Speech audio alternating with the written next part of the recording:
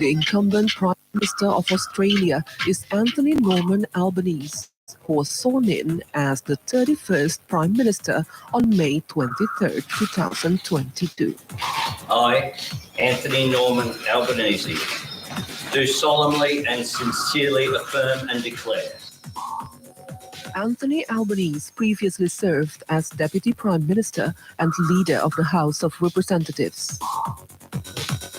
As Infrastructure Minister and then Communications Minister, he delivered nation-building projects connecting the country through thousands of kilometers of roads and rails and rolling out the high-speed fibre national broadband network. Mentioned twice already by the Prime Minister. Claimed the 77th seat in the House of Representatives.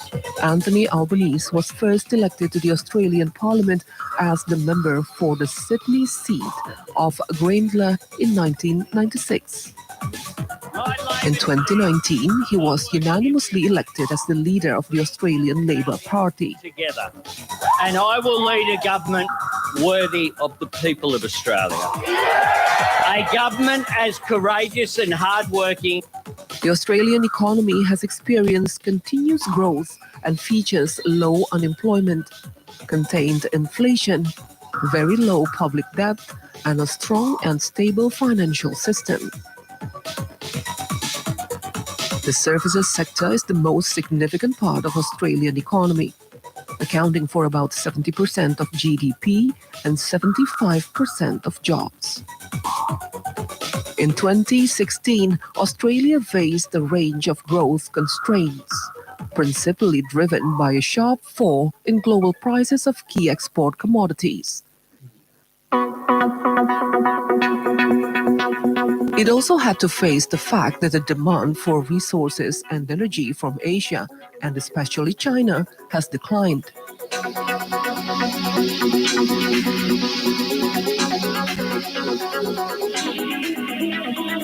Prior to the COVID-19 pandemic, Australia saw increasing annual international tourist arrivals that reached about 9.5 million in 2019.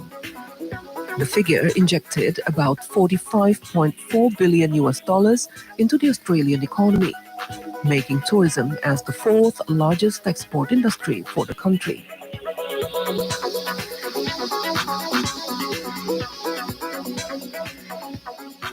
In terms of bilateral relations, Indonesia, the world's third largest democracy and the world's largest Muslim population, is one of Australia's most important regional partners.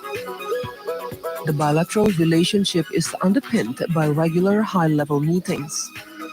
These include the Indonesia-Australia Annual Leaders Meeting, the Ministerial Council on Law and Security, and the Economic, Trade and Investment Ministers Meeting.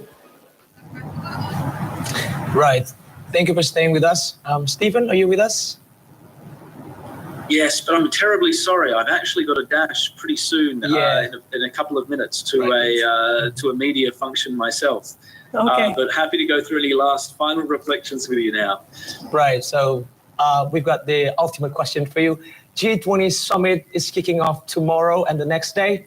What's your personal expectation, in this summit? I think it's going to be a meeting that's defined by global divisions, which are beyond the capacity of any individual country or leader to magically solve or heal. I think that if Indonesia can manage to shepherd through even a very broadly worded agreed statement, that would represent a diplomatic coup d'etat of enormous weight and some real consequence. It won't magically, of course, solve any of the terrible problems that the world is grappling with right now, but it would represent, at least symbolically, a moment in time that can demonstrate that multilateralism still has a future, and that even in the grips of some truly devastating and difficult global crises, that forums like the G20 can still provide a useful meeting place for leaders to hammer out, if not solutions, then at least the beginnings of some sort of consensus about a way forward. I think it's a very tall ask. I'm not brave enough to make any predictions at the outset, but if Indonesia can somehow shepherd through some sort of broad consensus on some of these wicked problems, then it will be an extraordinary achievement. If it doesn't, and if it does really collapse in a heap, if the differences between, for example, Russia, China on one side, the US and Europe on the other, remain too stark, too deep and too profound to be bridged, then that's not necessarily a slight on Indonesia. It will be a failure, but it won't necessarily be Indonesia's failure. It will be a failure of multilateralism, and another sign that the systems that we have set up to cope with crises are simply not capable of dealing with the crises that are besetting the world at the moment.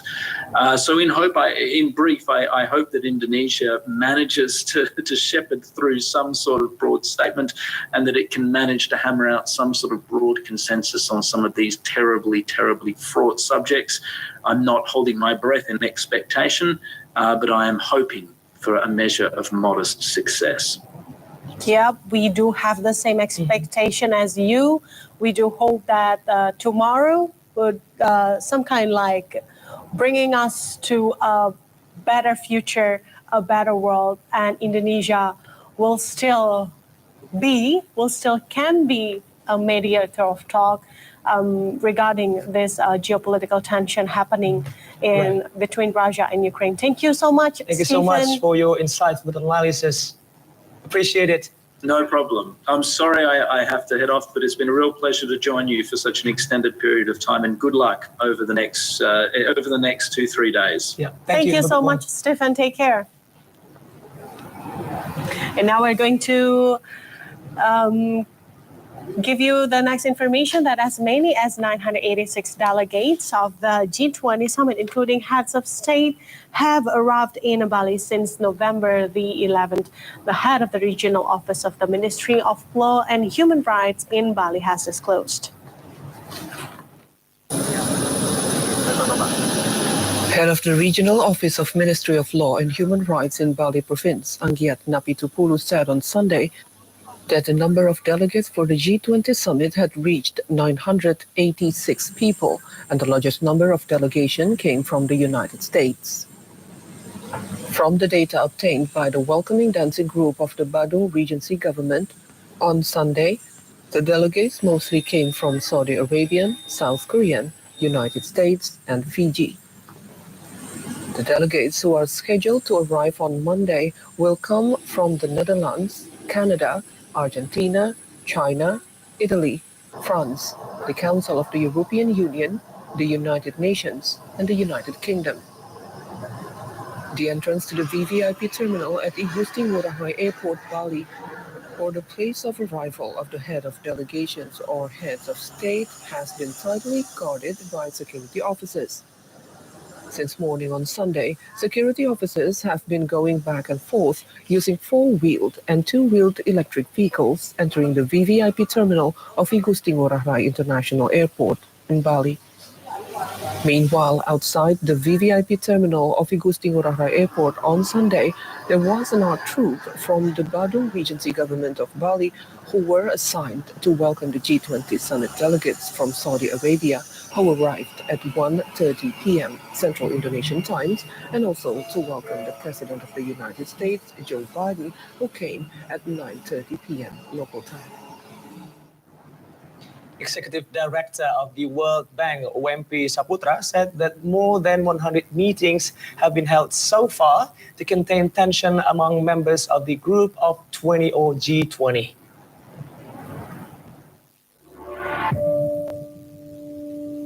Russia and Ukraine war that broke in February this year has resulted in a heated political tension among members of the G20, especially the superpowers. As a result of it, Wempi Saputra said that some countries have requested Indonesia as the G20 presidency to not invite Russia in the G20 meeting in Bali. Wempi Saputra said that this call put Indonesia as G20 presidency this year in a difficult position. Indonesia is in a dilemma. However, Indonesia found ways and talked to members of G20 countries to attend. A case in point, Wempi Saputra said that he had helped Indonesia's Finance Minister Sri Mulyani Indrawati to hold more than 100 meetings at ministerial and deputy ministerial levels. During the meeting, Wempi Saputra and Finance Minister Sri Mulyani held discussion and listened to the concerns of each member countries. Both Wempi and Finance Minister Sri Mulyani stressed the need to maintain the unity of G20 and cooperate to resolve any global issues. Especially with the global COVID-19 pandemic, each member of G20 countries should reduce their ego and find ways for the global problems. As a result of this painstaking efforts, countries who once objected to the presence of Russia at this G20 summit meeting now convened in Bali at the same meeting. Take the US and Russia as an example. They can attend the meeting of finance and health ministers at the summit and discuss the much-needed topic, the pandemic. Objectives that we would like to. Finance Minister Sri Mulyani Indrawati is optimistic that Indonesia's G20 presidency will deliver outputs beneficial for global economic recovery.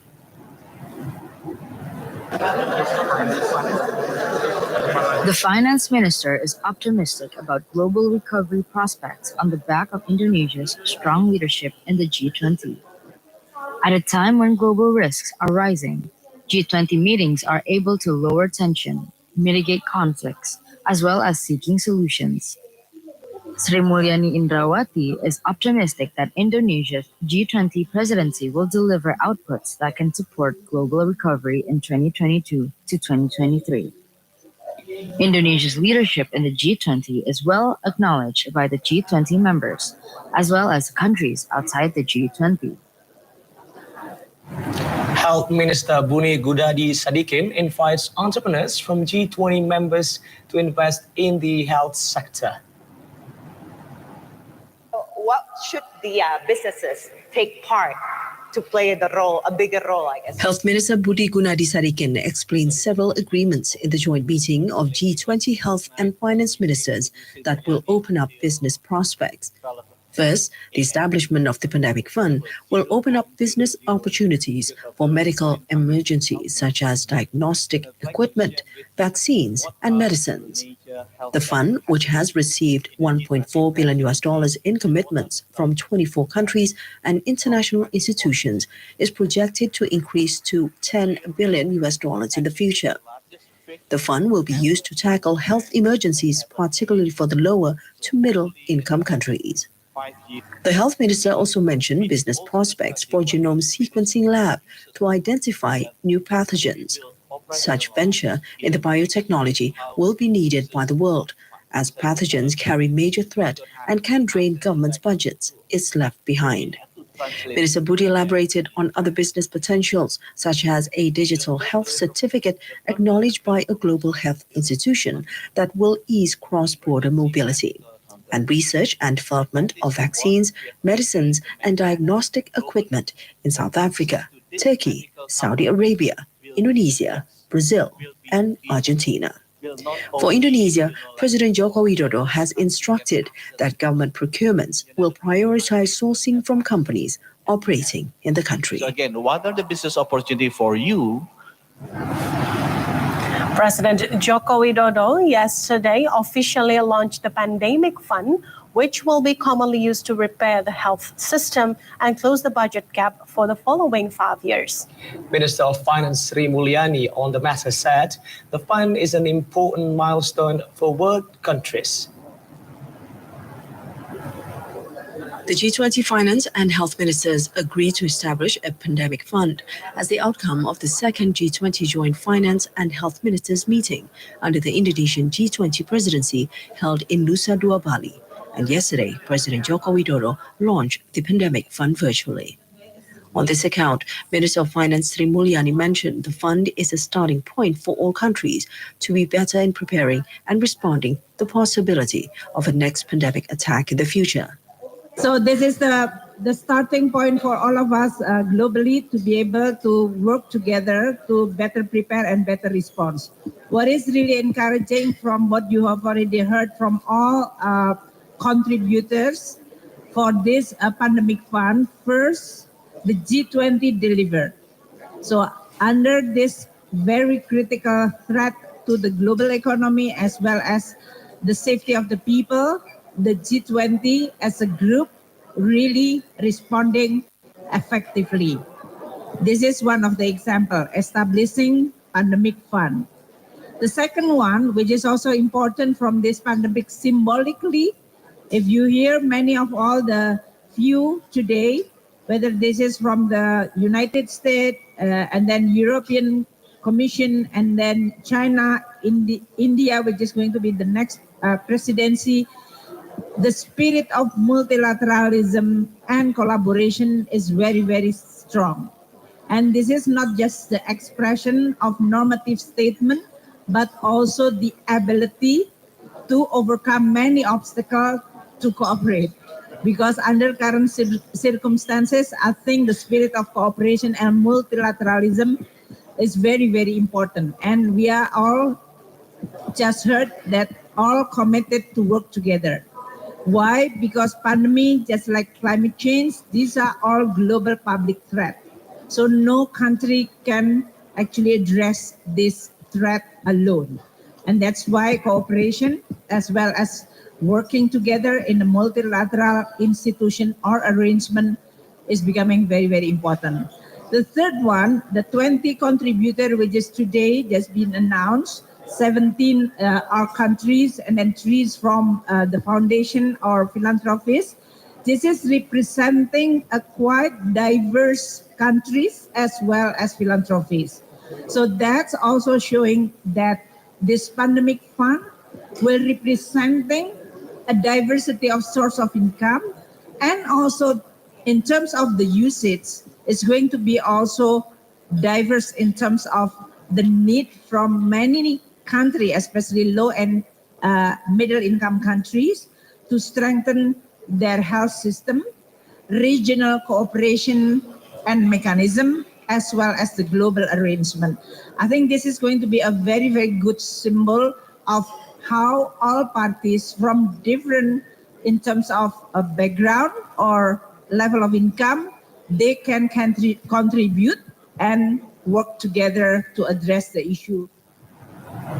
The arrival of the G20 summit delegates potentially increase number of tourism visits in Bali. And Tourism and Creative Economy Minister Sandiaga Uno invites the delegates to stop by at some Indonesian tourist destinations, especially Bali, while in the country.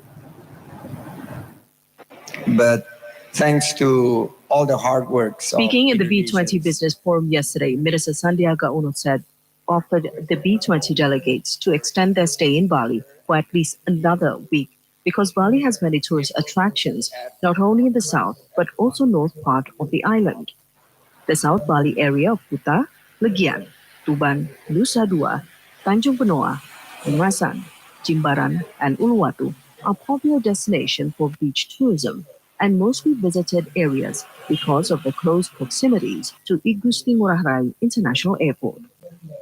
While North Part area of Buleleng district and its capital of Singaraja offers an array of natural beauties such as lakes and waterfall and beaches.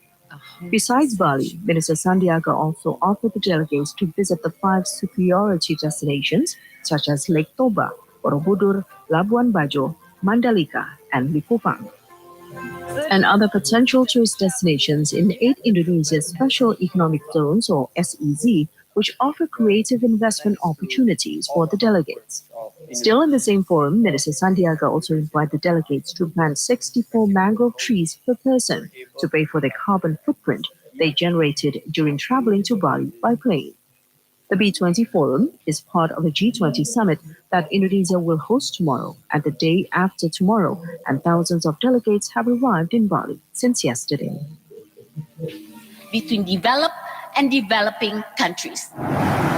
Bali Provincial Secretary Dewa Mada Indra said that the provincial government introduced a number of travel restriction policies in the light of G20 summit in around the summit venue in Nusa Dua, Bali. The travel restrictions policies have been implemented since Saturday, November the 12th through Thursday, November the 17th. The new travel restriction policies is in line with the circular letter number 35425 Secret 2022, issued on October the 25th on the public travel restriction during the G20 summit. One of the keys in the latest travel restrictions is the limited travel restrictions for the public in Kuta District, South Kuta District, Badung District, South Denpasar District, and Denpasar City. It is stated that schools, government offices, public and private businesses, cultural rituals, and religious activities will be limited from November the 12th to November 17th. This travel restriction does not apply for public health facilities, while school and college activities in Kuta District, South Denpasar District will be done virtually in the period. Business and office will work from home in the same period. Public activities along the routes to G20 summit venue in Nusa Dua will be limited, including routes to Hotel Apurva Kempinski in Nusa Dua, Badung, from November the 12th to November 17th. The G20 summit is held in Nusa Dua, Bali. Public travel restrictions will also be applied to routes to ITDC Nusa Dua Badung, Mandara Toll Road, Garuda Wisnu Kencana Park, and Mangrove Forest Park. The Bali Regional Provincial Government hopes the public to heed to recent travel restrictions in light of the G20 summit in Nusa Dua, Bali, under Indonesia's G20 presidency. And the information about restriction policy wraps up our meeting in G20 highlight today. I'm Muhammad Arif Ismail. And I am Jodefi on behalf of the Today's Crew signing out for today. And up next, there'll still be another program, Road to G20 Leader Summit. That is G20 Overview, still with my colleague Muhammad Arif and also my other colleague Siska Becker.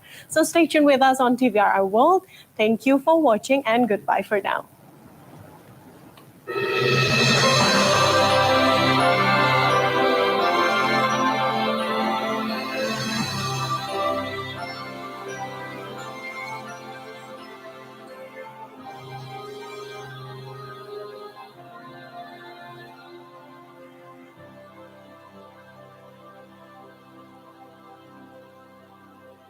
People of the world, we are in jeopardy. Striving times to act in solidarity. Our wish to heal the world, we shall do whatever must be done.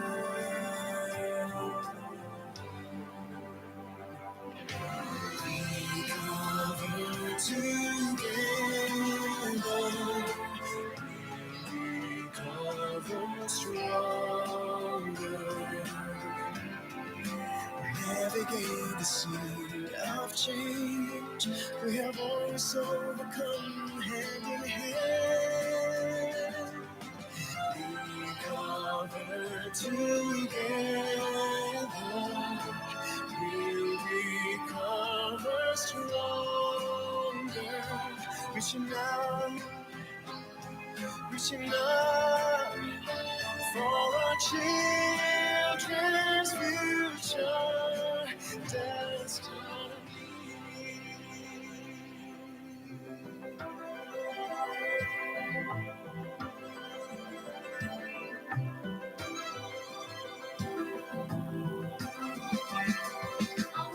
I wish heal the world,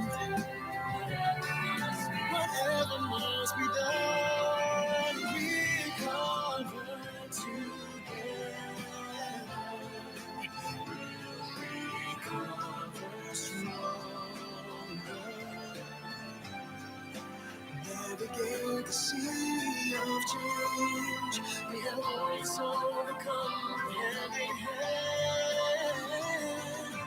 We cover together.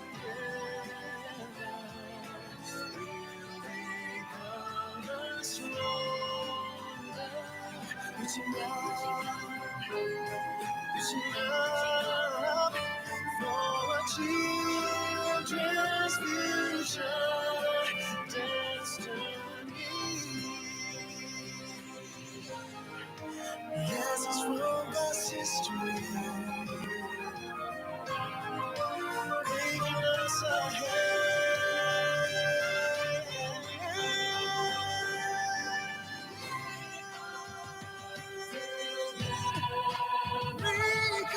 together, stronger.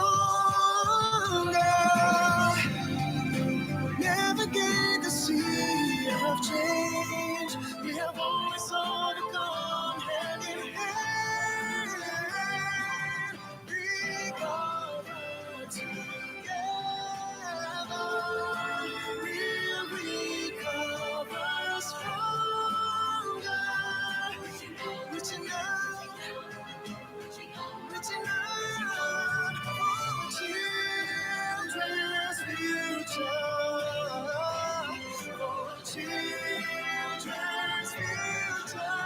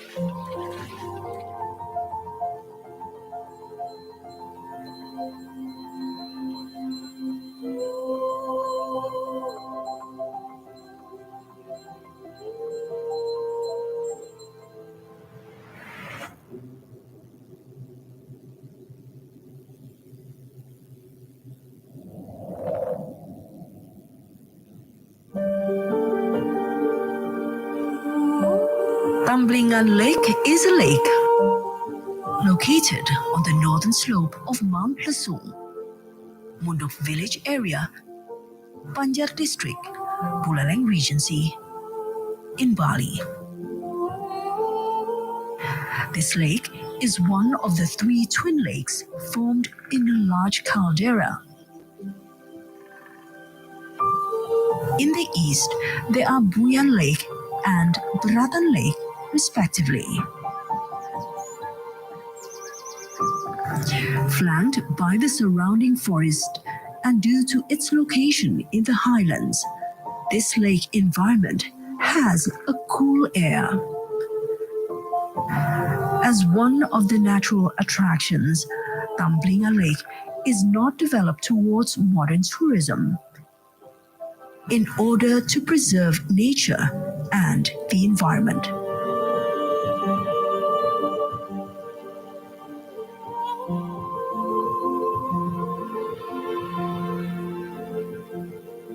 The main attraction of this place is not only its natural charm, but also the presence of a number of temples that store the history and development of Balinese civilization and culture.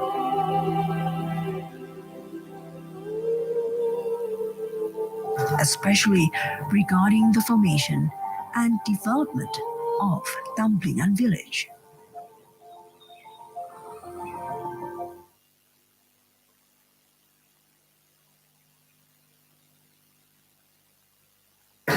The name Tamblingan comes from 2 words in Balinese, namely Tamba, which means medicine, and Elingang, which means memory or spiritual ability.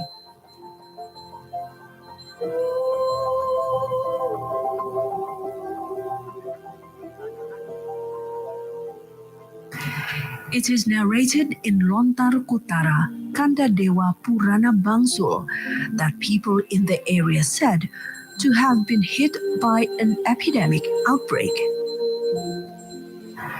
As a way out, someone who is purified then goes down to the small lake below the village to get water for medicine. Thanks to his prayers and spiritual abilities, the water was then used as a medicine and able to heal the villagers. Tamba and Elingang were later called Tamblingan. In the Tamblingan Lake area, there is a temple. Currently, this temple is still used by residents to pray. One of the traditional ceremonies that are still being held in this temple area is the traditional Mutang Pakalam ceremony.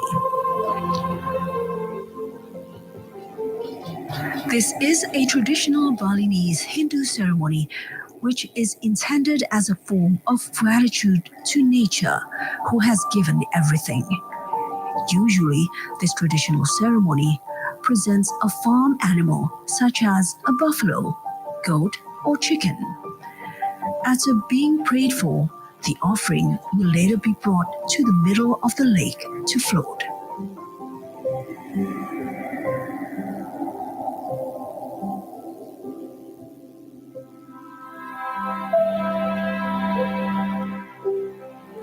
In addition to the charm of the beauty of the lake and temples, Tamblingan Lake is also surrounded by lush forest.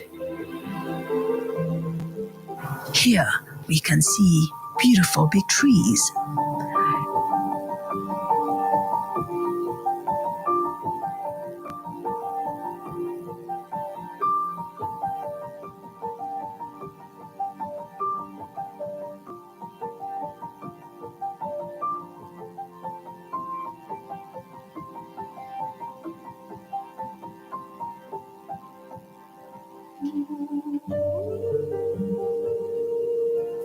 Not far from Tamblingan Lake, we can also enjoy another larger lake which may become one of our favorite tourist destinations, namely Beratan Lake, which is located in the area of Bedugul.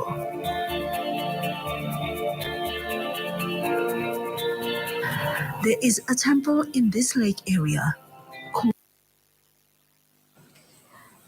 Ya, kita akan membahas lebih jauh terkait dengan makna kehadiran dari Presiden Tiongkok Xi Jinping, kemudian akan dilakukan pertemuan bilateral dengan Presiden Amerika Serikat Joe Biden. Seperti apa yang akan terjadi, kita akan bahas bersama dengan narasumber kita pada siang hari ini. Ada peneliti bidang politik internasional dari BRIN, Bapak Nanto Srianto. Selamat siang, Mas Nanto. Selamat siang, Mbak. Baik, Mas, jika kita melihat kehadiran dari Presiden Tiongkok Xi Jinping ke Indonesia dalam rangka KTT G20, kita tahu bahwa di KTT G20 sebelumnya di Italia, presidensi tidak hadir, tapi di Indonesia ia memutuskan hadir dan datang secara langsung. Apa makna yang bisa kita lihat dari kehadiran Presiden Xi Jinping di KTT G20 Bali? Ya, kunjungan presidensi ke Bali ini merupakan hal penting dan seperti dikatakan oleh Mbak tadi bahwa sebelumnya presidensi tidak hadir di Italia dan saya rasa kehadiran ini menunjukkan komitmen besar beliau dan penghargaan terhadap hubungan bilateral yang baik dengan Indonesia yang memang sudah terjalin sejak lama dan ini berarti dukungan besar akan kesuksesan presidensi Indonesia di G20 ini. Dan semoga dengan kehadiran presidensi Cina yang merupakan salah satu kekuatan ekonomi global dan cukup penting dalam konsensus dan koordinasi ekonomi global di forum G20 akan bisa menghasilkan kesepakatan yang lebih baik di tengah kepemimpinan Indonesia pada saat ini. Baik, Mas, dari segi politik, bahasa politik apa yang bisa kita baca dari kedatangan Presiden China Xi Jinping? Ya, pertama kehadiran beliau ini jelas pertama tadi dikatakan juga sudah disampaikan oleh Mbak sebagai dalam pengantar bahwa kunjungan pertama ke luar negeri setelah sidang CCP terakhir dan ini merupakan sebuah indikasi penting bahwa beliau memberikan simbol penting terhadap G20 dan Indonesia sebagai tuan rumah dari G20 ini dan dari sana kita juga berharap nantinya Indonesia selain memang kita juga cukup realistis dalam melihat bahwa G20 ini adalah forum ekonomi, namun ekonomi pada saat ini tidak bisa dipisahkan dari isu keamanan. Dalam istilah akademiknya mungkin bisa disebut sebagai economic security nexus. Dua hal ini saling silang, saling memperhatikan satu sama lain. Kita tahu umpamanya G20 ini tantangan awalnya adalah bangkit pasca pandemi.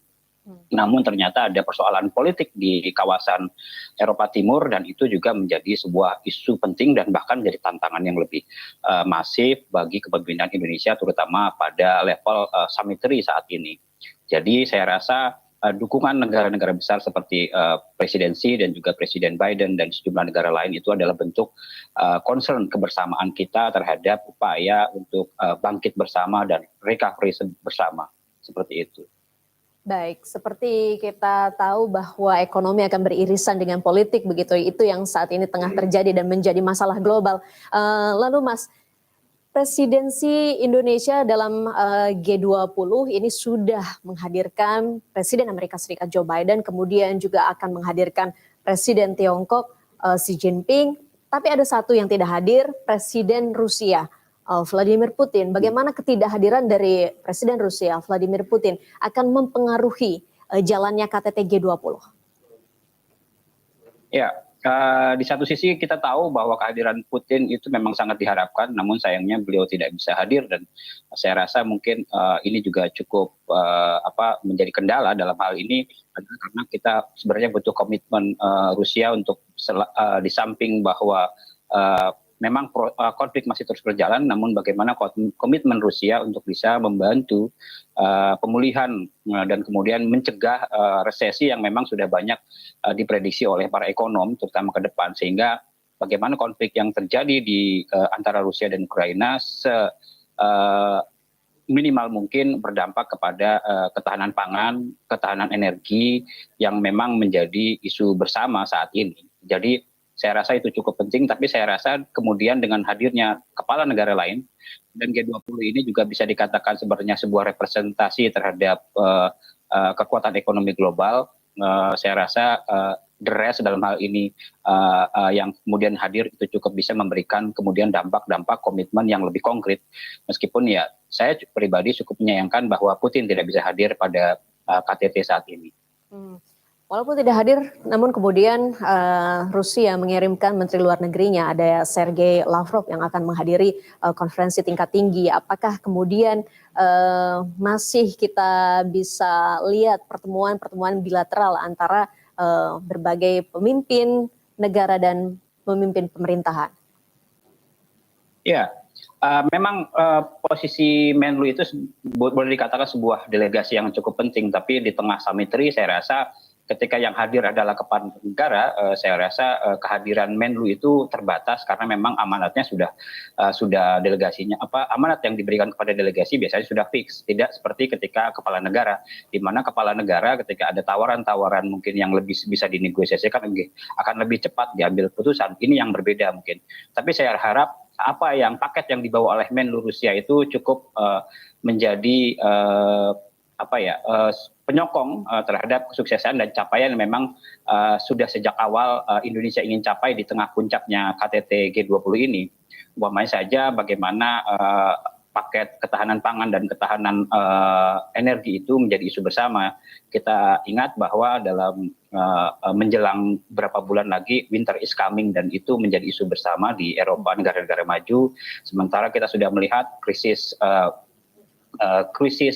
pangan, terutama mungkin kita bisa melihat umumnya gandum seperti itu ya, dan gandum ini kan di antara negara-negara G20 juga isu besar, banyak eksportir dan importir gandum. Jadi sebenarnya itu yang menjadi hal-hal teknis yang kemudian kemarin sudah dibicarakan, mungkin gongnya pada saat KTT ini Summit 3 bisa kemudian katakanlah diteken bersama untuk kemudian menjadi sikap bersama dalam menjelang 2023 seperti itu.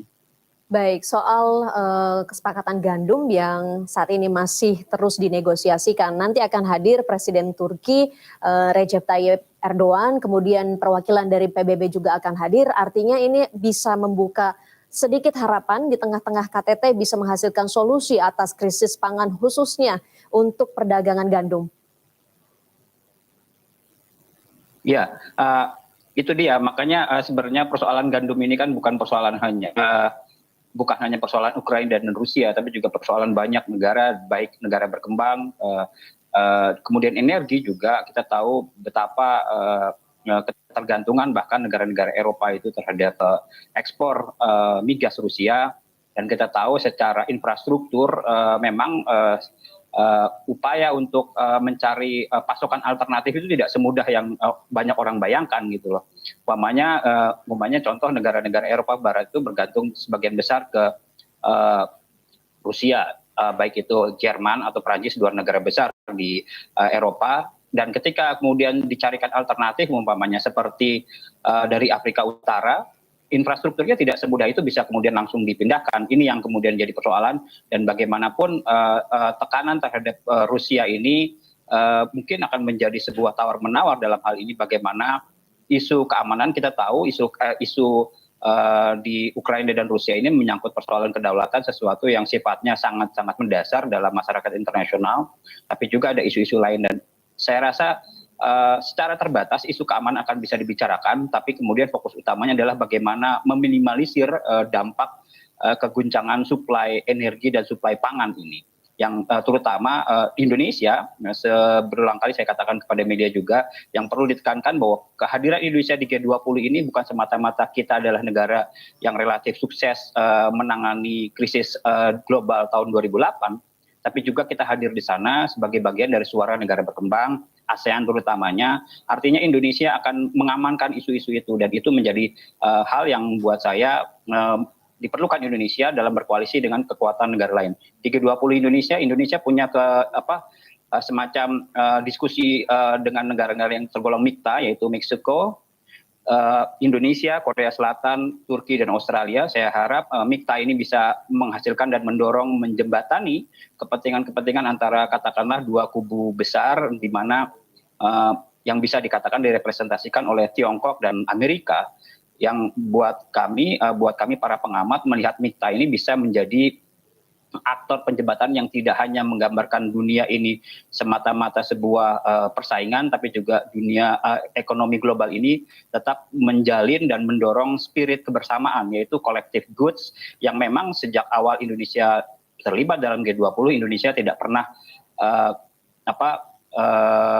meninggalkan isu itu. Ketika awal pandemi kita juga mendorong bagaimana G20 menyediakan kredit bagi negara-negara yang terdampak pandemi. Dan saya rasa untuk bangkit bersama, recover together, kita harus tetap menyuarakan itu. Dan saya rasa muara dari gong dari G20 ini, saya rasa tetap berada pada koridor itu. Indonesia sebagai bukan saja emerging ekonomi, tapi juga suara dari negara-negara yang terdampak pandemi dan krisis keamanan di Eropa Timur. Baik, Mas Nanto, nanti akan ada pertemuan antara Presiden Amerika Serikat Joe Biden dengan Presiden Tiongkok Xi Jinping. Apa yang bisa kita harapkan dari pertemuan tersebut? Akankah tensi turun atau kita ya sudah menurunkan ekspektasi begitu? Ya, menarik melihat kedua negara ini ya dalam rentang waktu 20 tahun, karena secara khusus saya sendiri memperhatikan bahwa kalau kita menggunakan dokumen resmi Amerika saja, namanya National Security Strategies, di sana mulai dari era Bush Junior, kemudian beralih ke Obama, kemudian beralih ke Presiden Trump, dan sekarang ke Presiden Biden. Di situ ada terjadi naik turun bagaimana Amerika memandang Tiongkok, dan Tiongkok sendiri juga mengalami fluktuasi dalam memandang dirinya dan posisinya terhadap ekonomi global dan kepemimpinan global. Saya harap kedua negara ini yang saat ini bertemu, terakhir NSS yang dikeluarkan Presiden Biden memang menempatkan Tiongkok sebagai posisi bukan saja kompetitor tapi juga ancaman, sesuatu yang sebenarnya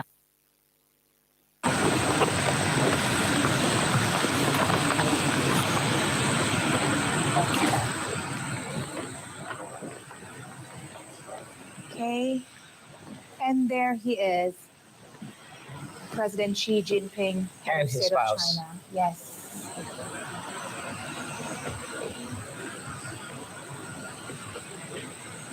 They're coming down the stairs to touch the ground on Guadalajara Airport. The First Lady of China looks quite beautiful, if I may say so. She is.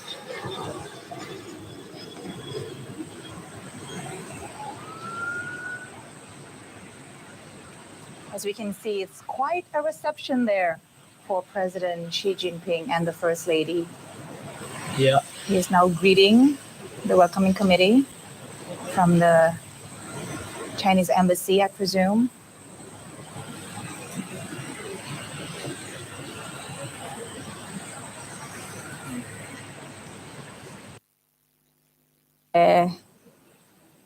Sejumlah penari seperti halnya kepala negara dan kepala pemerintahan lain yang tiba di Bali. Kembali kami informasikan saudara bahwa Pak Luhut Binsar Panjaitan there. Oh yeah, I just realized it. In the welcoming committee. Probably because of the mask. Yes. Covering the face. So as you said, this must be a good sign that there's a lot of investment opportunities. Really? Right? From China to Indonesia with Pak Binsar. Right. Luhut Binsar Panjaitan welcoming him personally like that. Exactly. This is a nice signal because, well, China in the pandemic has heavily involved, within the industries about the equipment, health equipment, health infrastructure. They also involved in, numerous of research regarding the pandemic. Okay. That's true. And we would need those research Exactly. to prepare better. Exactly, because Indonesia is concerning these days on global health architecture. That's why this issue has been brought into G20 summit. Okay. And it is also one of the main topics in the G20 summit that will be discussed heavily by heads of states. Okay. We cannot see it right now, but there was the usual Balinese welcome dance. Yeah, so typical. Yes. Traditional. But that is one of the main goals in it, to showcase the local wisdom, the archipelagic nation of Bali.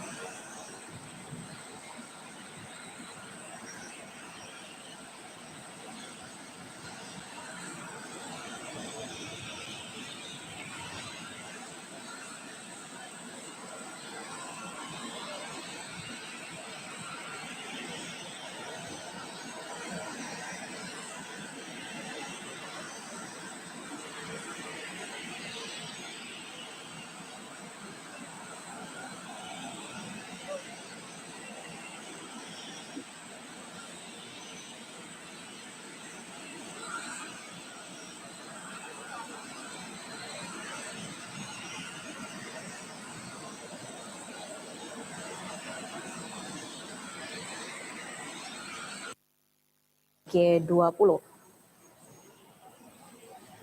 Presiden Xi Jinping disambut oleh Menteri Koordinator Bidang Kemaritiman dan Investasi Luhut Binsar Panjaitan di Bandara Internasional I Gusti Ngurah Rai, Bali.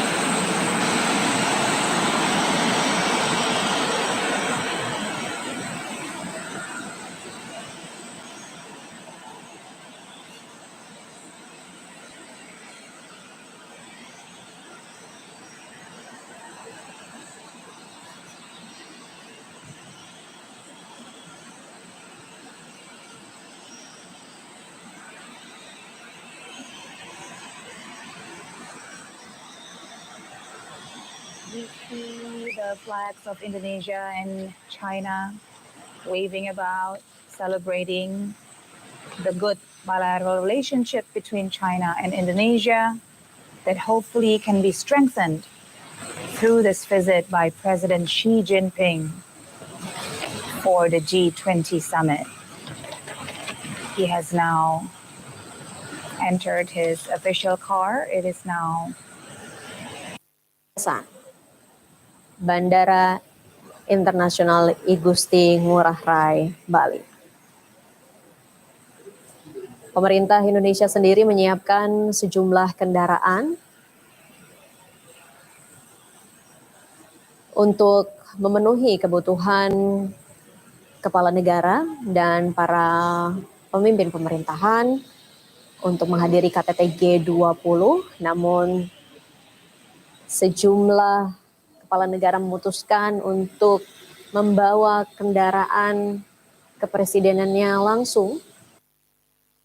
If there's any changes in his agenda.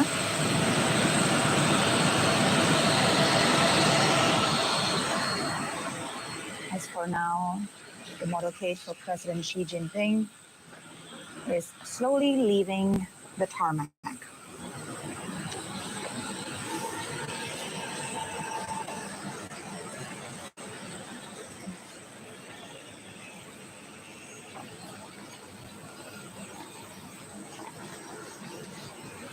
Ini tapi namanya ganti gitu. Ya. Ini kan. Saya ngomong dulu tadi.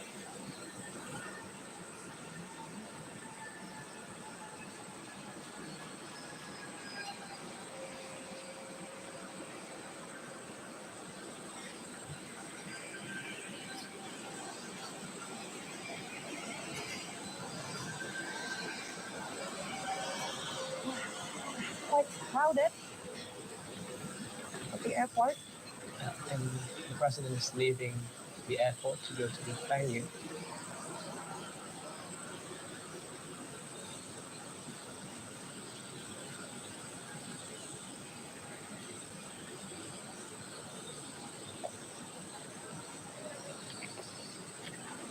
As you can see, all sorts of official presidential planes are roaming about at Ngurah Rai. A very exciting day for people working there, for the whole of Bali, even the whole of Indonesia is very excited for today and tomorrow and the day after. Right, and I've been to the airport.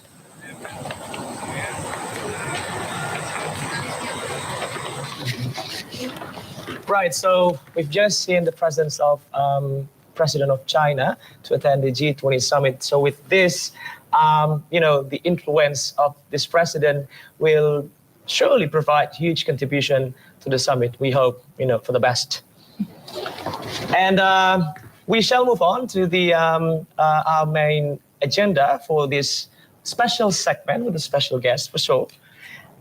When taking over the G20 presidency in December last year, Indonesia released a program centered on what was considered to be the biggest issue. Xi Jinping di KTT G20. Kita kembali tersambung dengan narasumber kita, Mas Nanto. Mas Nanto, Presiden Xi Jinping sudah hadir, sudah mendarat di Bandara I Gusti Ngurah Rai, Bali. Sejumlah pertemuan tadi disampaikan akan terjadi. Antara negara mana saja yang perlu diperhatikan selain Amerika Serikat dengan Tiongkok, negara-negara mana lagi yang perlu kita perhatikan pertemuannya? Ya, selain Amerika dan Tiongkok, saya rasa perlu kita perhatikan bagaimana umpamanya negara-negara Uni Eropa, karena memang negara Uni Eropa saat ini concern juga terhadap energi terbarukan, dan itu bagian penting bagaimana Indonesia yang memang memilih energi terbarukan dan mobil listrik ini bisa kemudian menjemput bola, meraih kesempatan untuk bisa katakanlah menjalin kerjasama, dan ini juga bisa membangun konektivitas teknologi dan kebutuhan-kebutuhan kita, umpamanya sebagai negara yang memang ambisi untuk kedepannya menjadi lebih ramah terhadap lingkungan. Dan saya rasa selain Tiongkok, Uni Eropa juga penting. Terus kemudian kita juga memperhatikan bagaimana suara negara-negara berkembang ini diperhatikan. Seperti tadi dikatakan bagaimana posisi Turki. Saya rasa Turki itu adalah posisi, selain karena memang memiliki posisi geopolitik yang strategis, Turki juga memiliki kepentingan untuk kemudian stabilitas kawasan di sejumlah negara yang memang berada dekat di Turki, karena memang banyak impor gandum di Timur Tengah berasal dari Ukraina selain juga Rusia. Dan saya rasa Turki juga berkepentingan untuk mengambil posisi ini sebagai negara kekuatan menengah yang memperhatikan kepentingan negara-negara di kawasannya. Selain itu kita juga bisa memperhatikan bagaimana negara-negara BRICS, karena sesama negara BRICS di G20 ini kan boleh dikatakan dapat secara umum kita petakan ada negara-negara BRICS yang menginginkan reformasi tata kelola global dan juga negara-negara G7 yang memang mewarisi semangat status quo dari tata kelola global. Selain itu saya sebutkan tadi ada Mitra, negara yang berusaha menjembatani kedua visi itu. Dan saya rasa pertemuan antara kelompok, intrakelompok dan antar kelompok itu menjadi penting, dan kemudian bisa kita cermati arah mana yang kemudian menjadi sesuatu yang bisa menjadi hal yang konkret. Karena catatan saya, kita juga harus memanage ekspektasi kita dalam pertemuan sekarang. Kita tidak mengatakan bahwa pertemuan ini akan menyelesaikan banyak hal, tetapi kita berharap pada hal-hal strategis yang bisa menjadi tonggak keberhasilan Indonesia dalam presidensi G20 ini. Itu yang menjadi catatan saya. Dan dalam hal itu, pertemuan Tiongkok dengan Amerika Serikat dalam hal ini presidensi dengan Presiden Biden, itu saya harap juga bukan hanya akan kepentingan dua negara itu, tetapi juga bagaimana persaingan yang kemudian mengarah kepada semacam pembelahan kawasan itu menjadi tidak sehat. Dan saya harap, saya mungkin beranggapan dan berharap tidak ada terjadi semacam the new Cold War di kawasan Asia Timur, Asia Pasifik, atau bahkan Indo-Pasifik saat ini, tetapi yang ada adalah bagaimana ASEAN tetap memegang posisi sentral dalam hal kemudian tata kelola, walaupun ASEAN sendiri juga harus menata dirinya sendiri. Tapi saya rasa peluang suara-suara di luar negara-negara besar menjadi catatan penting buat kepemimpinan Indonesia. Bagaimana Indonesia dalam kepemimpinan ini menempatkan forum koordinasi ekonomi global bukan hanya semata-mata dari kekuatan ekonomi besar, tapi juga dari suara-suara peserta yang mungkin tidak bisa hadir secara fisik, tetapi kemudian suara-suara itu dibahas. Karena memang forum G20 menunjukkan bahwa ekonomi global ini bukan hanya milik negara maju, bukan hanya milik kelompok yang ingin mereformasi tatanan global, tapi juga ada suara negara emerging economies, baik itu berada di kawasan Asia Timur, Asia Selatan, bahkan mungkin Afrika pada saat ini. Baik. Kepentingan suara Afrika yang harus juga diperhatikan, dan saya rasa Indonesia memperhatikan hal itu. Baik, Mas Nanto, kalau Mas Nanto sendiri melihat mengamati bagaimana sebetulnya posisi China dalam perang antara Ukraina dengan Rusia? Ya, menarik untuk memperhatikan hal tersebut. Kita tahu bahwa China, Tiongkok dalam hal ini memiliki hubungan yang dekat dengan Rusia, dan baik hubungan secara geografis karena mereka berbatasan langsung. Tapi juga kita tahu bahwa hubungan Tiongkok dengan Rusia itu juga tidak sepenuhnya katakanlah hubungan yang tidak dalam arti 100% mendukung apa yang dilakukan Rusia. Kita tahu dalam beberapa kesempatan kita tahu Tiongkok ini sebenarnya juga mendukung apa yang menjadi semangat spirit Bandung, yaitu semangat kedaulatan wilayah. Sovereignty itu penting, dan Tiongkok dalam beberapa kasus juga mendukung itu. Dan ingat ketika era Presiden Gus Dur, kenapa kemudian Gus Dur sempat menyebutkan poros Peking, New Delhi, dan Jakarta, karena kita tahu ketiga negara itu adalah tiga negara tonggak konferensi Asia Afrika, di mana kedaulatan itu penting. Dan saya rasa, namun kita juga tahu bahwa Tiongkok menghormati posisi Rusia yang kompleksitas geopolitiknya, sehingga posisinya Tiongkok boleh dikatakan tidak hitam putih, tapi tetap berdasarkan pada apa yang dia hormati sebagai dasar-sila Bandung. Baik, tentu kita nantikan bersama bagaimana nanti dinamika di KTT G20 serta pertemuan-pertemuan di sela-sela KTT itu sendiri. Terima kasih Mas Nanto Sriyanto, peneliti bidang politik internasional dari BRIN, telah bergabung bersama kami. Selamat siang, salam sehat Mas. Terima kasih, salam sehat, selamat bertugas Mbak. Sukses. Baik, saudara, demikianlah Breaking News TVRI. Kami akan kembali kepada Anda di Klik Indonesia petang nanti pukul 18 waktu Indonesia Barat. Terima kasih, sampai jumpa.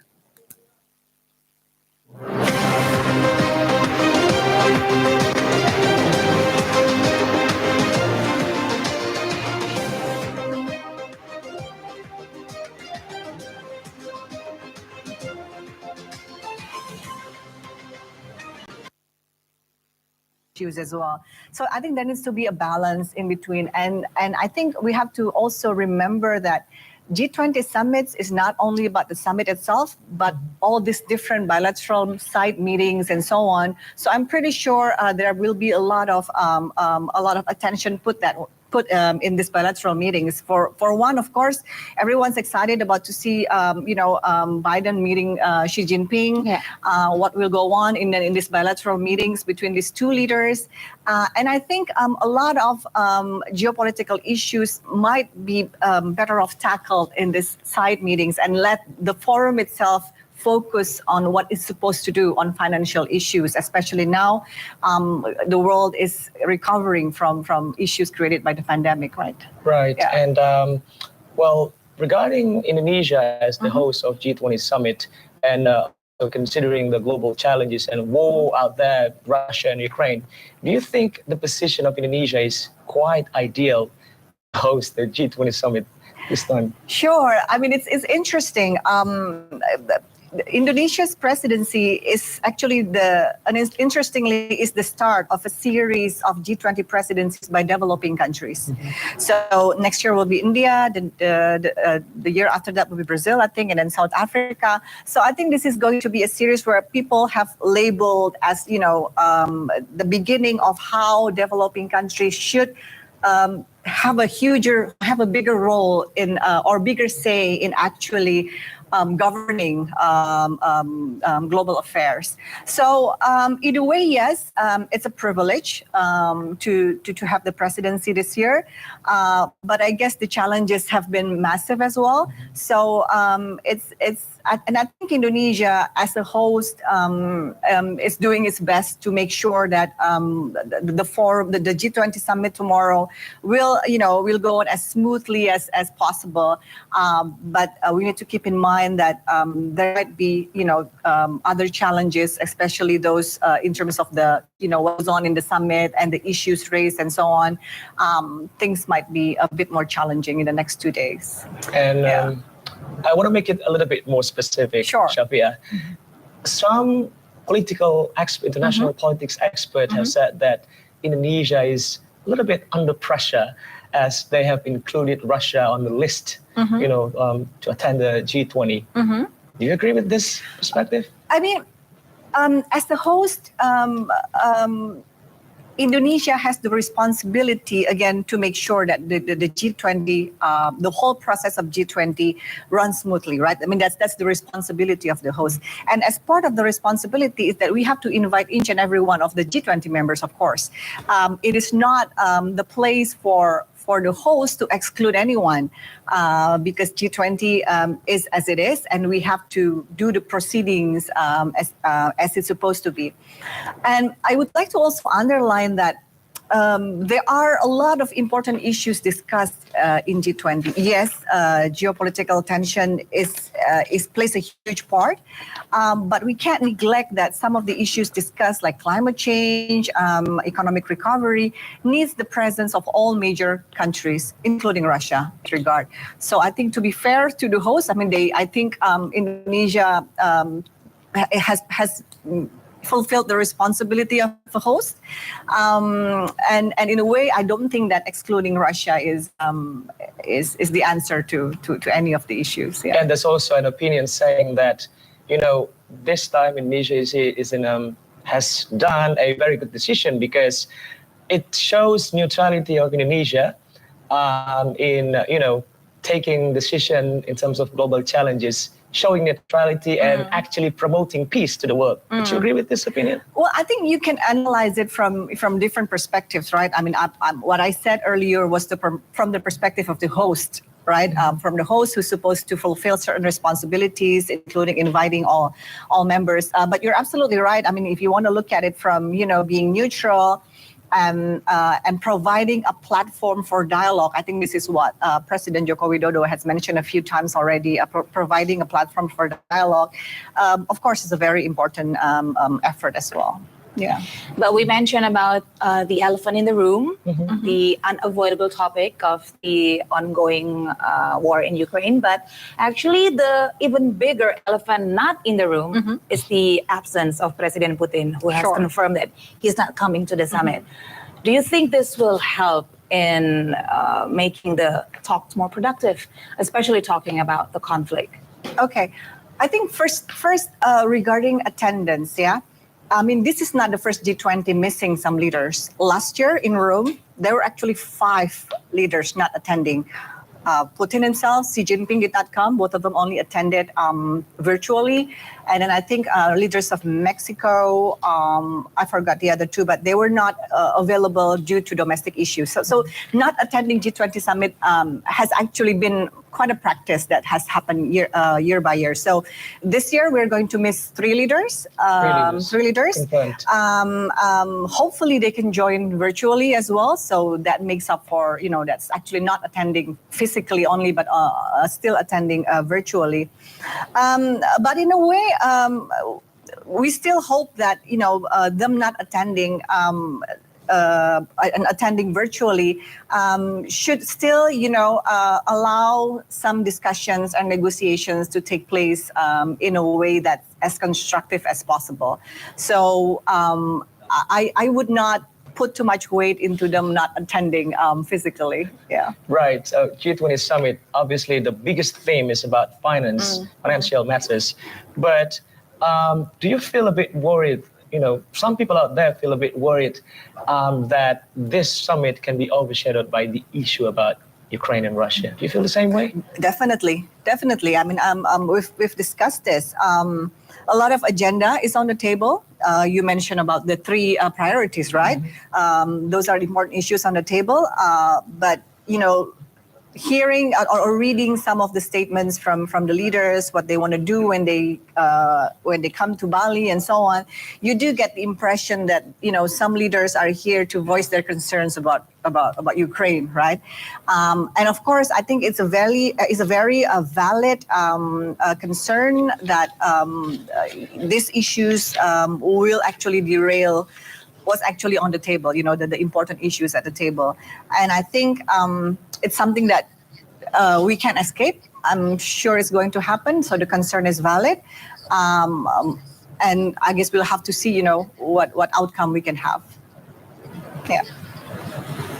Right. And with the inclusion of Russia will surely bring some, the dynamic signature, unique dynamic in the G20 summit. But the focus should be directed only for finance matter as the main agenda. And we've got the latest update. Visual from the airport. I think the head of state of Canada is now getting ready to exit the official prime minister plane. So we're going to see. If he is now ready to meet the welcoming committee. Yeah, doors open. We're still waiting for the presence, as you can judge from the flag.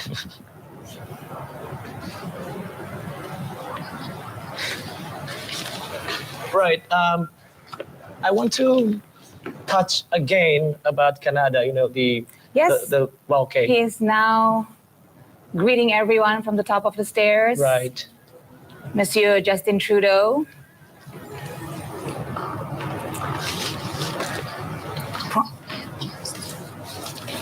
Prime Minister of Canada, Justin Pierre Trudeau, that's his full name.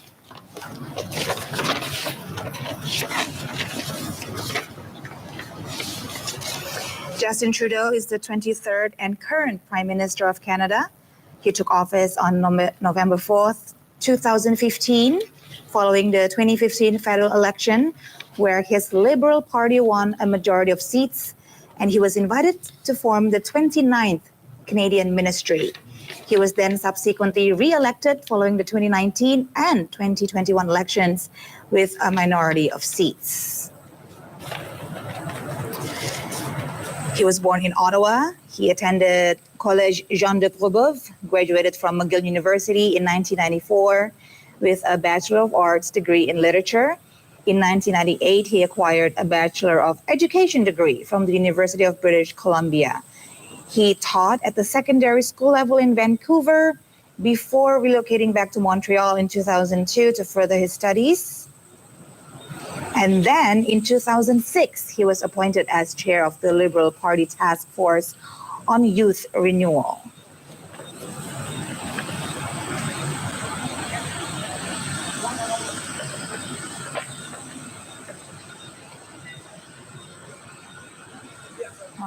It's an exciting presence to see Prime Minister Trudeau, because he's probably one of the younger head of states convening now in Bali. And it's always interesting to see and hear the opinions of a younger head of state, because, we expect more current issues to be discussed from the points of view of millennials and Gen Zs, and how it will affect the younger generation. Especially in the era where we need, some digitalized technologies. Yes. How do you see the bilateral relationship between Indonesia and Canada since Prime Minister Trudeau took over the government? Sure. It's interesting. I mean, Indonesia and Canada has always had a very rich bilateral relations, if I may say. It's a bit under the radar, of course, if you compare it to Indonesia's bilateral relations with other countries. But I think Canada has always put Southeast Asia at the forefront of its foreign policy as well. You see that Canada is one of the main partners for ASEAN as well. So not only Canada-Indonesia bilateral relations, but also Canada-ASEAN relations has been quite active as of late. Yeah. Indonesian government has widely opened, the opportunity for other nations to collaborate, particularly about, health sector and tourism sector. Do you think Canada can get along with Indonesia in these two sectors? I'm not very knowledgeable on these two sectors, but what I do know is that Canada is very much looking forward to deepening its relations with Indonesia. So I was involved in a few activities, conferences and seminars in bilateral relations, Indonesia, Canada, and they've been quite active into looking into other areas of cooperation that they can pursue with Indonesia. Okay, that's interesting. Because as we know, Prime Minister Trudeau and the Canadian government is probably one of the most progressive governments in Canada's history, and also maybe the world's right now, currently. How do you think that will affect the relationship between Canada and Indonesia? Because being so progressive, they care so much about health and also environmental issues. Would that collide with Indonesia's interests? I mean, not necessarily. I mean, I guess this falls in every bilateral relations, right? Between two countries, what you need to find is the common interest that you can work on. So on some issues, of course, countries would have different opinions, different interests. But the trick is to find this common interest that you can pursue together. I'm pretty sure countries like Indonesia and Canada would have a lot of leeways for this these new issues of cooperation. Yeah. Okay. Diplomacy at work, Of course. Right. I want to go back to, the matters Russia and Ukraine, because that would be the most important part. And, some experts also have said that this, summit can be used as an advantage for Indonesia to act as a mediator, secretly, to actually make the things, better, because the plenty of chaos out there is caused by these two countries. Do you think that would be a huge advantage? I mean, I, for one, tend to look at it as too high of an expectation, right? Okay. I mean, Indonesia here plays the host of the G20. We're the president of the G20. We set out the agenda, our priorities for the G20 as it is. And I think on the one hand, I do view it as a bit unfair to force the host to play this new roles of peacemaker or mediator or whatnots, when their responsibility is actually to be the host and provide this platform for the G20 to take place, right? And on the other hand, also to be completely realistic, Indonesia has a lot of limitations to actually play on this matter.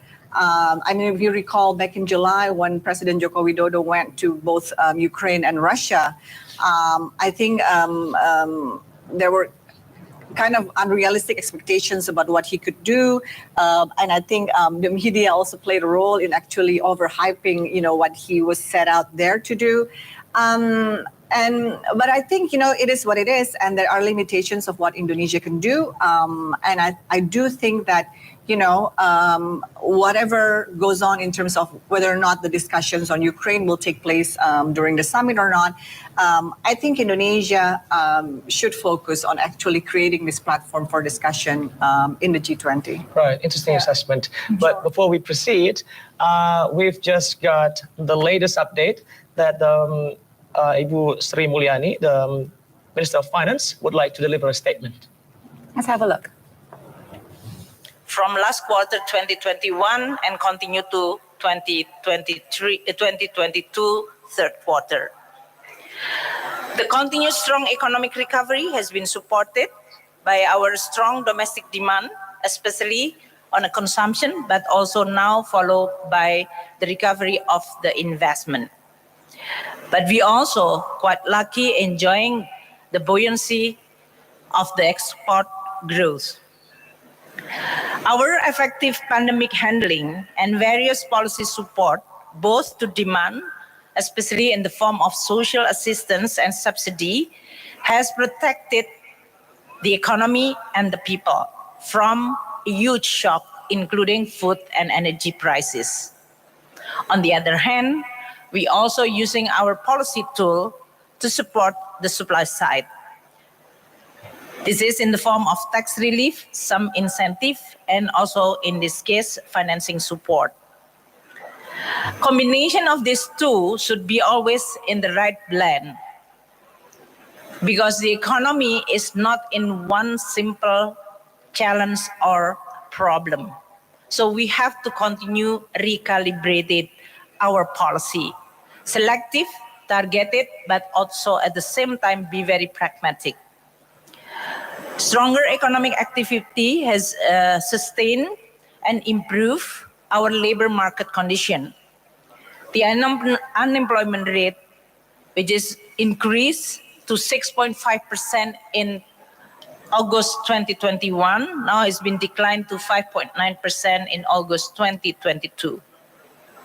This is a good record from both growth as well as the inclusiveness of this growth, including also in poverty reduction. But we are not, in this case, complacent with this good, strong achievement. We continue working hard, focusing on the new emerging risk which is coming from the global economy. Price stability is one of the most important and strategic focus at this very moment. This is not only the work of the monetary policy, because we understand that the price increase, it is not only coming from aggressive aggregate demand, but also coming from the supply disruption. So we try to be very meticulous in designing which instrument should addressing the area of the aggregate demand expansion using the monetary policy, light increasing interest rate and a little bit tightening. But mostly we are going to be also addressing the issue on the supply side, whether this is on the stock, logistical, distribution, and of course availability. With those kind of coordination, which is even led by President Jokowi himself, together with the leaders of the region, like governor and mayor, as well as using tools, both fiscal and monetary side. On the fiscal side, we even providing reward for a governor or municipal mayor that can beat the inflation in a much aggressive way, even below the national inflation level. we reward it by real money. So it's not just giving piagam. And that's really powerful because we're announcing to the public that make everybody focus on how we are going to address the potential price increase which is coming from disruption in the supply side. With that effort, our inflation is actually slowing down to 5.7%. This is even after the government increasing the fuel price by 30% back in September. We even have deflation in the food from September as well as in October. That kind of collaboration between non-conventional policy with the conventional policy instrument is really needed when we are facing with this very complex and challenging task. The government will continue to step up effort to continuously boost the recovery, while at the same time, we also preserving stability amid the very increasing and elevating external risk.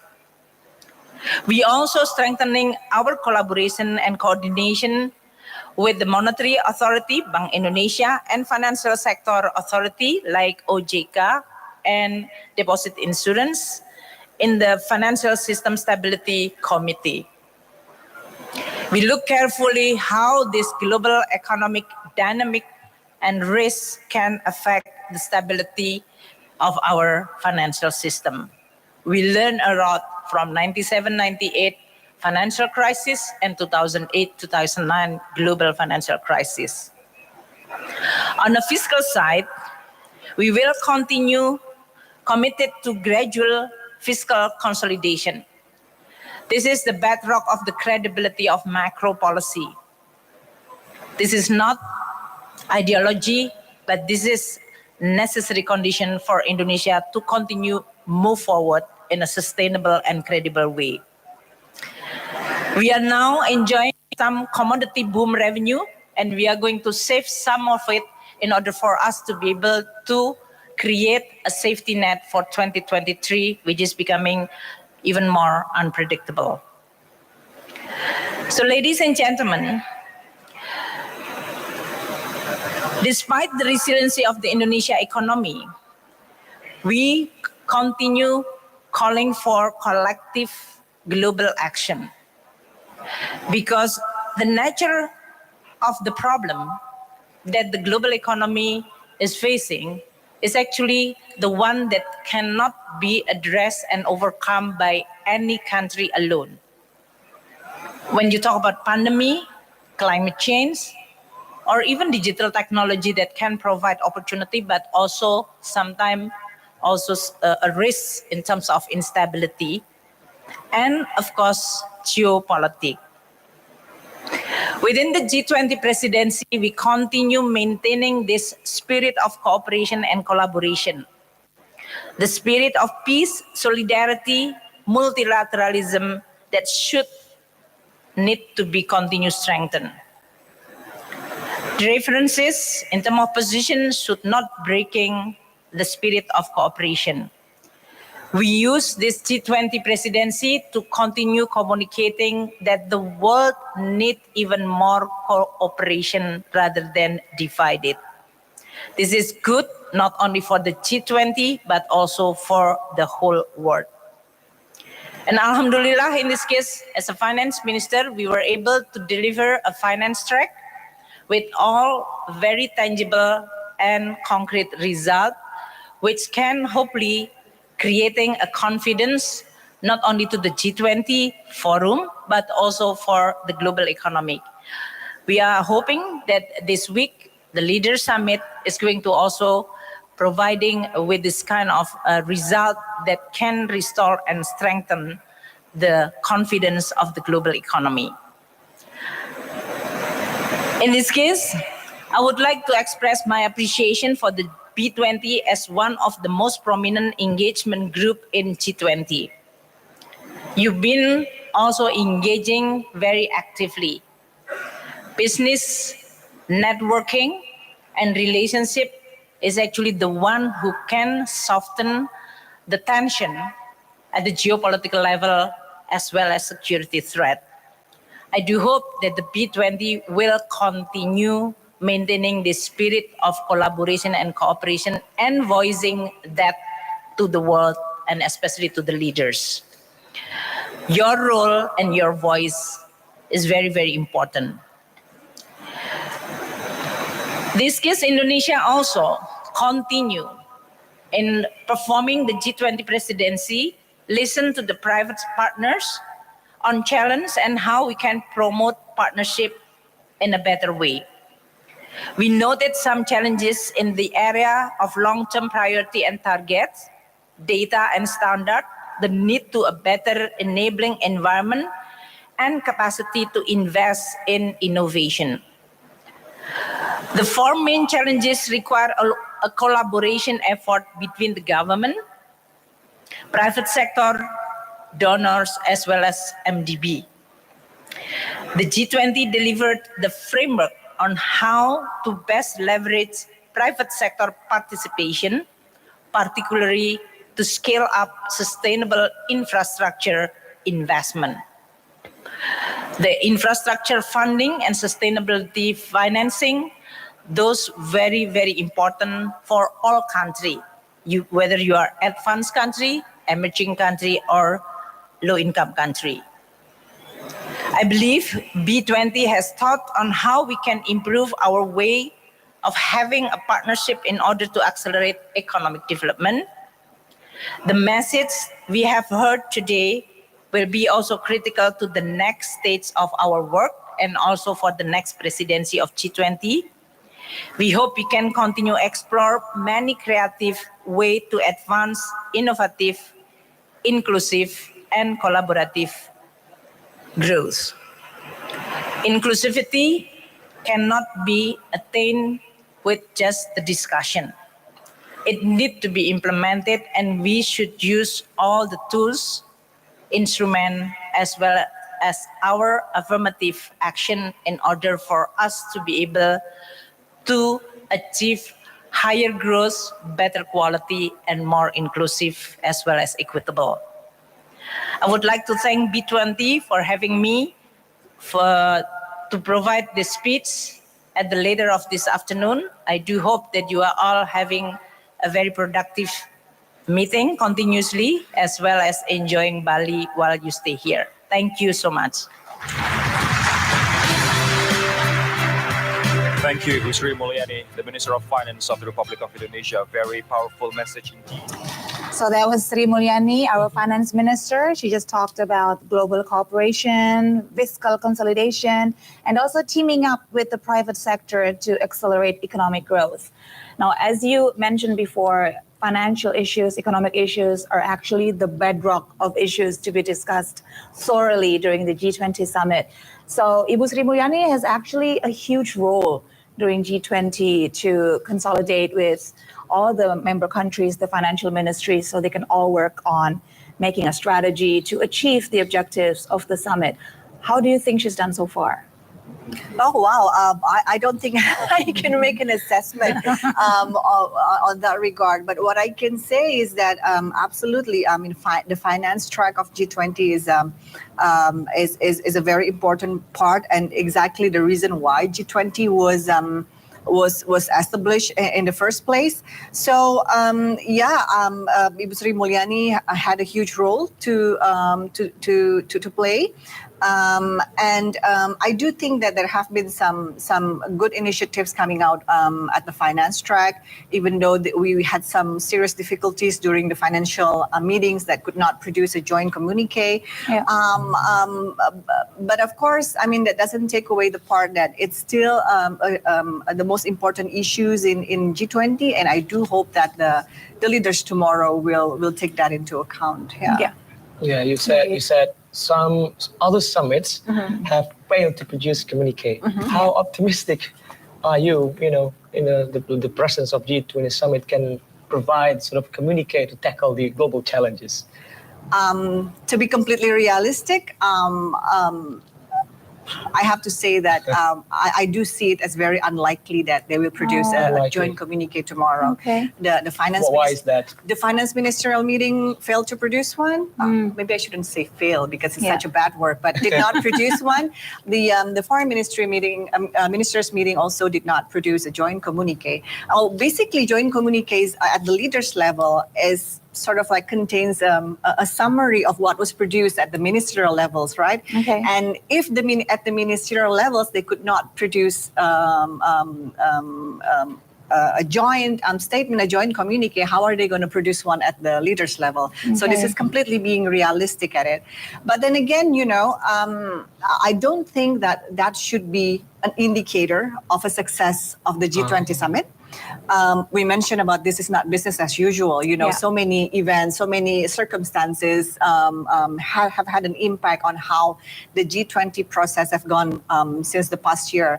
So, with or without a joint communique in the next 2 days, I do think that should not be the sole indicator of how we measure the G20 summit this year. So in your assessment, in your standard, to make a successful summit, what are the requirements? I guess, if you ask different people, you would get different answers, right? Yeah. To some people, especially those that highlight sort of like a real outcome, of course, a joint communique is a must for a summit.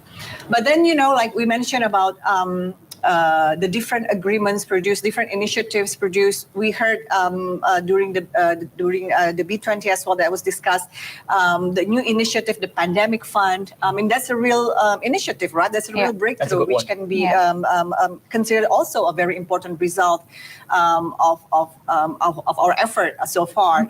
And then you can also see, starting today, that this different bilateral meetings at the sidelines between the leaders who might also, produce an agreement or some sort of an understanding between them that might actually have stronger impacts in the long run. So again, like to answer your questions, you ask different people, you would get different answers. But I do think that there are different indicators of how we can assess this year's summit. Yeah. Right, and that's a specific one. But if I can move to a general one, how would you assess so far? The presidency of Indonesia is going to be completed soon, at the end of this year. How do you assess, the leadership of Indonesia so far? Oh wow, it's also a tough question. You are aware that Indonesia was actually not supposed to be chair this year. We were supposed to be president of G20 next year, 2023, but we swapped with India because next year Indonesia is supposed to be chair of ASEAN, right? So we don't want to hold two presidencies or two chairmanships at the same time. So we swapped with India about 2 years ago. At the time, it was considered a brilliant idea, right? I mean, it would be extremely difficult for Indonesia to hold two chairmanships at the same time. But looking at the condition this year, I'm questioning whether some people might be regretting the decision because, issues of Ukraine is, of course, have had a huge impact on the G20. Yeah, and the pandemic as well. Of course, of the pandemic and then the ongoing tension with regard to Taiwan, for example. So a lot of issues going on, making it extremely difficult for Indonesia as chair this year. And looking at this different circumstances, the different challenges that Indonesia has been facing this year as the president of G20, I do have to give the host, the chair, some recognition that they've actually done a good job into actually making sure that all the proceedings go on as usual, as it's supposed to be. Making sure that they fulfill all the responsibilities as a host country, making sure all the different meetings take place as planned. So I think in terms of being a host, Indonesia's done a good job, commendable job. And whatever happens, I think in the next 2 days, we'll have to wait and see, what sort of outcome we will have from the summit. Lots of look forward to. And we are actually now also looking forward to the arrival of the president of France. Yeah, exactly. Who is said to be ready to come out of his official presidential plane. Let's check. to see how's the condition on the tarmac. You can see Seems like it's just landed. Yeah. It has just landed, and we are still waiting for the president to come out and meet his welcoming committee.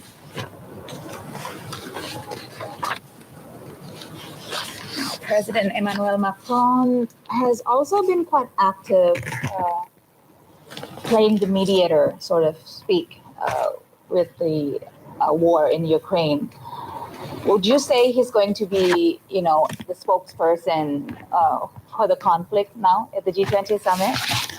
I'm not sure being a spokesperson, but I'm pretty sure he's one of those leaders who would raise the issue at the summit. I mean, as you said, he's been quite active in voicing the concerns of the European countries, and he's part of the more vocal ones of the G7 leaders. So definitely he's going to raise the issue tomorrow. Yes, so we'll see. Will he voices his concerns strongly during the summit, or will he let his ministers who will be coming with him for sure? We haven't heard a lot, about collaborations in Indonesia and France. Yeah. Can you give us some, resources? Sure. No, I do think. I have to admit that there would be better experts to explain this better than I can. But Indonesia and France has actually quite a very active bilateral relations. Recently, we made some purchase in the military equipment, if you recall. Yes. Yeah. If you ask some people in the defense sector, they would give you more details about this. But we have had some very active bilateral relations with France as well. Yeah.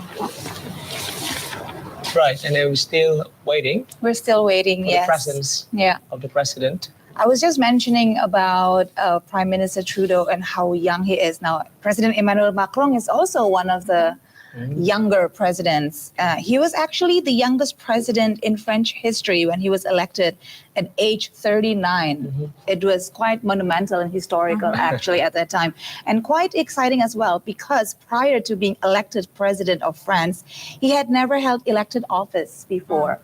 So it was quite exciting to see actually someone who has never held office come to such a prominent position. And now he's doing quite well in the world stage, voicing the concerns of his country, and now actually playing a really active global role, especially in the ongoing war in Ukraine. So now he's in G Summit. Yes. So apart from being a mediator, how, the other influence that could provide by France in this G20 Summit, you think?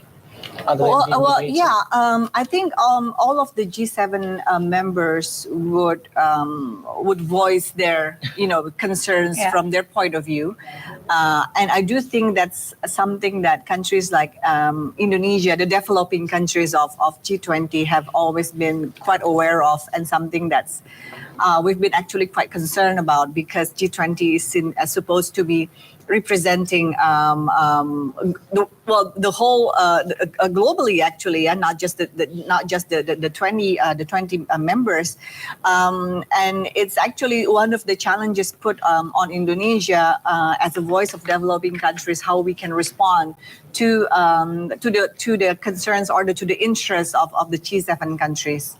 Right. And you also mentioned about the funding to anticipate the future pandemic. How do you assess this global policy to impact it's actually something that's been in the plan for quite some time, right? And that I think there's some assessments that say that one of the factors that made COVID-19 has such a huge impact globally is because we don't have the proper tool to respond to a pandemic as massive as that, right? So, and one of the tools is, of course, having a fund that's standing ready to respond to this sort of problems in the future. So it's been a very important initiative, and I think something that Indonesia also has been trying to push or to promote since the early days of the pandemic as well. Yeah. And a standard measure for sure in terms of pandemic management. Okay, interesting. Now, other than health infrastructure, that is, of course, an immediate need, the issue of food insecurity has also been one of the talking points between heads of state. How do you think they will pursue this issue in tomorrow's summit? How would they go about it?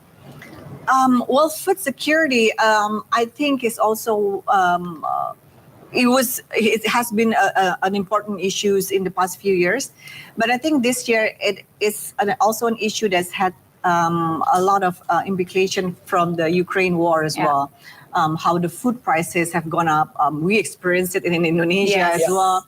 So of course, and I think well, maybe a few years ago, it was something that was deeply felt by developing countries. But I think since, because of the impact of the Ukraine, it's something that's felt, I think, globally. So I think that the summit tomorrow will want to at least come to an agreement of what we can do to actually overcome this problem.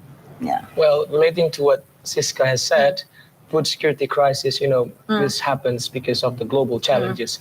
And these days, not just Indonesian government, but the member countries seems like encouraging the global industries to move, to implement energy transition to clean energy. How do you assess the readiness of the industries if we switch totally to clean energy? Okay. Again, I might not be the right expert to answer this, but I'll tell you what I know. I mean, there were, since the COP, 25, I think there was already some sort of a roadmap, right, to reach a certain a clean energy technology and so on, and moving on with the transition. But of course, this year we have had quite a setback due again to the Ukraine war. With the energy prices going up, and then countries have had very little chance to actually have this transition of clean technology with regards to their energy. And some countries with the hike of the fuel prices are now taking shortcuts as going back to fossil fuel again, which means there's a setback from the roadmap that was created for some years already. So of course it's a huge challenge, and there's this huge dilemma, which way do you prioritize? Do you prioritize clean energy, or do you prioritize providing energy for the public? So I think this is going to be a big challenge for those working in the industry. What will be the main challenges? Mindset? No, not really mindset, because of the energy prices now going up, meaning that there are now less and less alternatives for people. And there is also the problems of clean energy. The technology might not be readily available for developing countries. So, when you are faced with energy crisis, when you are faced with the rise of fuel prices, the easiest to do is actually, go back to fossil fuel, right? Yes. Yeah. Right. Now, let's see at your screen, we can see President Emmanuel Macron is now descending the stairs. Walking down the stairs. Yep. It's been quite a busy day on the tarmac. Now Emmanuel Macron as the head of state of France, the third largest country in Europe.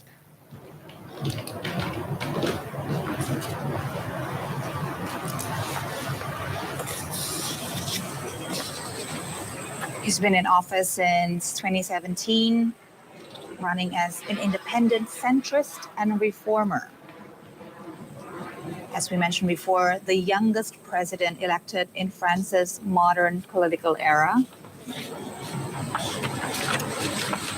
If you remember, in late April 2022, Macron won re-election over his rival, the ultra-right-winger Marine Le Pen, with 58.55. I think we can safely say when he won, the world held a collective sigh of relief a little bit. So that victory actually made him the first French president to win a second tenure in 2 decades. Because then he was sworn in a second 5-year term.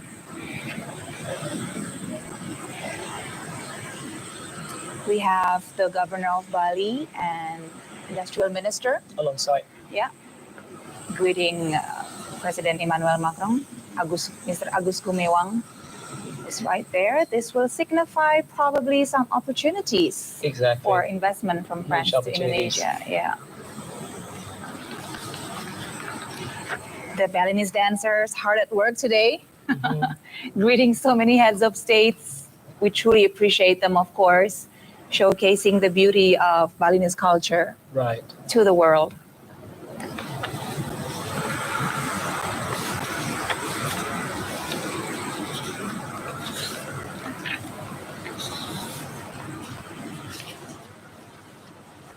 I think tourism sector is, one of the most likely sectors that could be held, collaboration between Indonesia and France, because France yes, definitely has been heavily involved in that kind of sector in it. Yeah.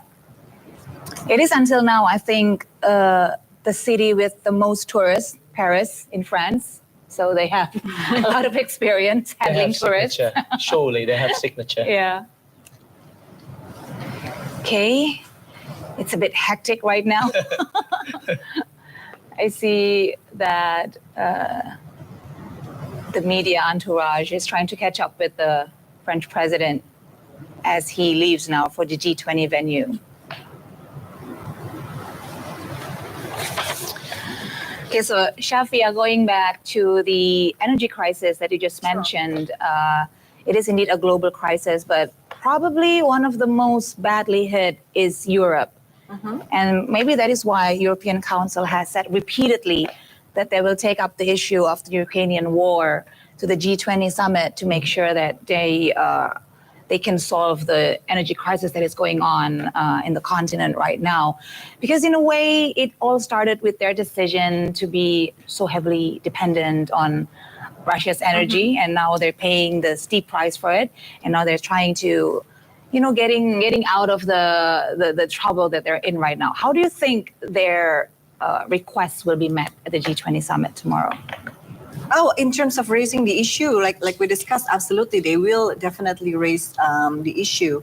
And I'm not sure to what extent this will be discussed, but I think those two, there are two issues on the table here, right?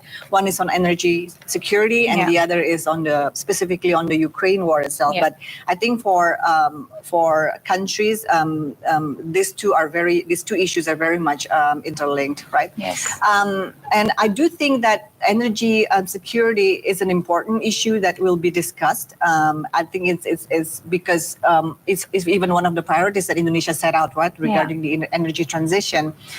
Even though now the tone has changed a little bit, not solely on the transition, but more on securing energy globally as well.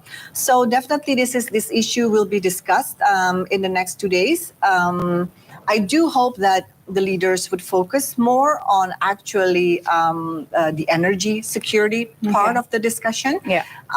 So not focusing only on, for example, efforts on resolving the Ukrainian war and so on, which if they could do is absolutely fantastic. That's wonderful. Yeah, exactly. But I think the main issue at hand here, and I think that's the concern of a lot of countries like Indonesia and other developing countries of G20, is actually making sure that fuel prices are stable, and then we can continue with energy transition. Yeah. Okay. You mentioned about energy transition, right? Energy transition surely requires technology, technology and surely funding. Do you think in this way the developed countries can actually contribute something, or helping the developing countries, as the requirement of this kind of situation? Absolutely. I mean, I do think that energy transition should be a responsibility shared globally. And of course, G20 is only one of the forums that discuss these issues. There are a lot of other meetings that discuss energy transition issues. But definitely, I mean, for the point of view of Indonesia, we need to take part of this effort for clean energy as well. Of course, all of the countries would have different pace and different priorities on how to get to clean energy. But I think the responsibility should be shared globally. Yeah. Energy transition issues is definitely one of the most exciting issues that will be discussed in G20 summit. And we were just talking actually how exciting it is to see so many electrical cars going around on the roads of Bali, which is actually a huge part of commitment from the G20 as their commitment to, talk about the issue of energy transition. But I don't know, what do you think? Will Indonesia ever be a country of electrical cars, considering still our huge dependence? I am excited about that. I would love to ride one of those little electric cars. Yeah. But it's all, I mean, definitely, but if you ask me when, I really don't know. But it's gaining such popularity, right? Yeah.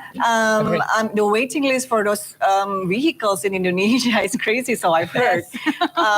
Even the producers are scratching their head on why it's so popular when the price is actually quite significantly more than conventional vehicles, right? Yeah. So I think the spirit is there, the interest is there. The big question is, are we ready for it? Because of course the infrastructure has to be there to support this. But yeah, I think it's for a lot of people. You mentioned the millennials and the Gen Z.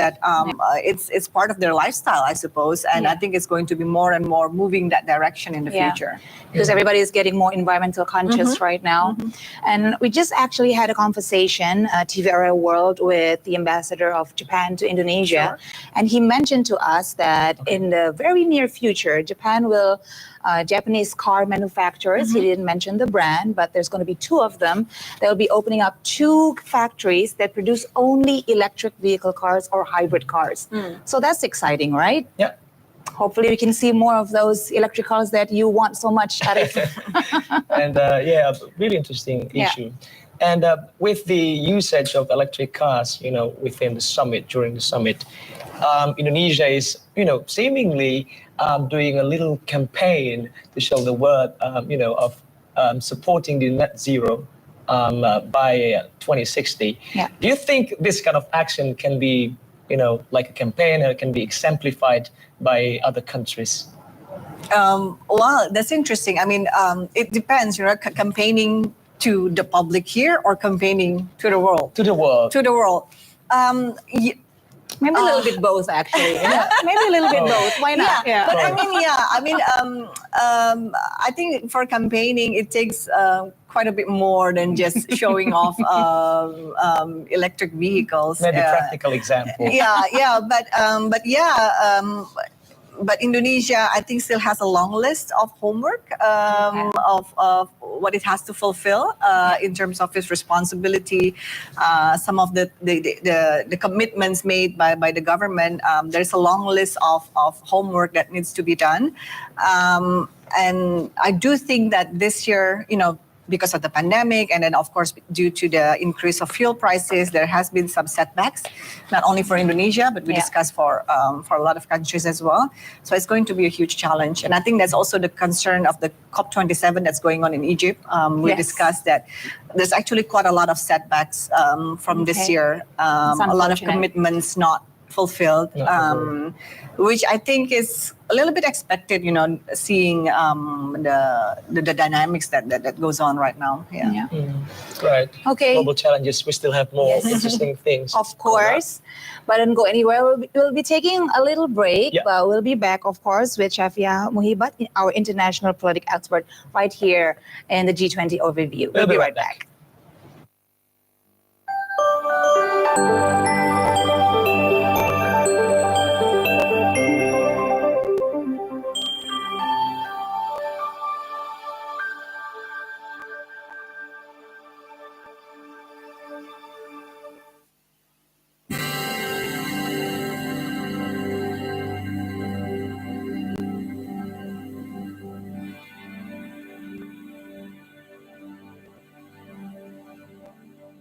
Each region or village has its own historical story behind it, usually written either in papyrus, chronicles, and inscriptions. The Penglipuran traditional village also has its own story to be told.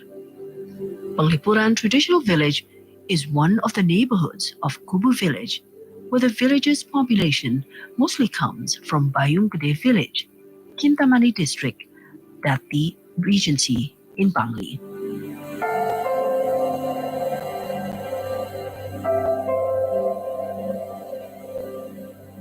During the era of Bangli Kingdom, residents of Bayung Gede village were often assigned by the King of Bangli to participate in war and other activities relating to the kingdom.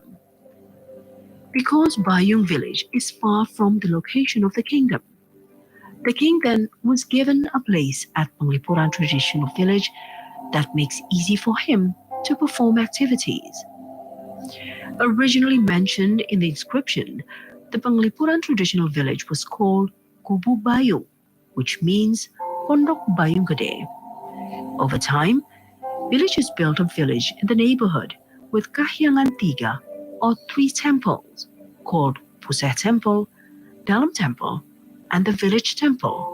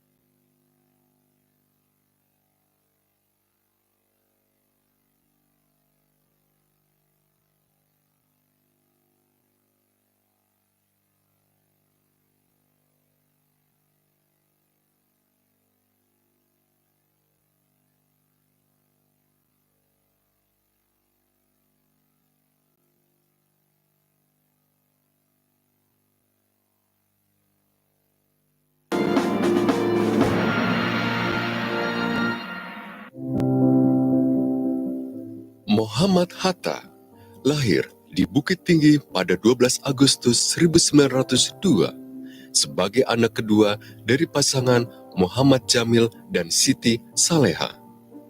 Keduanya berasal dari Minangkabau. Ia memiliki seorang kakak perempuan, Rafi'ah, yang lahir 2 tahun sebelumnya pada 1900.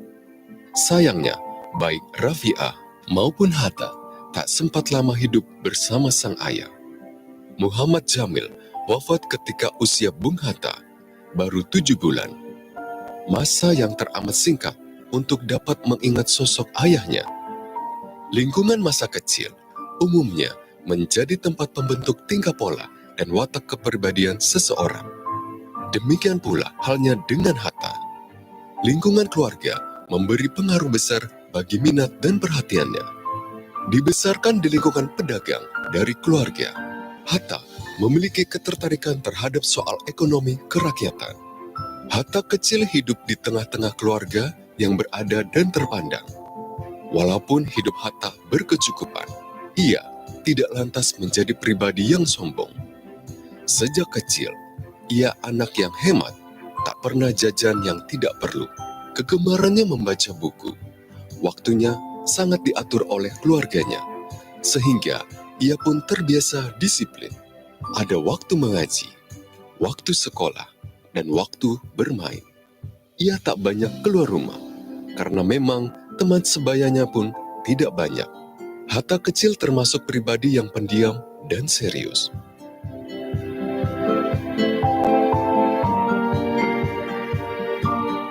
Bung Hatta itu lahir di Bukit Tinggi ya, dia dari garis ibunya keturunan ulama dari Batu Hampar. Dan dia jelas keluarga terpandang. Tapi ada satu momen ketika dia masa kecil, itu yang menjadi turning point menjadi titik balik dari kehidupan dia yang kelak sampai dewasa sangat berpengaruh ketika dia menyaksikan para tahanan mereka yang memberontak melawan Belanda dalam perang Kamang ya. Jadi waktu itu umurnya masih sekitar 6 ya SD gitu, awal-awal masih sangat kecil. Dia menyaksikan mereka yang ditahan dalam peristiwa pemberontakan perang Kamang ya. Sebuah perang yang waktu itu melawan kebijakan pajak yang menindas lah dari pemerintah kolonial. Nah tahanan-tahanan ini dirantai gitu ya, diborgol lah dulu tuh pakai rantai gitu, dibawa masuk ke kendaraan dan bawa masuk ke angkutan gitu. Kemudian dia menyaksikan peristiwa tersebut, bagaimana mereka yang melawan Belanda dalam perang Kamang ditangkap dan diperlakukan. Nah itu satu peristiwa yang oleh Bung Hatta itu selalu diingat terus sampai dia dewasa dan menjadi salah satu peristiwa penting yang mempengaruhi cara pandang dia terhadap kolonialisme dan juga membuat dia menjadi seorang Muhammad Hatta yang kita kenal sampai hari ini. Yang berikutnya adalah orang yang paling berpengaruh dalam hidup dia tentu saja neneknya. Neneknya ini sangat disiplin sehingga membuat Bung Hatta kecil itu harus menghadiri atau harus ikut sekolah itu yang mulai dari ngaji, belajar ngaji gitu. Welcome back. Thank you for staying with us on our special segment, G20 Overview, with our special guest in here. Yes, we have Ms. Shafiah Muhibat. We've been discussing a lot of interesting topics concerning the G20. Now, Shafiah, you mentioned before that unfortunately, it seems unlikely for the summit to produce a joint communique. But do you think any kinds of declaration will be produced by the heads of states? And if you could choose, like hypothetically, you can choose what sort of statements, what sort of declaration would you like to see during the G20 summit? Oh, this is not my choice, but this is the reading practices of international summits, right? And practices of different events as well. Usually when no agreements could be made, when no joint communique could be produced, the chair would produce a statement. It's usually called a chairman's statement or something of the like. So it's basically consists of a summary of what goes on or what went on during the summit, during the meeting itself. So basically, the host, in this regard, Indonesia, as the host and the chair of G20, would summarize the whole discussion, what topics were discussed, what topics were highlighted, and so on, and then it's produced in a statement. But it's like a minutes meeting. Well, not really. Well, it's a little bit. It has more weight than a minutes meeting. It was too simplistic of me to say. Yeah, of course. But it's as the chair of an international forum like G20, then Indonesia has the ability or has the ability to summarize the event and then to decide, what issues that are important, what needs to be highlighted, and so on. But of course, that also highlights that none of the issues could reach an agreement of the 20 members, right? And then none of the issues could come to an agreement. That's why the result is a document consisting of a summary from the chair. Yeah. Okay. Could you probably elaborate more and highlight more of the reason? Why do you think there hasn't been a joint communique at the ministerial levels? Why was it impossible for them to reach an agreement? Those present at the meeting might have more insights than me. But the Ukraine war played a huge part in this as well. There are interests by some countries who want to put a line or two expressing concern with regards to this geopolitical issues and so on, and the other members are less willing to allow that to happen, so to say. Yeah. Okay. So no agreements could be made in that, so no joint communique produced. Yeah. All right. So although we don't want to make the Ukrainian war as a main topic, but nevertheless, it is. It is, exactly. Right. Okay. And well, probably if you're familiar with W20, I'm really sure you're familiar with it. W20. Oh, yeah, sure. And we haven't really touched on about, do you think that this G20 summit can actually accommodate, one of the main issues of the world, which is the role, the gender equality, the role of women in, facing global challenges, you think? I guess it's always been an important issue, right? But to what extent it will be discussed, I really don't know. And I'm not sure there's quite an appetite at the back of issues like Ukraine and so on that the leaders would put a lot of effort into discussing this. But I'm pretty sure, if Indonesia does produce a chair statement, it will accommodate, I think it will mention the results of the different engagement groups, including the W20 as well. Yeah. Okay. Because when we look at the world right now, there's, like you said, a lot of tension and a lot of opposing views, not just between countries, but even in one country itself, there can be like two sides with polar opposites, like what we see in the US, also in Brazil, even in Europe as well. Do you think that also plays a part why the world is finding it so hard to unite and find a common statement? Yeah. No, but conflict has always been a consistent feature in world politics, I suppose. Yeah. And what makes it different is, of course, the circumstances surrounding it and the actors, the state, the countries, or the other actors involved in it. But it's always been a persistent feature in world politics, and it's different challenges have been met by different leaders at different settings. Yeah. And this is just something else that the current leaders have to deal with. Okay. Yeah. So again, we don't want to talk about Ukraine all the time, but it is, again, the elephant in the room. Yeah. Do you think, like President Zelensky said, the only way for the Ukrainian war to stop is for Putin to call off the war? That's the only way. Would that happen? What do you think? Wow. Interestingly, there has been a lot of developments with regards to the Ukraine war. In a major city, I think the Russian troops have been pulled back in a way. Yeah. So there are, looking at the current circumstances, some experts are predicting that, sooner or later, Putin would have, or Russia would have to rethink their strategy in terms of the war. But again,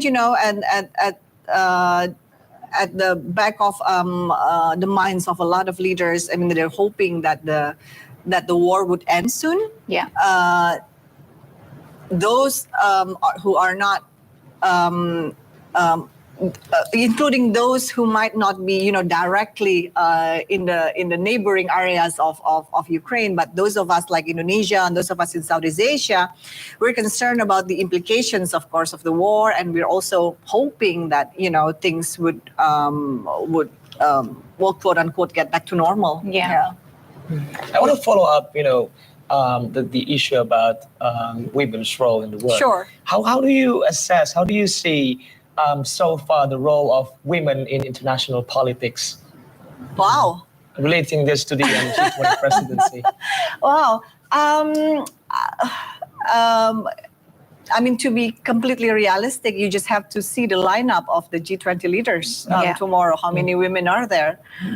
In the past, women activists have always, been encouraged by the faces like Angela Merkel, for example. But she's not there anymore this year. Yeah. So, and I think you just have to see the lineup tomorrow and see, how far or how little we've progressed in terms of having women leaders.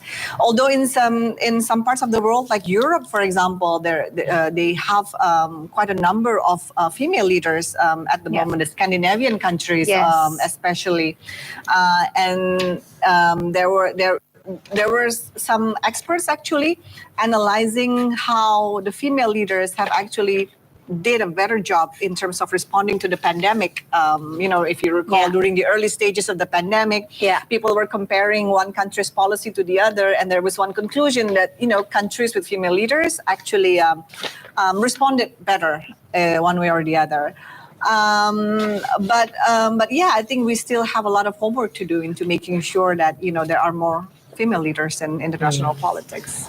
And right, it's such an interesting one to discuss about. But we've just got the update from Igusti Ngurah Rai International Airport about the arrival or the presence of President of Argentina. Right. Yeah, we'll be waiting for the the visual feed, but it'll be interesting to talk about the bilateral relationship between Indonesia and Argentina. I think we don't hear a lot about the relationship between the two countries. Would you know any? No, unfortunately, no. Unfortunately, no. Yeah. Why is it there's so little relationship between Indonesia and I think a lot of South American countries? I guess we discussed earlier, right? Always the challenge in bilateral relations is finding these common interests, these points of common interest. And I think with Latin American countries, I think that's the challenge. I mean, we're both interested in increasing our trade relations, for example, but then we find better trade partners elsewhere. For us, it's probably China or our neighboring Southeast Asian countries, and for them as well. But if you heard since the past few years, I mean, since the early year of his presidency, President Jokowi has always said economic diplomacy, opening up new markets. But I think it's not that easy to do this. But of course, if you ask any of the government officials, of course, they would say that it's important to improve relations with all partners, including in this regard countries like Argentina, and I do think that it's absolutely right. But then again, the challenge is finding this common interest and how we can best pursue these relations. And hopefully they can find it here at the G20 summit, right? Yeah. That's why we have the summit. Yeah, there's actually a lot of similarities between Indonesia and Argentina. Argentina being one of the largest economy in Latin America, it is blessed with fertile land. So they have a lot of natural resources. Now, I don't know much about how they take care of these natural resources. Is it the same with us being, producer of really raw materials, or do they produce it? I think that could be a chance, a potential for cooperation between the two countries, at least to learn from each other how to take care of the natural resources, and also in relation with environmental issues, which will be one of the key issues being discussed in the G20. Do you think that can be a window of opportunity between Indonesia and Argentina? Honestly, we're just giving ideas to the delegates right now if they're watching. I'm pretty sure they are. And they have plenty of things, resources to mention about it. And surely, in considering the global challenges, they should actually, I assume, they seek for support in terms of technology and stuff. Yes, of course. And the big opportunity for them to seek that kind of opportunity, that kind of help, support from other private sectors, especially from America. How do you have any resource? America so far has been acknowledged as the country that have the leading country in technology. How do you assess that? I really wouldn't know. I mean, it's of course an important fact that you suggested, and I think the common knowledge is absolutely right. I mean, when it comes to these technologies, countries do look up to the US in this regard. But I think a lot of countries are also developing their technologies as well. And I don't know, from the point of view as someone who's outside of the most important thing is that what are the opportunities that these newer technologies could be shared with us, with developing countries, so that we are also we can also take advantage of this. Yeah. Okay. More technology, more funding. Of course. And in Indonesia, the case in Indonesia, do you think that the government has sufficiently support, this dynamic, or supporting the private sectors that would like to transitioning into energy, clean energy? probably possible policy? I really don't know. I mean, I'm sure there are better experts who can explain this. But if the question is should we or should we not, then the answer is definitely we should, right? We mentioned about Indonesia already having this different commitments in terms of clean energy and so on. And I think by making this commitment, there is already the responsibility of the government to fulfill some of them, even though we're lacking behind in some of it. But then again, the spirit should be actually to fulfill the commitments already made. Commitments, policies, and I've also mentioned about the mindset, changing mindset. Sure. I know you're not the expert of this, but well, this is a kind of interesting one. Regarding energy transition, most of the companies, industries are still, advocating the concept of linear economy, which is profit-based oriented. But due to the global challenges, we are forced, to move on or to apply the circular economy, to get more effective results. But this requires a proper mindset.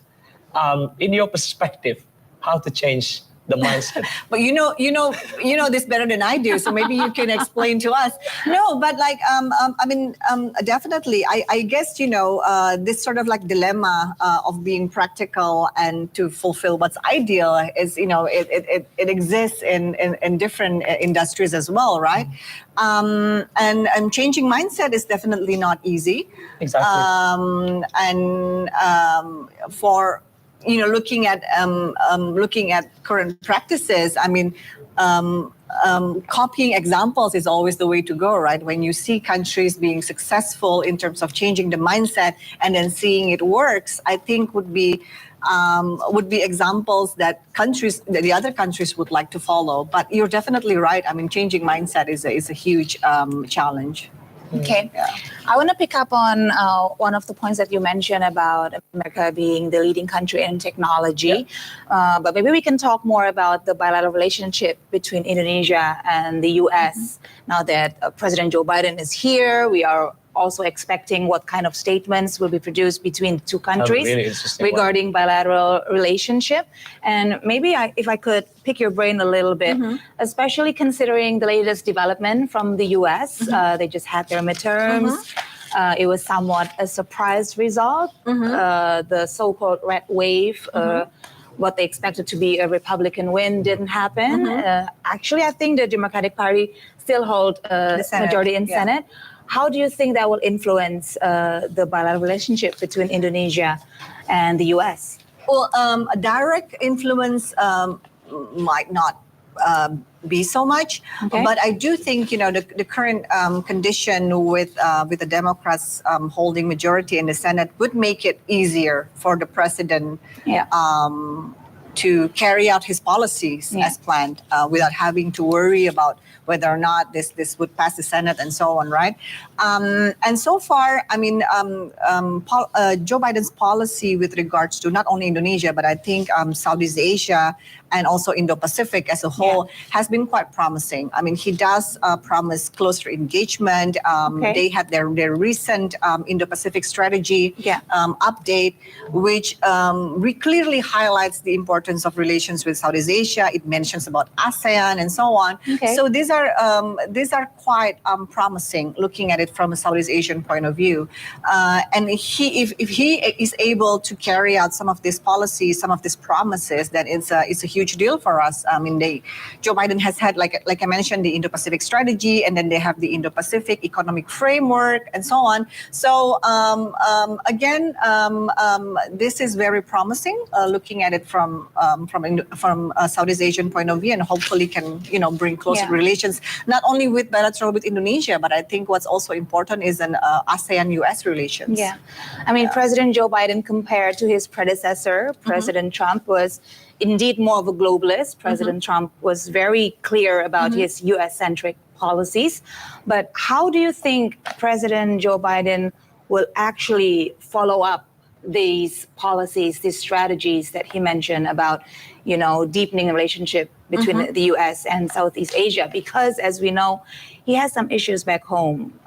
to deal with. Midterms just passed, but he also had these issues about people questioning his ability to govern with his age, and will he be able to run again next election? All these issues on the back of his mind. Do you think it will affect the relationship that he's trying to build? Sure. I mean, the fact that the U.S. considers Indo-Pacific as an important region, I think is something that needs to be underlined, right? And I don't think that will change whatever happens back home in the U.S. and so on. But to what extent he can carry out some of his policies, I mean, that's a valid question, and I think something that needs to be considered. I mean, it's always the thing with with relations with the U.S. There tends to be high expectation coming from Southeast Asia, not only from Indonesia, but I think a lot of Southeast Asian countries tend to have high expectation of what the U.S. can do in the region. And I think this some examples is, of course, South China Sea, issues with regards to security in the Taiwan Strait. So there's this high expectation that the U.S. could bring stability and balance in the region. But of course, then the leader of the U.S. would put the U.S.'s interest at first, right? If there are issues back home, of course, they would need to prioritize that first. If there are issues globally that affect the U.S. is more, like, for example, in the Middle East and so on, of course, that would be one of the priorities as well. So again, I think it's a challenge for us in Southeast Asia to manage this expectation so that there is no over-reliant on the U.S. and what it can do. But for countries like Indonesia, I think the main point is always to balance our relations with all the major powers. Yeah. Okay. Right. So it's been very insightful, our discussions, but we just want to take a look at our visual feed coming from the airport. I think we have another arrival of a head of state. Yeah. This is, again, the president of Argentina. Another good news. Yes. So we're going to take a look at information about Argentina, which is currently led by Alberto Fernandez since 2019. Here he is. He's born in Buenos Aires, the capital, and graduated from University of Buenos Aires. He represents the center-left Peronist Socialist Party. He won the battle against incumbent Mauricio Macri, and his winning marked the return of the executive branch to Peronist control. Yeah, and he entered public service as an advisor to the Deliberative Council of Buenos Aires and the Argentine Chamber of Deputies. So actually, remember I asked you about what kind of relationship do Indonesia and Argentina have? And historically, relations between Argentina and Indonesia actually have been established for a long time. The first diplomatic relations date back to July 30th, 1965. Sorry, 1956, even further back. The relationship was further strengthened when Indonesia's first president, President Sukarno, visited Argentina on 1959. And the relationship has been growing stronger since then. It is reflected in the many state visits made by the heads of state of Argentina and Indonesia. And there has been very good cooperation in maintaining peace and security and overcoming global crisis. So Quite a long one. That's hopeful, yeah. I think we can look forward to a lot of good things to come out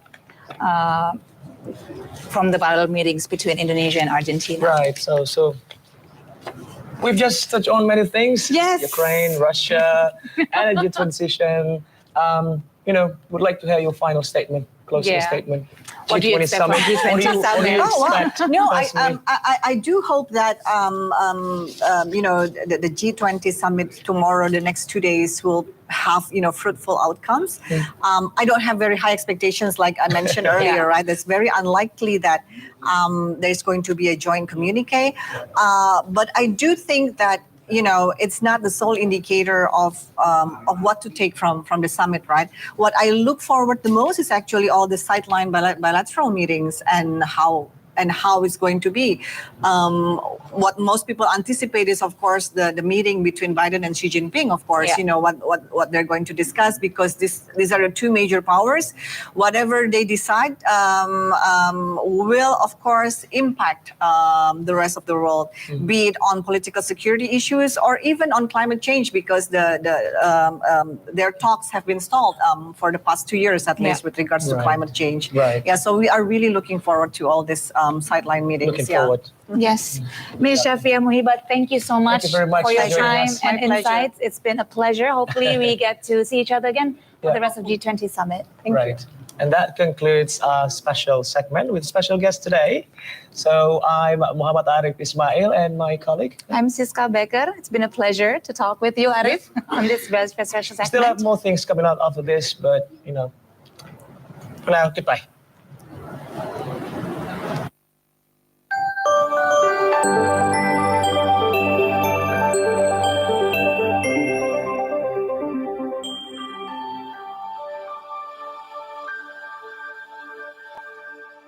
And only through collaboration between business and governments and civil society can we create real, lasting solutions. And technology, if used right, is definitely a tool that will help us build a better future for everyone. But whenever we talk about Industry 4.0 and the prosperity that it can unlock, we have to remember to always put people at the center of everything we do. Technology keeps getting better, and that's great. But at the same time, technology needs to make people's lives better, too. La pandémie a démontré à quel point les technologies jouent un rôle incontournable dans nos vies. Plus que jamais, il faut saisir les occasions que nous offre l'économie numérique si on veut bâtir un avenir plus prospère. Emerging technologies are radically transforming businesses and business models and unleashing new market opportunities. High tech, quantum, and AI are Canadian strengths. Canada is not only the most educated country in the OECD, but our strong, world-leading immigration policies are attracting highly skilled talent in competitive industries. In fact, Toronto and Vancouver have seen the highest high-tech job growth in North America over the past 2 years.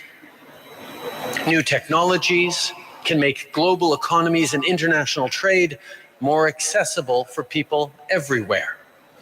But we have to make sure that the benefits don't just accrue to the wealthiest. On doit s'assurer que les plus petites entreprises et économies peuvent accéder pleinement au marché mondial. We have to make sure that smaller businesses and economies can fully access the global marketplace.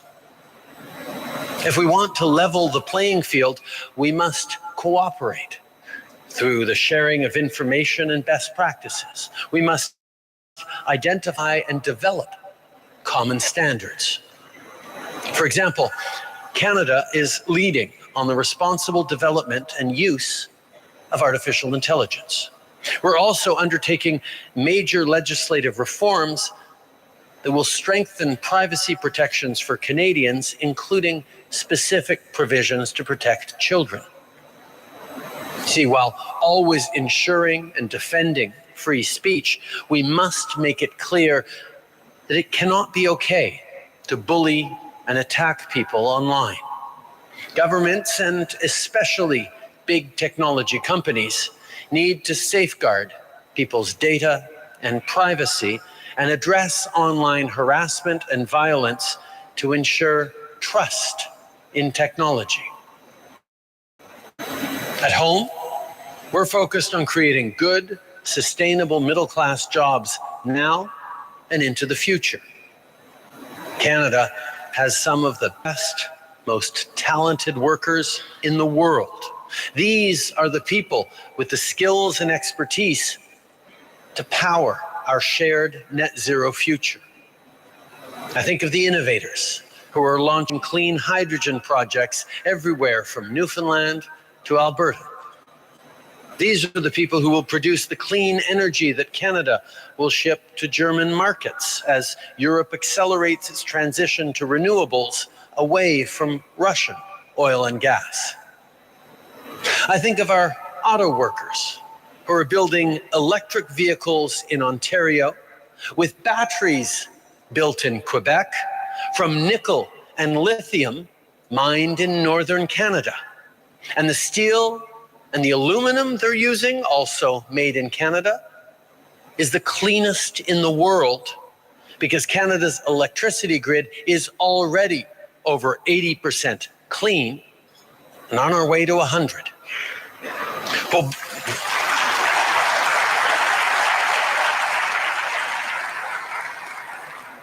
and that matters, not just in the fight against climate change, but it matters because increasingly clients and customers are asking to know the impact of their products, of what they're sourcing. It is an imperative, it is a business advantage to be going cleaner and greener. And that's what Canada and so many of you here fully understand. Pour bâtir un avenir carboneutre, nos travailleurs canadiens sont au cœur de notre réussite. Later this year, we'll be releasing our Sustainable Jobs Plan, a roadmap for our own just transition, or in plainer language, our plan to make sure workers have the skills they need to succeed in the economy of today and tomorrow.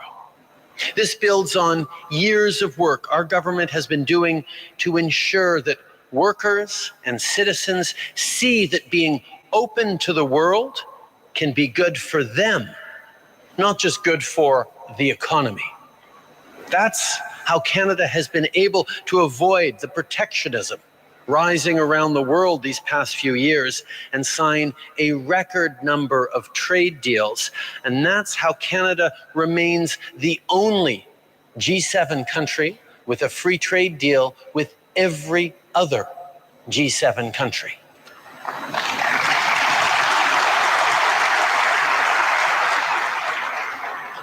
In Canada, and this is also true here in the Indo-Pacific and around the world, there is a growing demand for circular economy initiatives. Companies view net zero as foundational. This presents an opportunity not only for business development, exports, and partnerships, but for capacity building. Global investors have always thought about Canada for our resources, but you should also think about Canada for our resourcefulness. That's our true competitive advantage. Canada is rapidly becoming the energy and tech supplier a net zero world will need because Canadians have the skills a net zero world will demand.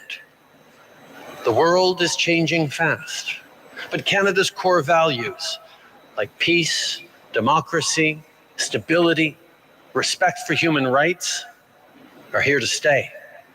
In the face of many challenges, like the rising cost of living caused by global inflation, we must continue to put people and workers first. Business leaders like you all know full well that social infrastructure is just as important as building good roads or bridges. In Canada, we're investing in programs like $10 a day childcare to make sure that parents, and especially mothers, don't have to choose between their family and their career. We've made increases to the federal minimum wage. We've made income benefits more generous for low-income workers. Les mesures prises par notre gouvernement ont permis à notre pays de réduire les inégalités de manière historique. Smart business leaders understand that you need to invest in workers and people for you to remain competitive.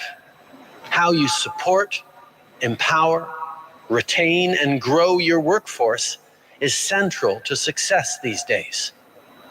Well, that's how governments need to think and operate too. When we support the middle class, when we put people at the center of our policies, we create the conditions for growth and the consensus to make real change on issues that matter to everyone, like tackling climate change. That's what you can always count on from Canada, as together we build a more prosperous world for everyone. Merci beaucoup, mes amis.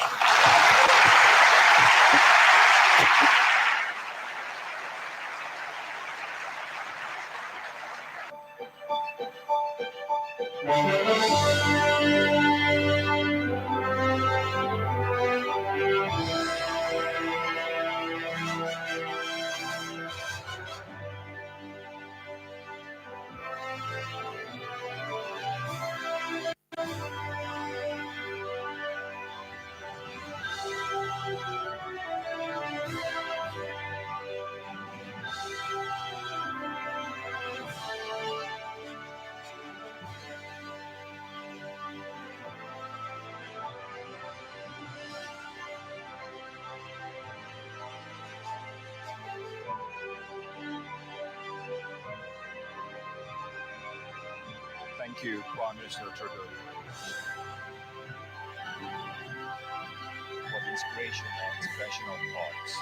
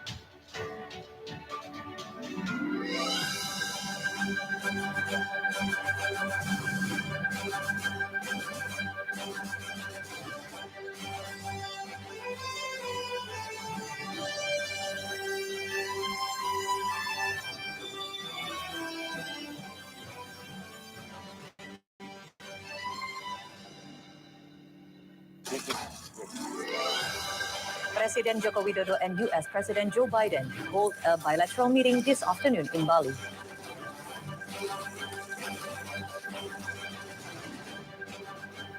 The 2022 APEC Energy Forum kicks off Saturday online and offline in Bangkok and China's capital, Beijing.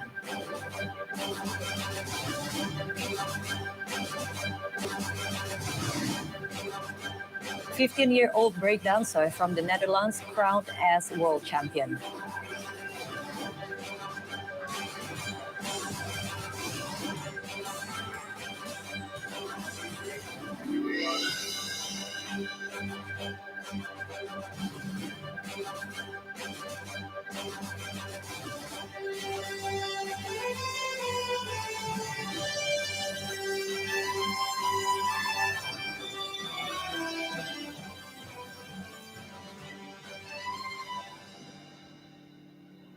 Hello and welcome to TVR's World Focus today, airing live from Nusa Dua, Bali with news from Indonesia and around the world. I am Aisyah Fabian. Let's begin our first report regarding the G20 Indonesia presidency.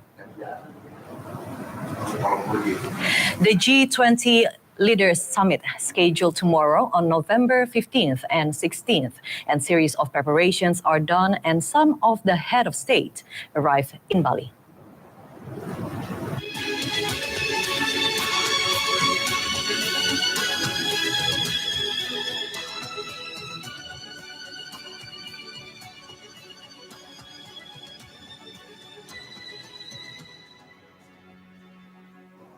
President Joko Widodo and U.S. President Joe Biden plan to hold a bilateral meeting this afternoon in Bali. The U.S. President Biden arrived in Bali for the G20 summit, and President Jokowi has appreciated Biden's in-person presence in the summit. Indonesia's president is hoping sidelines meeting between world leaders in the G20 summit can help resolve some of current challenges and global economic recovery. President Joko Widodo will be accompanied by Foreign Minister Retno Marsudi, the Coordinating Minister for the Economic Affairs Airlangga Hartarto, the Coordinating Minister for Maritime Affairs and Investment Luhut Binsar Panjaitan, and the State Enterprise Minister Erick Thohir. President Joko Widodo welcomed in person the arrival of Japanese Prime Minister Fumio Kishida at the Apurva Hotel in Bali. Following his bilateral meeting with U.S. President Joe Biden, President Joko Widodo welcomed the arrival of Japanese Prime Minister Fumio Kishida. President Jokowi expressed appreciation for Kishida to be attending G20 summit in person. Prime Minister Kishida in turn expressed gratitude for the warm welcome. Both leaders are optimistic partnership between Indonesia and Japan will continue rising, especially as both nations will celebrate 65 years of diplomatic relationship next year. Following the welcoming ceremony, both leaders proceeded with bilateral talks. President Joko Widodo says Indonesia's G20 presidency is expected to resolve the global crisis and help in the recovery of global economic crisis and world peace. In the lead to the G20 summit in Bali, President Joko Widodo says Indonesia is committed to finding efforts to resolve various global crises, such as the food and energy crisis, recovery of global economic crisis, and the world peace. U.S. President Joe Biden and China President Xi Jinping will attend the summit amidst tension between the two world's biggest economies. Apart from this, President Jokowi said all preparations and security have been prepared to welcome 17 heads of state to the summit. But Russian President Vladimir Putin, Brazilian President Lula da Silva, and Mexican President Andrés Manuel López Obrador cannot attend the summit in person. Finance Minister Sri Mulyani Indrawati is optimistic that Indonesia's G20 presidency will deliver outputs beneficial for global economic recovery.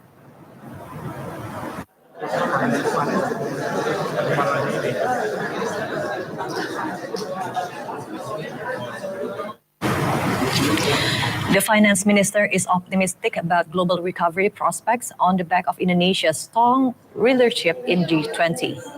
At a time when global risks are rising, G20 meetings are able to lower tension, mitigate conflicts, as well as seeking solutions. Sri Mulyani Indrawati is optimistic that Indonesia's G20 presidency will deliver outputs that can support global recovery in 2022-2023. Indonesia's leadership in the G20 is well acknowledged by the G20 members as well as countries outside the G20.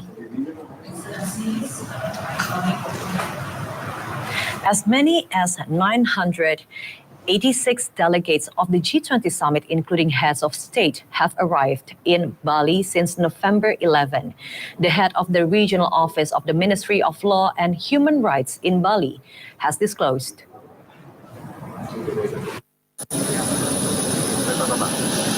Head of the Regional Office of Ministry of Law and Human Rights in Bali Province, Anggiat Napitupulu, said on Sunday that the number of delegates for the G20 summit had reached 986 people, and the largest number of delegation came from the United States. From the data obtained by the Welcoming Dancing Group of the Badung Regency government, on Sunday, the delegates mostly came from Saudi Arabian, South Korean, United States, and Fiji. The delegates who are scheduled to arrive on Monday will come from the Netherlands, Canada, Argentina, China, Italy, France, the Council of the European Union, the United Nations, and the United Kingdom.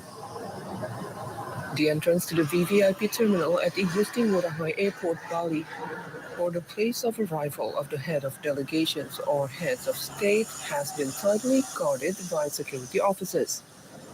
Since morning on Sunday, security officers have been going back and forth using four-wheeled and two-wheeled electric vehicles entering the VVIP terminal of Igusti Ngurah Rai International Airport in Bali. Meanwhile, outside the VVIP terminal of Igusti Ngurah Rai Airport on Sunday, there was an art troupe from the Badung Regency government of Bali who were assigned to welcome the G20 summit delegates from Saudi Arabia who arrived at 1:30 p.m. Central Indonesian Times, and also to welcome the President of the United States, Joe Biden, who came at 9:30 p.m. local time.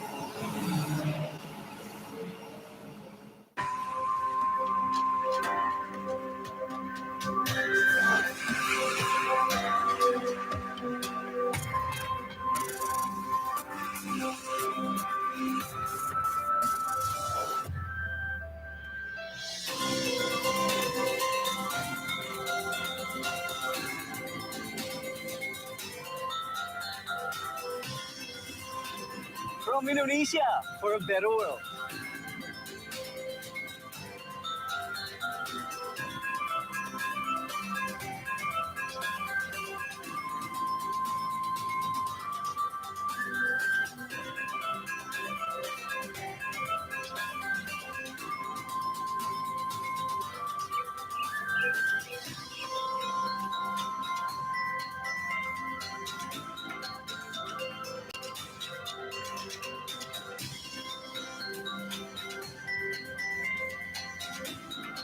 As the world's economy is still strongly affected by the COVID-19 pandemic, Indonesia, holding the 2022 G20 presidency, encourages world countries to work together to achieve a stronger and more sustainable world recovery. Recover together, recover stronger.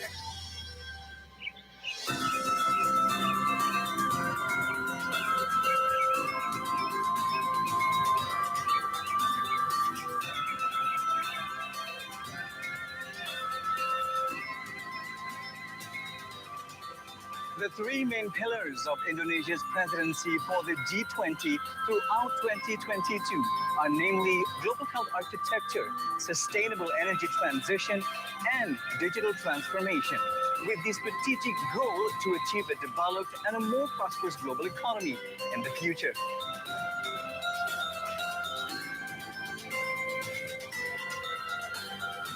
Be the witness to a series of historical events across the nation. As we present to you Indonesia's presidency leading to the G20 summit only on TVR World.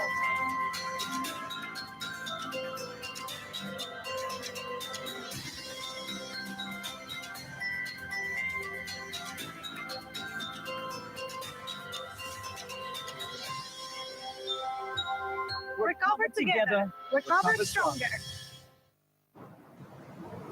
Now we are going to connect and witness the live situation to the closing of B20 summit that has just happened a moment ago, where the Canadian Prime Minister Justin Trudeau also gave his remarks. To have real impact, we need to set ourselves up for the great rebound. In the spirit of our continued commitment beyond our presidency, B20 Indonesia has created 4 legacy programs. These are inspired by our most pressing priorities: green transition, inclusive growth, and equitable healthcare.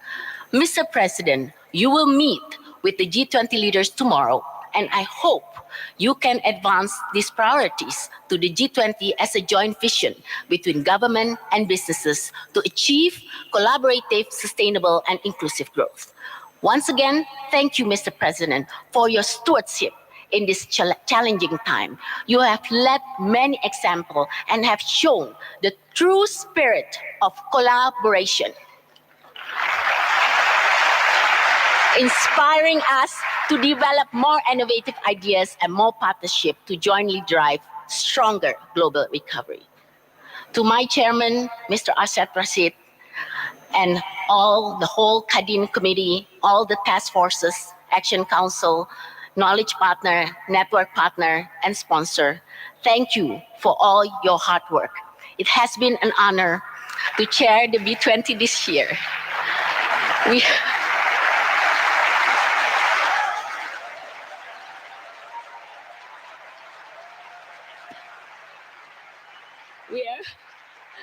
We have come a long way.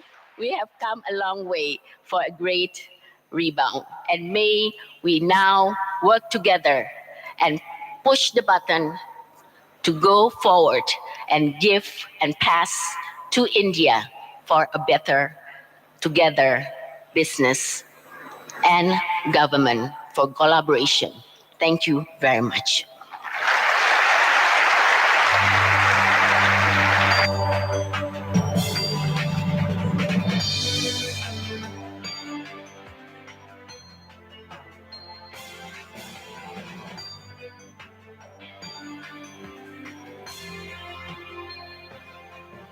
Thank you very much, Ibu Sinta. Ladies and gentlemen, moving forward to our next remarks, it is my pleasure to call upon the Chairman of Indonesian Chamber of Commerce and Industry, or Kadin Indonesia, host of B20 Indonesia, to deliver his remarks, B20 Presidency 2022, Indonesia's leadership in advancing global priorities. To Mr. Arshad Rashid, the stage is yours.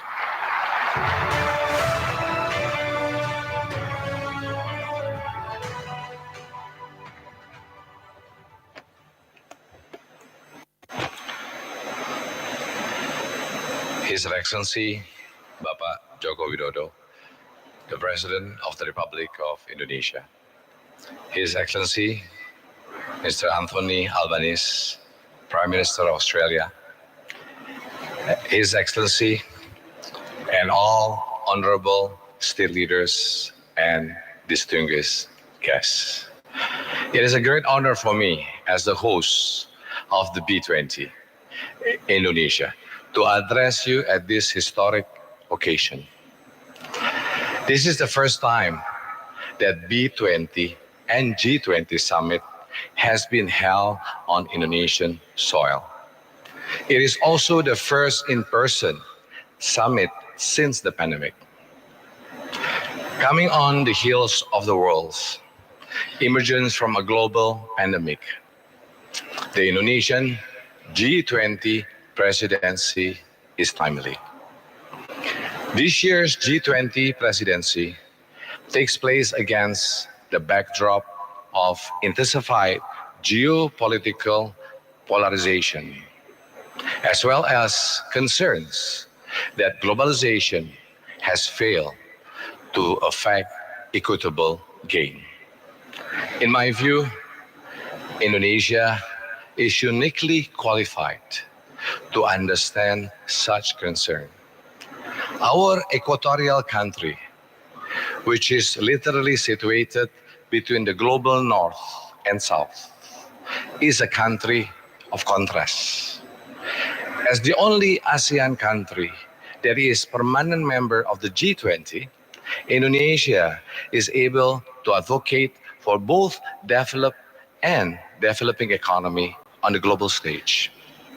At the same time, Indonesia has a long tradition of advocating for different voices at the table. Just imagine, on one hand, we are a major global commodities producers. On the other hand, more than 95% of jobs are created by micro, small, and medium enterprises. And while Indonesia is the fastest growing digital economy in Southeast Asia, it is also home to 100 million unbanked people. On top of that, we are a diverse, multi-faith country with more than 17,000 islands. So, the question, how do we bridge our differences and drive consensus? I'll be honest, it hasn't always been easy. But two fundamental Indonesian values that have enabled us to bridge these differences and forge ahead are gotong royong, meaning the spirit of mutual inclusive collaboration to achieve a collective good, and Bhinneka Tunggal Ika, a commitment to achieve unity in diversity.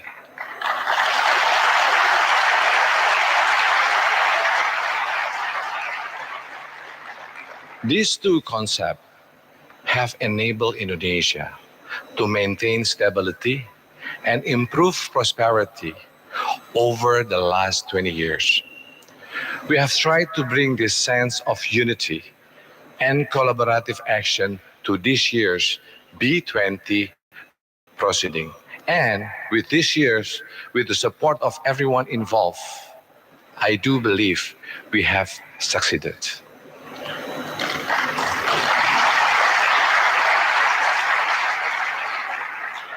Following the directive of His Excellency, President Joko Widodo, we established three major priorities for this year's B20 summit in line with G20 priorities that reflects issues of concern to both emerging markets and developed countries.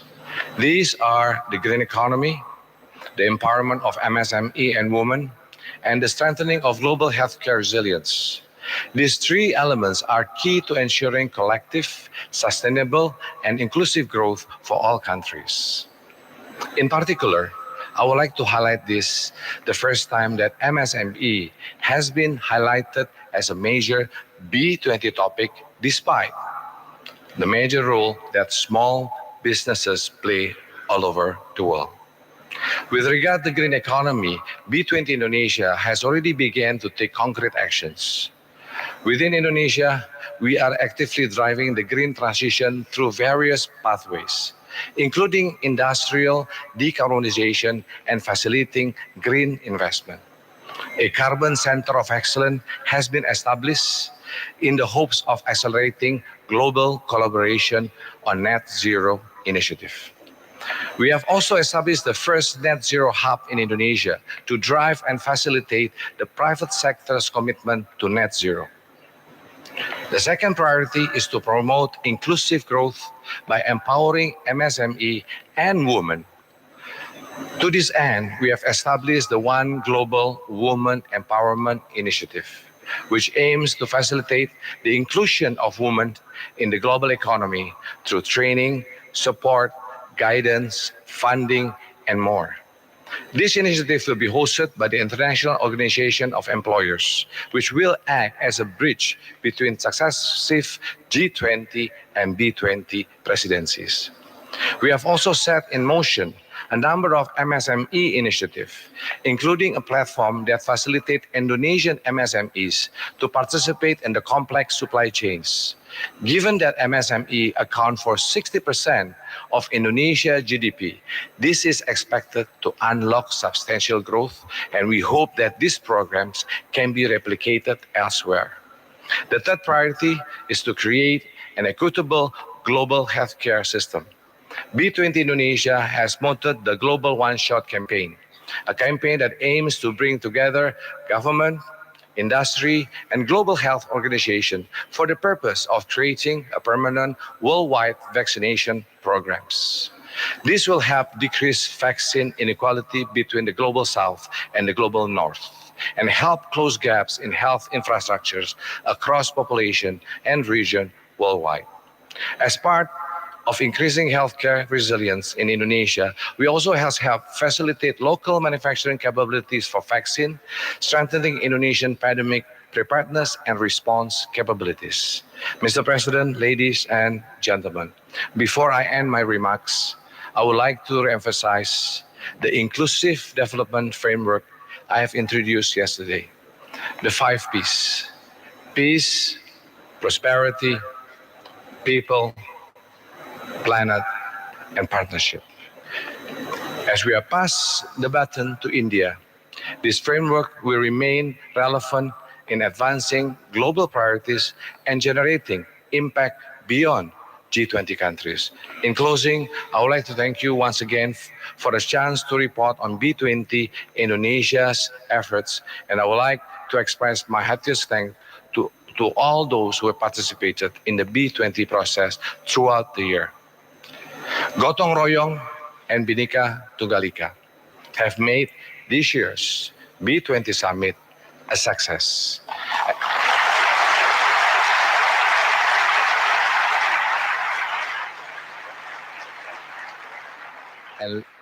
And looking ahead, we offer our utmost support to India for next year's summit. Also, I'd like to thank you. Together is a partnership between me and Sinta and everyone at Kadin and all the stakeholders of Indonesia and also the participant of the B20. We, the B20 Indonesia, stands with the G20 to advance innovative, inclusive, and collaborative growth. Let's recover together. Let's recover stronger. Thank you.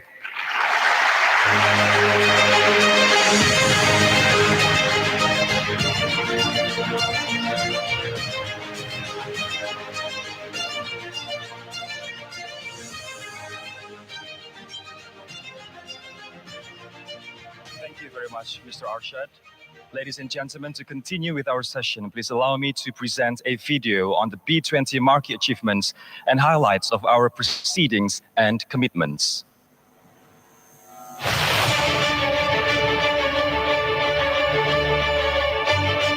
The G20 economies account for 75% of global trade and 80% of the world's GDP. The Business 20, or the B20, is the business arm of the G20, mandated to cultivate private sector-led transformation to enable the G20 economies to recover together and recover stronger. Together, the B20 Indonesia's Task Forces and Action Council convened a diverse group of business leaders to deliver tangible and comprehensive policy recommendations and B20 communique, providing concrete outcomes and shaping the policy recommendations to enable businesses globally. The B20 Indonesia is also committed to drive 3 key movements that will recourse global trajectory for the better. These are green transition, inclusive growth, and equitable healthcare. It is the decade for the G20 countries to drive green transition, as we account for almost half of the world's share of natural-based solutions. The B20 Indonesia advocates companies to accelerate green transition towards net zero emission target and equip stakeholders with the necessary knowledge to benefit from carbon market. To embody the spirit of Gotong Royong and capture the huge upside of inclusive growth, the B20 Indonesia pushes for next-generation mid-sized companies to be part of the global supply chain and builds necessary infrastructure to promote the impactful inclusion of women in the global economy. Finally, to prepare for future health crises, the B20 Indonesia urges the need for equitable healthcare to bolster health system resilience.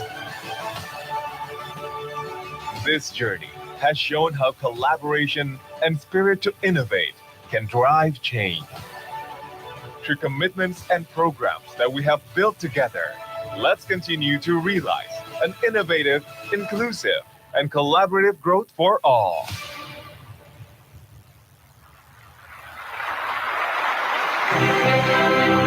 Distinguished guests, ladies and gentlemen, our next agenda will be the speech by the G20 leader with the main theme of building a strong and resilient economic recovery strategy of all. Please welcome the Prime Minister of Australia, His Excellency, Mr. Anthony Albanese.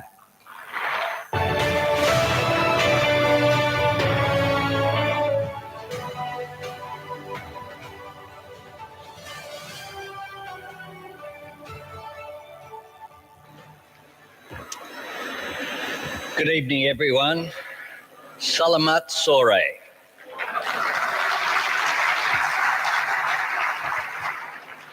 I'm absolutely delighted to be here with you in Bali, and I particularly want to acknowledge my friend, President Widodo. It is great to be back in Indonesia and to congratulate President Widodo and his team for hosting what will be a very successful G20 meeting following what has been a successful hosting of the B20 here today. I do want to thank the Indonesian Chamber of Commerce and Industry, Kadin, including its chairperson and host of the B20, Pak Asad, and chair of the B20, Ibu Shinta, for bringing us together, and I thank you for your addresses here this evening. President Widodo has once again shown us enormously kind hospitality. This is my 7th official visit to Indonesia and my 2nd as Prime Minister.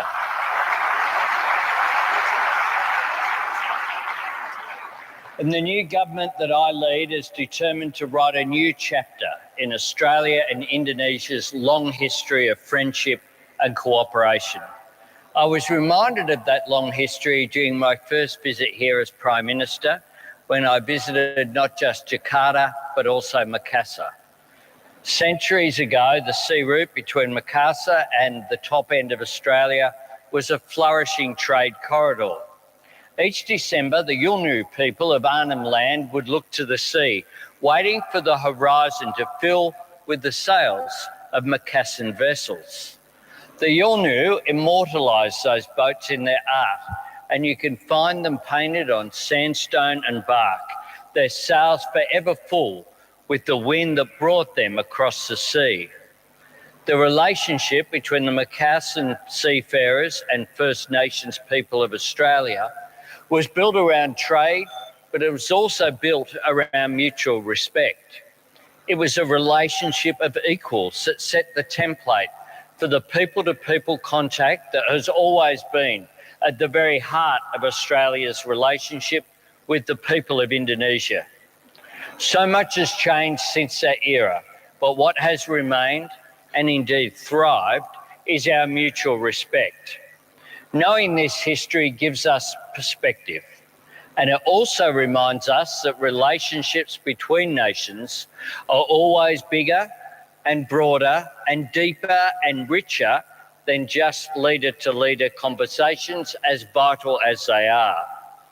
That's why when I came to Indonesia in June, I was joined by a large delegation of government ministers and senior business leaders, the head of the Business Council of Australia, who's with us again this evening, the CEO of the Commonwealth Bank, and representatives of major companies such as Wesfarmers, Fortescue, BlueScope, Sun Cable and Thales.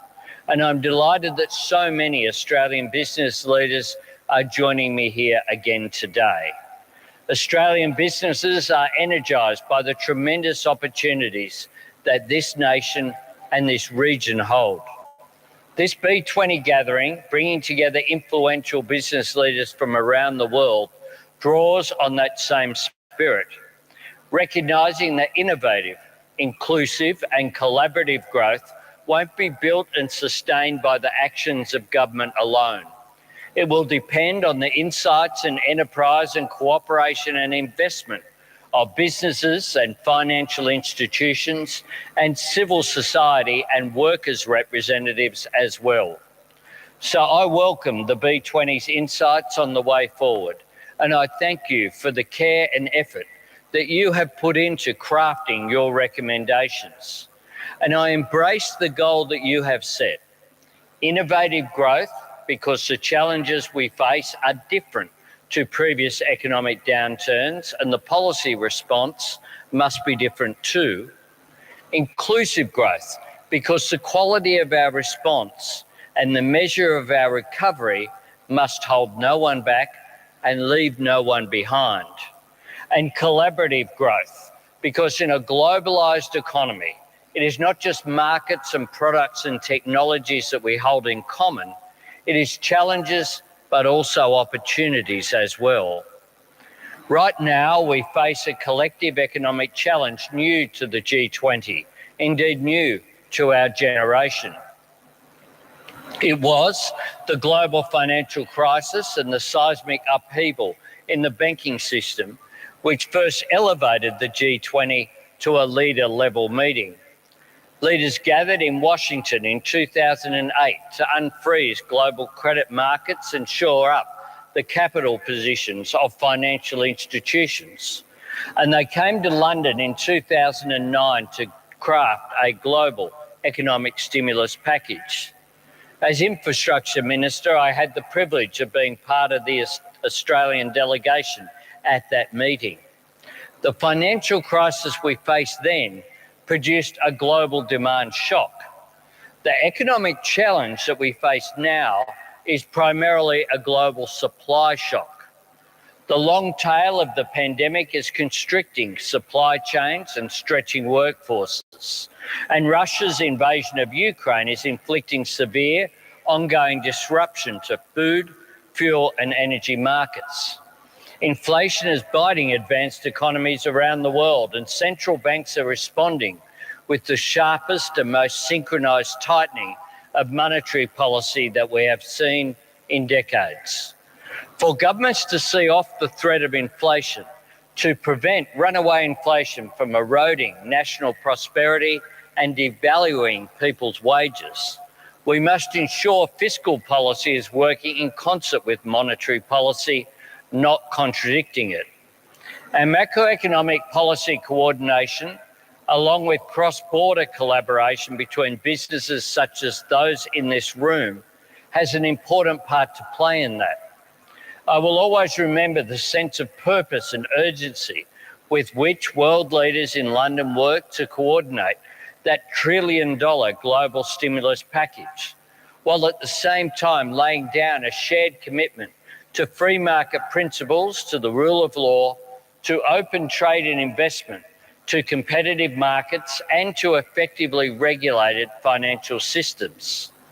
Knowing that these are essential to building stronger and more inclusive prosperity for all. Even then, in the heart of the storm, there was still a focus on the horizon. Put simply, the G20 was made for moments like these and built for these challenges, founded on the unifying principle of multilateralism, that we can achieve far more together than we ever will alone. So yes, we can recover together and we can recover stronger. Indeed, recovering stronger depends on recovering together.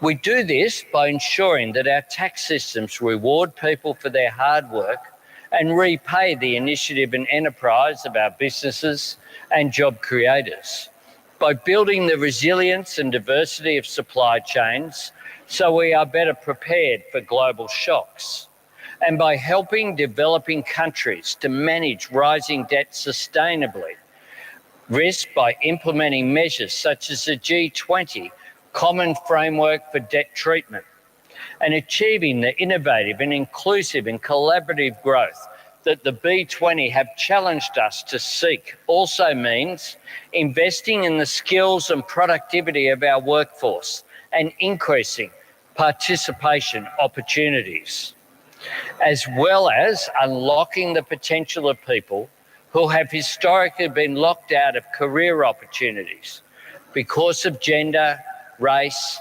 disadvantage, or disability. And of course, collaboration means strengthening our trade links, not just in the exchange of raw materials or finished products, but in the sharing of research and technology and education and expertise. Governments can help by breaking down tariff walls and building trade bridges. We can upgrade infrastructure, our ports and freight terminals, our energy pipelines and transmission technology to speed the exchange of goods and resources. But business also has a great deal to teach us about effective and informed cross-border collaboration and the value of competition and best practice productivity. And whether it's technology, skills, research, jobs, investment, infrastructure or trade, the challenge and the opportunity that can draw all of these threads together is responding to climate change. For governments and business, investing and developing clean energy will enhance our individual energy security and it will strengthen our collective action on climate change. I am very proud that my government has acted quickly to drive the transformation to net zero. And I'm pleased that so many members of the Australian business community shared and support this commitment. We know Australia can be a renewable energy superpower, and we're working to grow our clean energy export industry.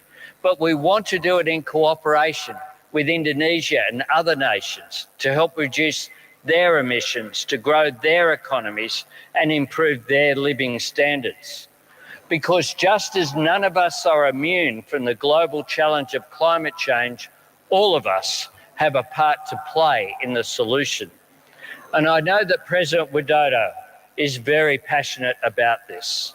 And I want to commend Indonesia's leadership in developing the G20 Bali Energy Transitions Roadmap. It sends such a powerful message to global markets, giving investors the confidence to scale up their ambitions, knowing that G20 members are committed to accelerating the transition to clean energy. That's what uncertain times demand, not just the determination of weather the storm, but the ambition and the vision to sail beyond it. On that note, I'm delighted that our next G20 host, India, led by Prime Minister Modi, will be guided by its aspiration to ensure economic progress and the environment go hand in hand. And I am confident that India's 2023 G20 presidency will build successfully on the achievements of the Bali summit. Bapak President, all of us here are eager to hear your reflections on India's host year and your ambitions for the future. Terima kasih.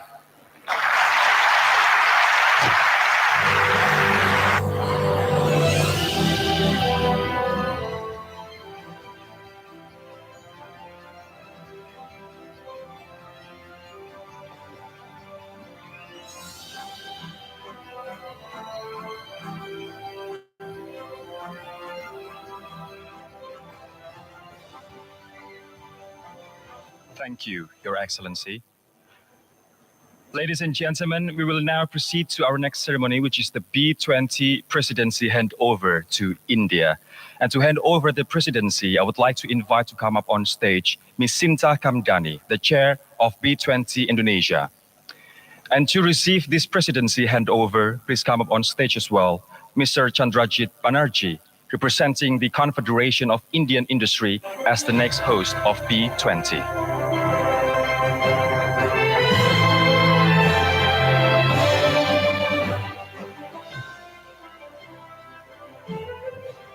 Ms. Sinta Kamdani, please pass the B20 Indonesia communique to Mr. Chandrajit Banerjee.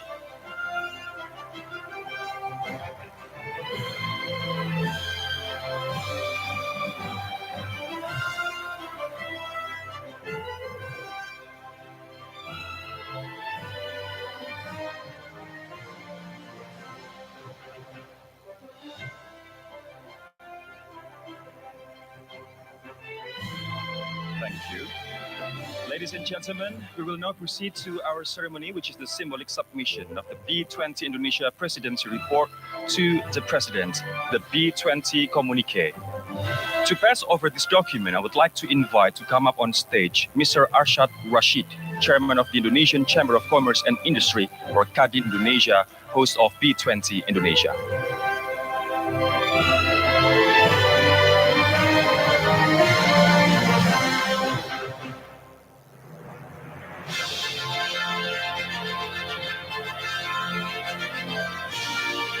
And to receive it, I would like to invite the President of the Republic of Indonesia, His Excellency Mr. Joko Widodo.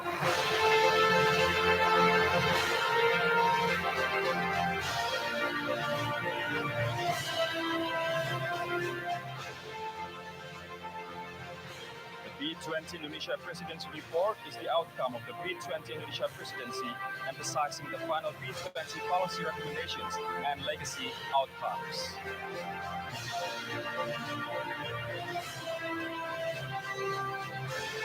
Thank you very much, Bapak President. Please stay on stage, as we'd like to listen to your keynote speech. And thank you, Ms. Rashid, Ms. Shinta. Selamat sore.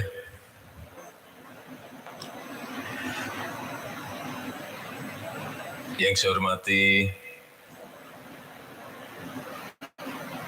Perdana Menteri Australia Yang Mulia Anthony Albanese,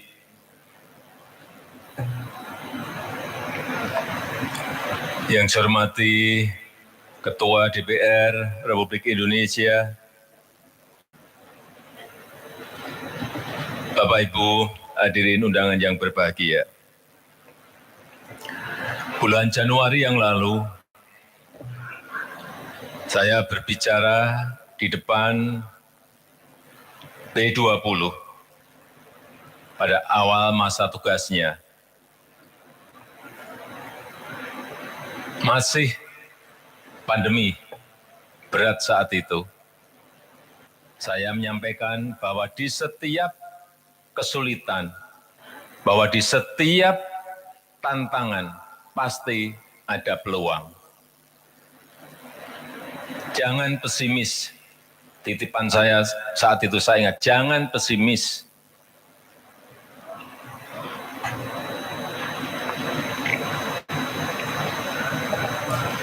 Kemudian 10 bulan berselang.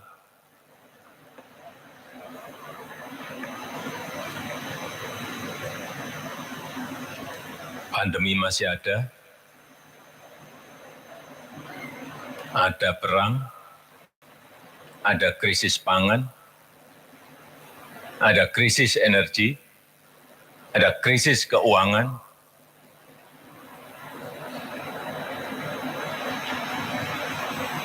Tetapi kita patut bersyukur Indonesia di kuartal kedua masih tumbuh 5,44%. Dan di kuartal ketiga kita tumbuh lebih kuat lagi di 5,72%. Inflasi juga bisa kita kelola di angka di September karena kenaikan harga BBM naik menjadi 5,9%. Tetapi di bulan Oktober inflasi kita sudah bisa turun lagi di angka 5,7%.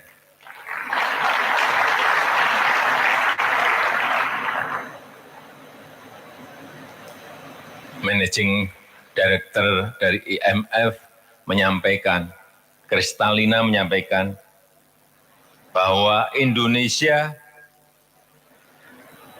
menjadi salah satu titik terang di tengah kesuraman ekonomi dunia.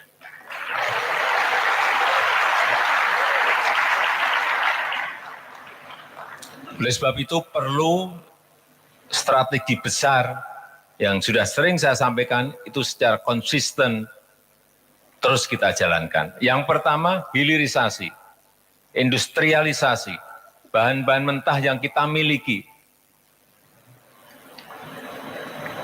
memang harus kita stop untuk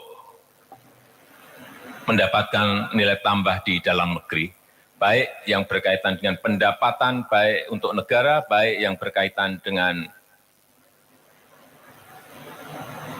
penciptaan lapangan kerja,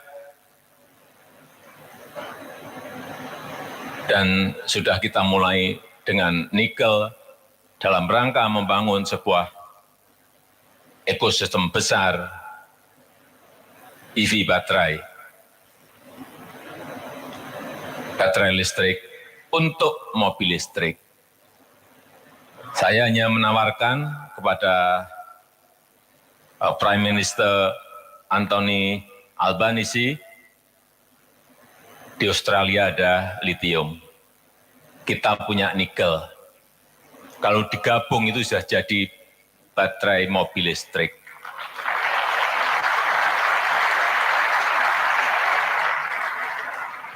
Tapi saya minta kepada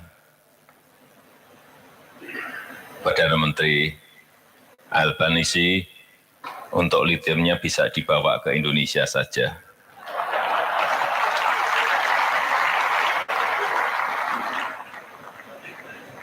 Kita bersama-sama melakukan hilirisasi di Indonesia. Yang kedua, yang berkaitan dengan ekonomi hijau.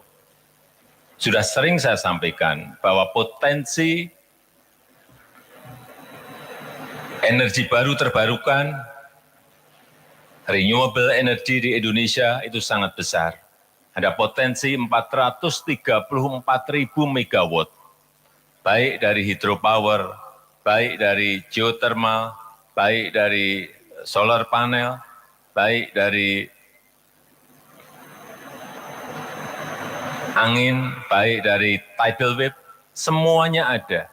Inilah kesempatan para investor untuk menjalin kerjasama dengan Indonesia, membawa investasi, membawa teknologi, karena ini memerlukan uang yang tidak sedikit untuk bersama-sama membangun ekonomi hijau di Indonesia. Dan kami telah menyiapkan di Kalimantan Utara 30.000 hektar lahan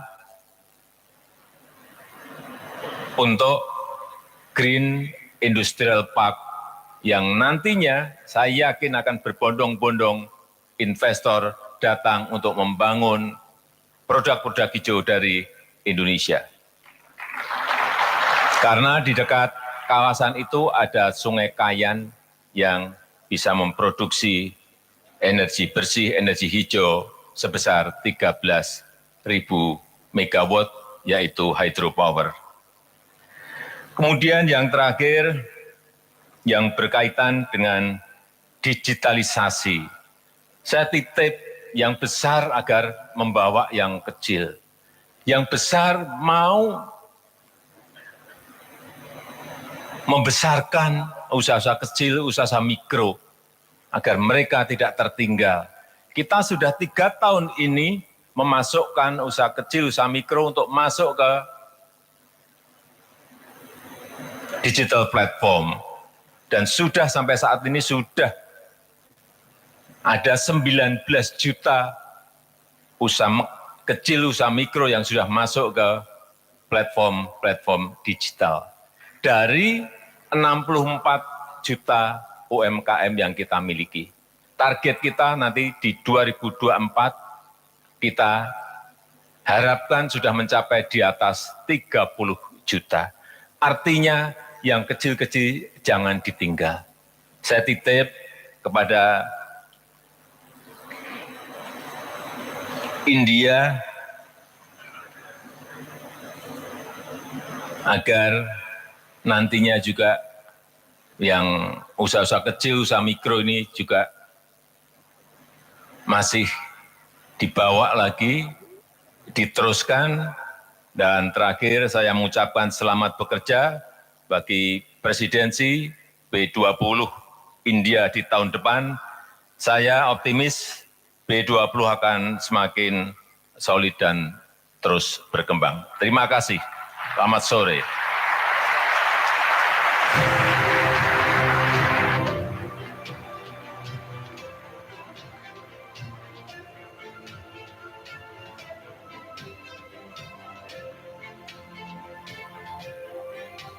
Thank you, Mr. President.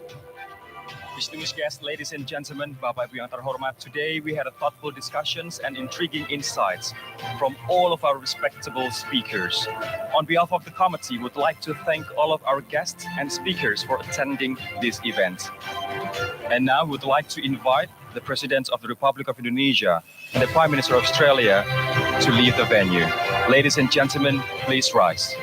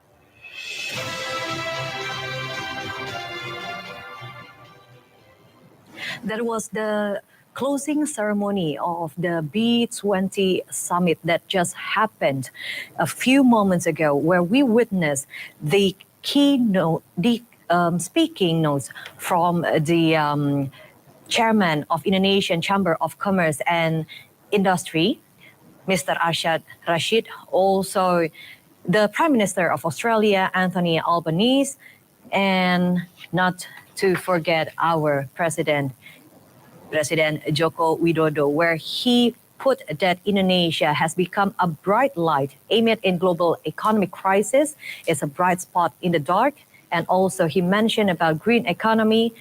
And the third one, not to leave behind the micro, small, and medium enterprise. And we also witnessed the handover, the B20 from Indonesia to India. So now let's move on to the next news, still on focus today. The executive director of the World Bank, Wempi Saputra, said that more than 100 meetings have been held so far to contain tension among members of the Group of 20 or G20.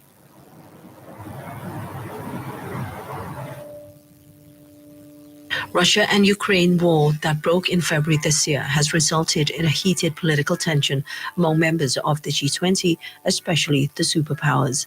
As a result of it, Wempi Saputra said that some countries have requested Indonesia as the G20 presidency to not invite Russia in the G20 meeting in Bali.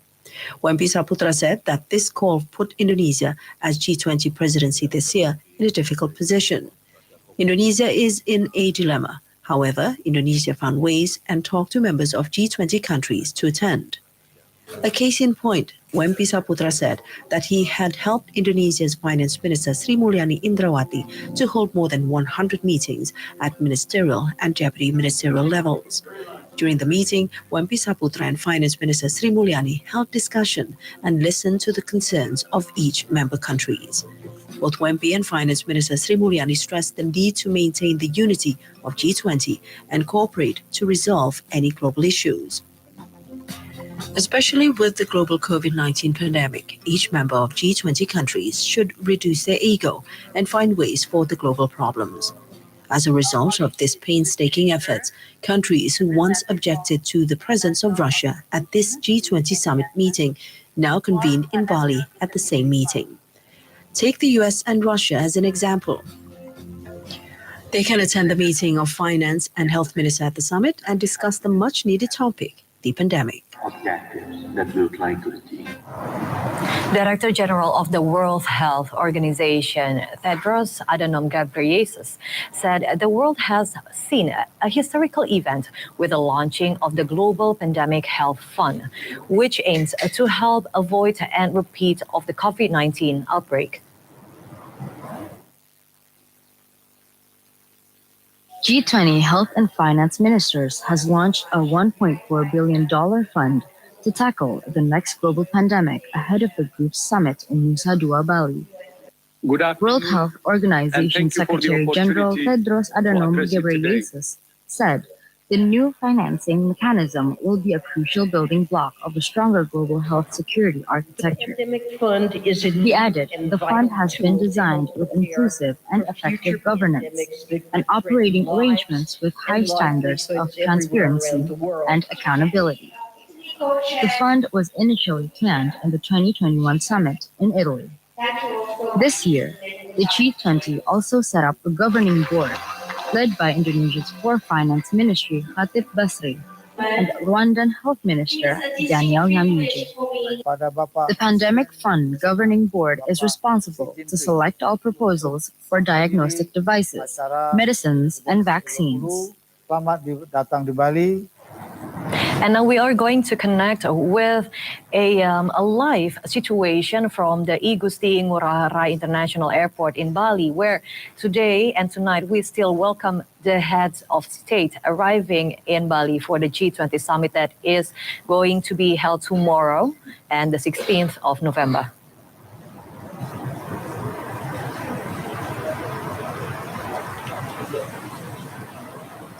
On the visual, we can see the car with a Brazil flag that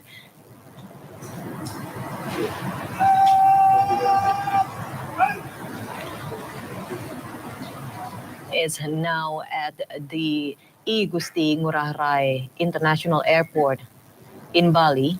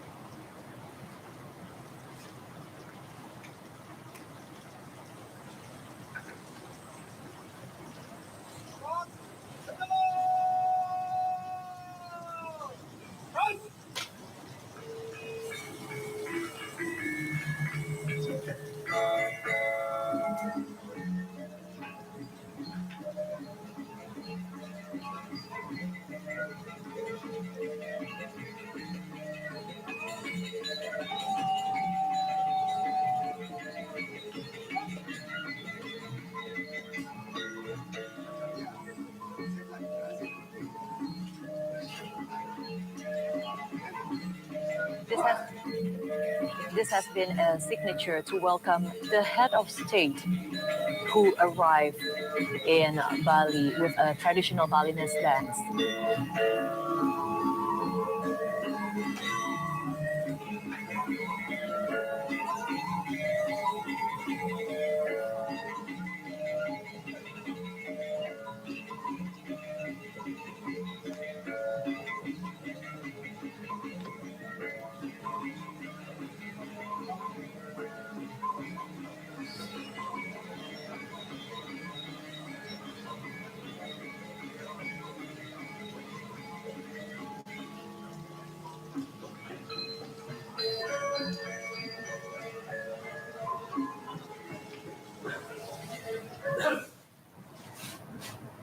And that wraps up today's edition of Focus Today. We are still going to air you live from Nusa Dua, Bali, and update you on the arrivals of the heads of state that will be joining the G20 summit in Indonesia's presidency that will be held and start tomorrow on November 15th to 16th. I am Aisha Fabian. Thanks for watching and goodbye.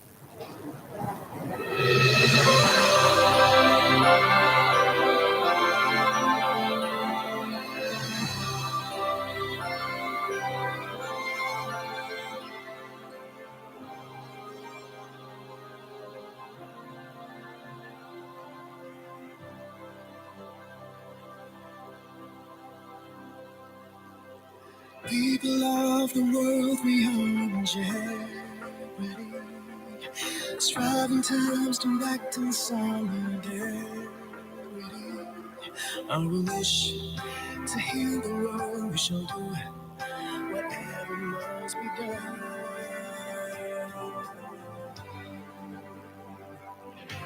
We cover together, we cover stronger. Navigate the sea of change. We have always overcome hand in hand. We cover together. We'll recover stronger. Reaching out for our children's future destiny.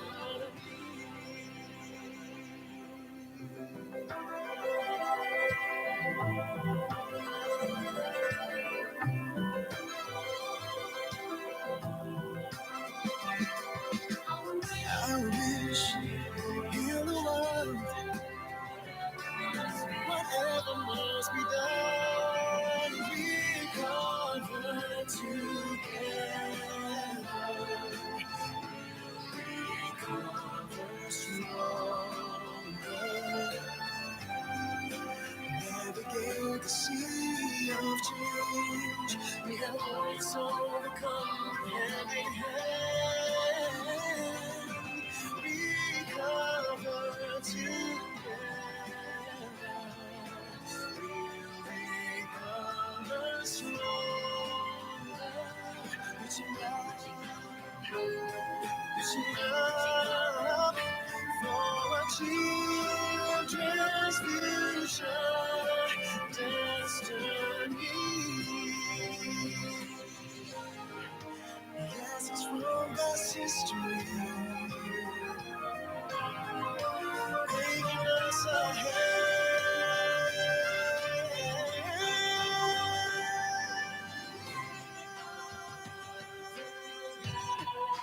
We cover together,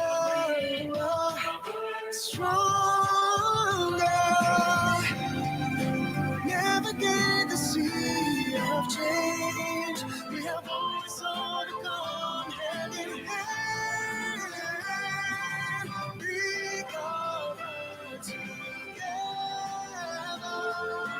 We'll recover stronger.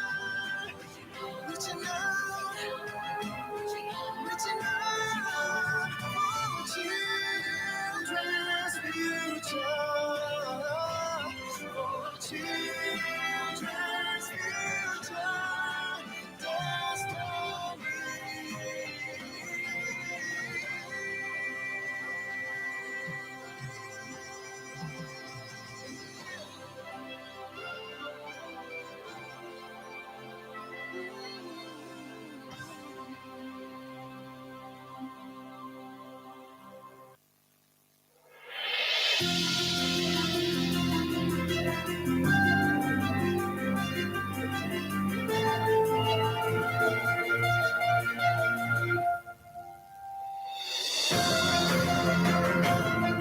This is Ubud, one of the favorite destinations in Bali. The charm and beauty of Ubud is not only from its nature. Art and culture is an attraction for anyone who visits Ubud. Ubud is just like a painting of nature. The beautiful carvings of maestros and prove how constant and committed people have been in preserving culture.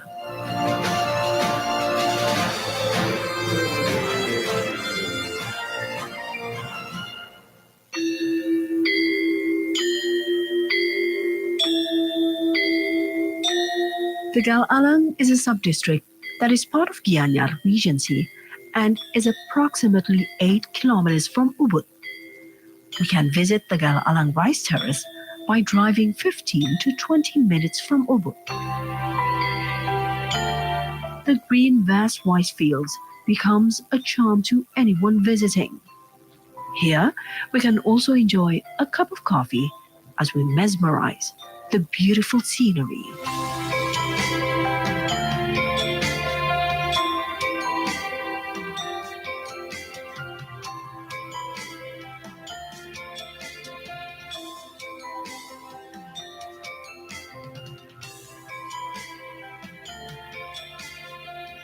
Lotus flower in Taman Saraswati Temple is one of Bali's beautiful destinations.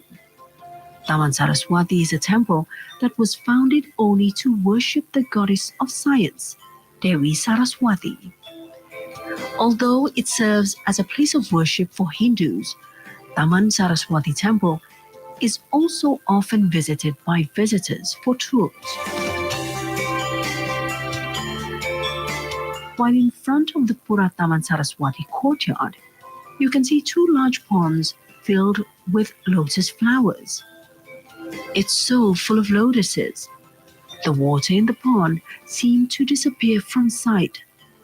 Not to mention, if the plant starts to bloom. White and pink flowers seem to complement the beautiful nature around the temple.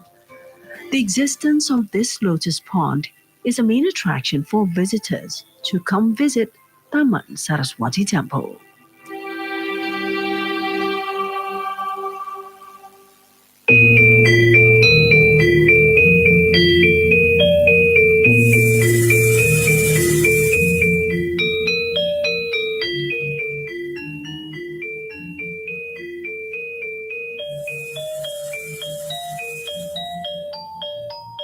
As one of the cultural arts centers in Bali, people in Ubud can enjoy other forms of cultural art activities.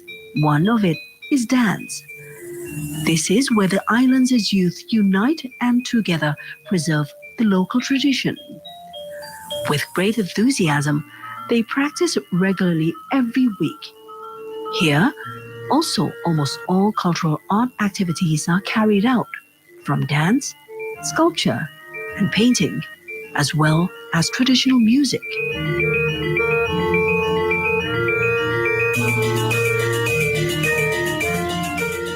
There is an inherited spirit, therefore culture must be well preserved.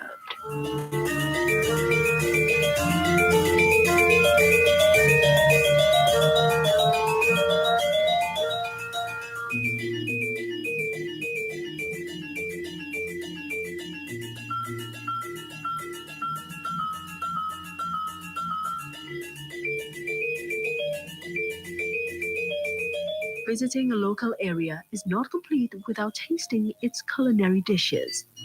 Nasi campur is one of Bali's culinary specialities. The dish, nasi campur, or mixed rice, is usually paired with lilit satay. Lilit satay is made from the fish and iced coconut drink. It's also served to refresh your thirst.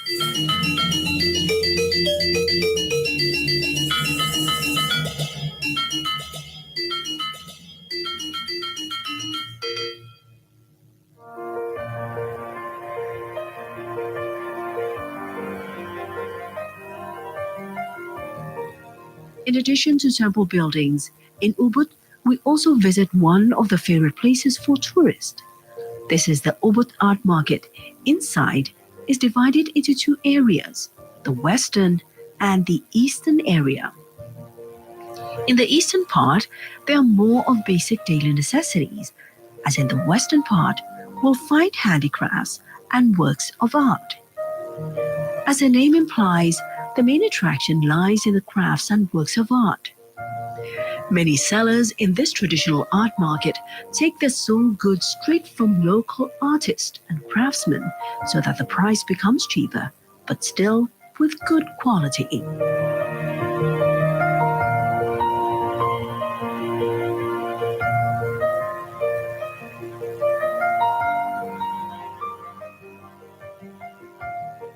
At the center of Ubud, we'll find a castle. The home of the Ubud king is called Puri Saran Agung. It is better known by the name of Ubud Palace. Ubud Palace is located in the center of Ubud. Currently, Ubud Palace has become one of the tourist sites in Bali.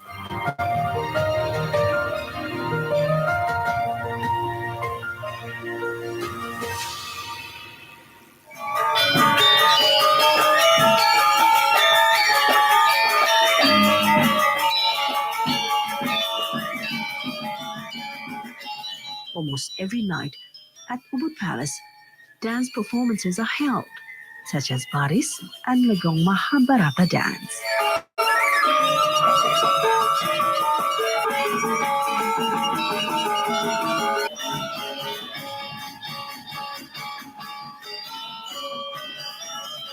The existence of a number of cultural performances is certainly a special attraction itself, especially for foreign tourists. The consistency of local residents is the key in preserving culture.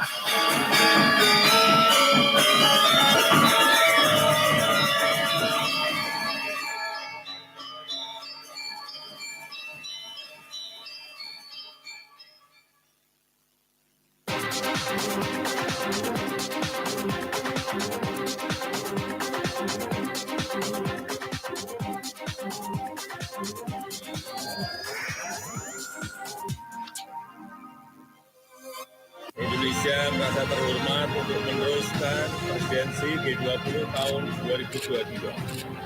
Kami akan menjamu Yang Mulia dan Bapak Ibu di hamparan pantai Bali yang indah, yang menginspirasi gagasan-gagasan inovatif untuk produktivitas G20 ke depan. Sampai bertemu di Indonesia, terima kasih. Hello and welcome to TVRA World Special Report. Tonight with me, Aisha Fabian, and also I'm Siska Becker. I'm very happy to welcome you to our special report for this evening. Yes, because we are still waiting for the arrival of the heads of state to join the G20 summit that will be held tomorrow, Siska. Yes. How are you feeling? I'm feeling very excited. It's been an exciting day, actually. We've been seeing a lot of arrivals on the tarmac today. So a lot of head of states have arrived, from President Xi Jinping of China. The Prime Minister Justin Trudeau have also arrived today, with President Emmanuel Macron also arriving. Yes, and this morning also there was an arrival from the president of the IOC. Wow. Yeah. Okay. So a lot to report. And of course, we're going to give you all the updates from G20.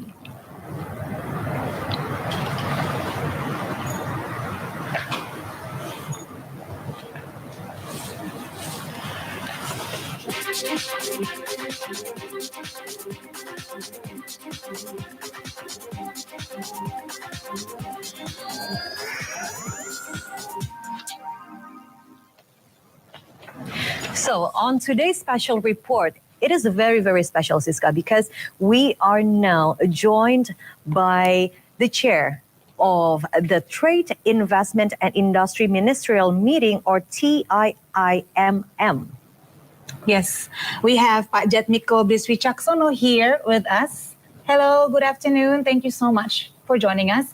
We understand that you have a jam-packed schedule today, so we truly appreciate you being here with us. It's no problem. So how are you, Pak? I'm good. A bit tired. Okay, After the whole week in Cambodia for the ASEAN Summit. Oh, that's right. Okay. Then, I went directly to Bali to attend the G20. Yeah. So next week for the APEC. Yeah, it's been a summit season. You can say that. Yes, consecutively 3 weeks, we have 3 important summits. Yes. Okay. And the G20 Trade, Investment and Industry Ministerial Meeting, or TIIMM, it was held on the 22 to 23 September 2022 in Bali, and produced 6 priority issues to accelerate global economic recovery and sustainable development goals. And could you elaborate more on that? Okay. Thank you, Mbak Siska, Mbak Aisha, for inviting me in this very special session under the TVRA program, special report. Let me share you a couple of things about the how the presidency of Indonesia is trying to come up with a very meaningful outcomes in general, but as well as for the working group on trade investment in industry. As for the presidency priority this year, the working groups on TII, short name, we propose 6 priority agenda, which are we thought it might be something very useful for the time being, not only because we're facing a lot of very challenging issue right now, due to the very dynamic situation in the global context, in economy, on trade, or investment, but as well as because another what we call it non-economic circumstances like geopolitical security tensions. So based on the current situation, as well as we also see how in the future the G20 under the presidency of Indonesia can contribute a lot in the context how we can make this world become much better for the people, not only for the G20 itself, but as well as for the people of the world, as many as the economy, as many of the country that already exist right now. Probably there are around 200 economy in the world today. We as a presidency of the G20 try to bring out as well as the voice, the concern, the needs of developing worlds, including LDC, our colleague from least developed countries.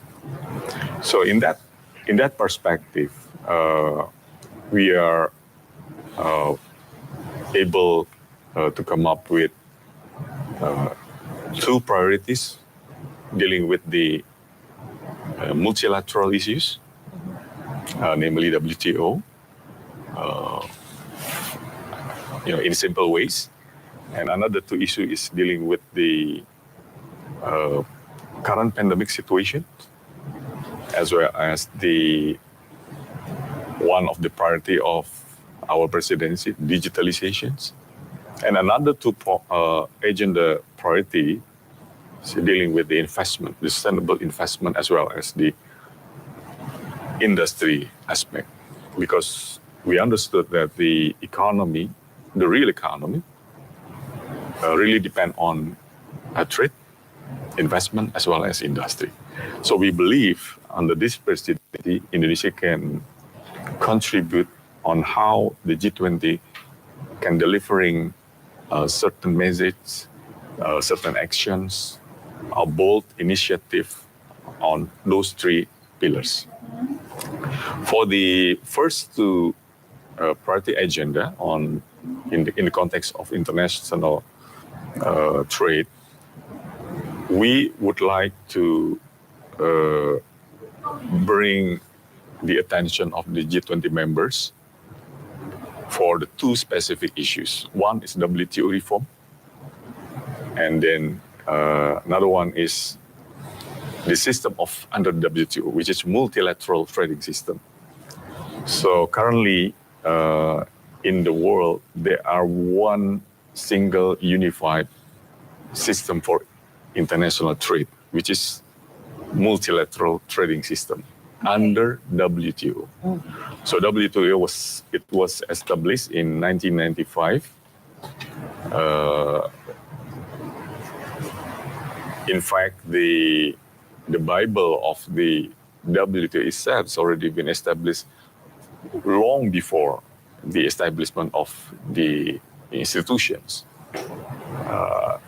And when it came back to 1947, just before the end of the Second World War II. At that time, a number of economies proposed to have one unified international trading system. Their success to come up with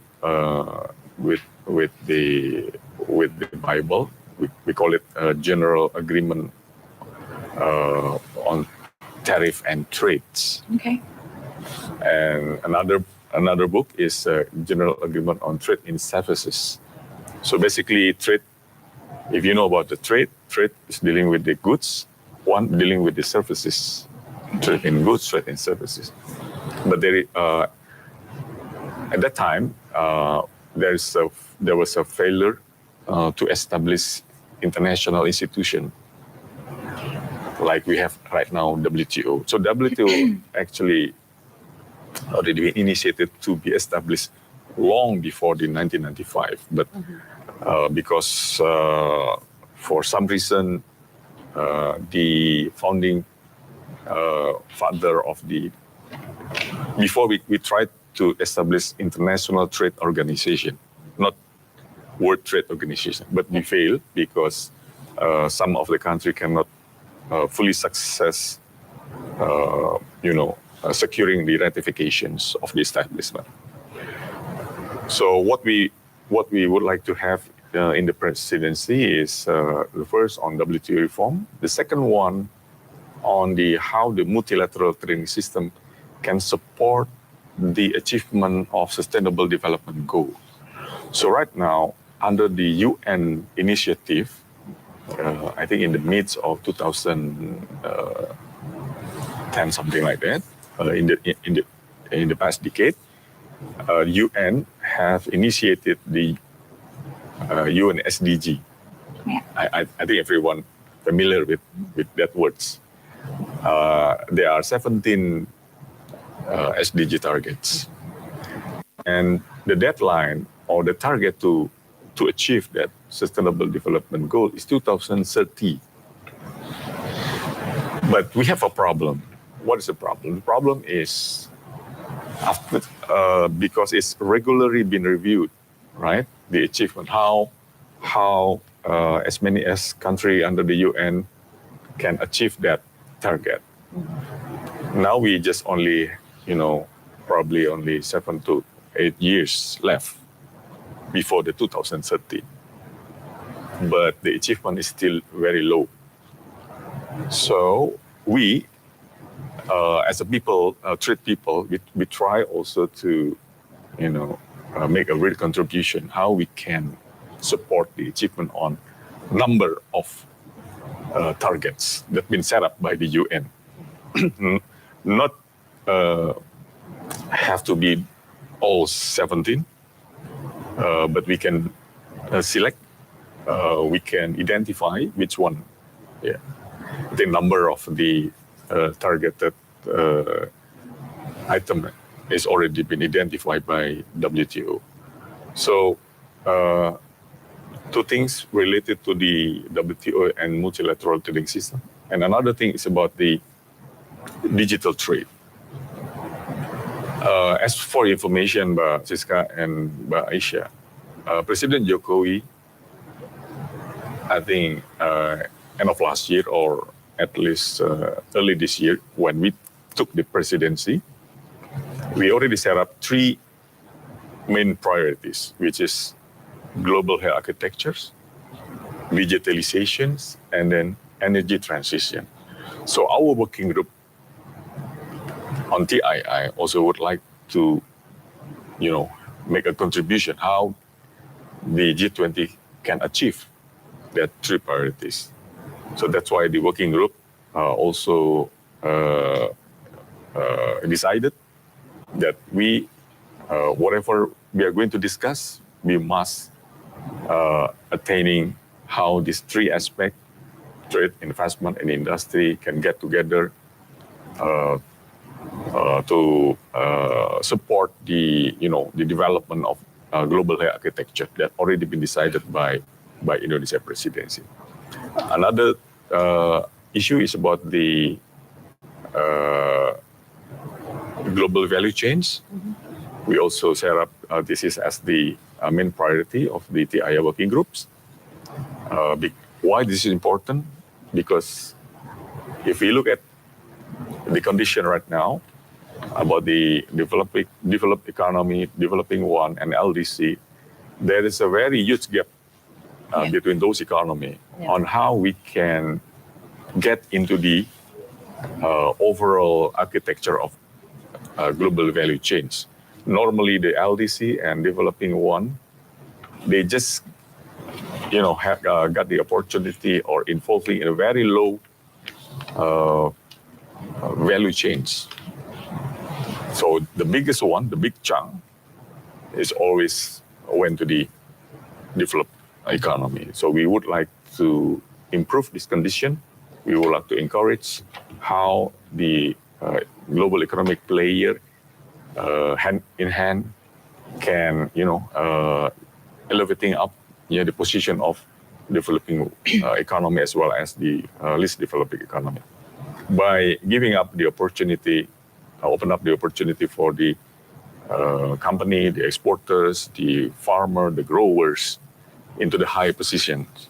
So in that sense, in the end, we will, our farmer, our exporters, our workers, they will, have more opportunity to get more, more money and get more prosperity in the global context.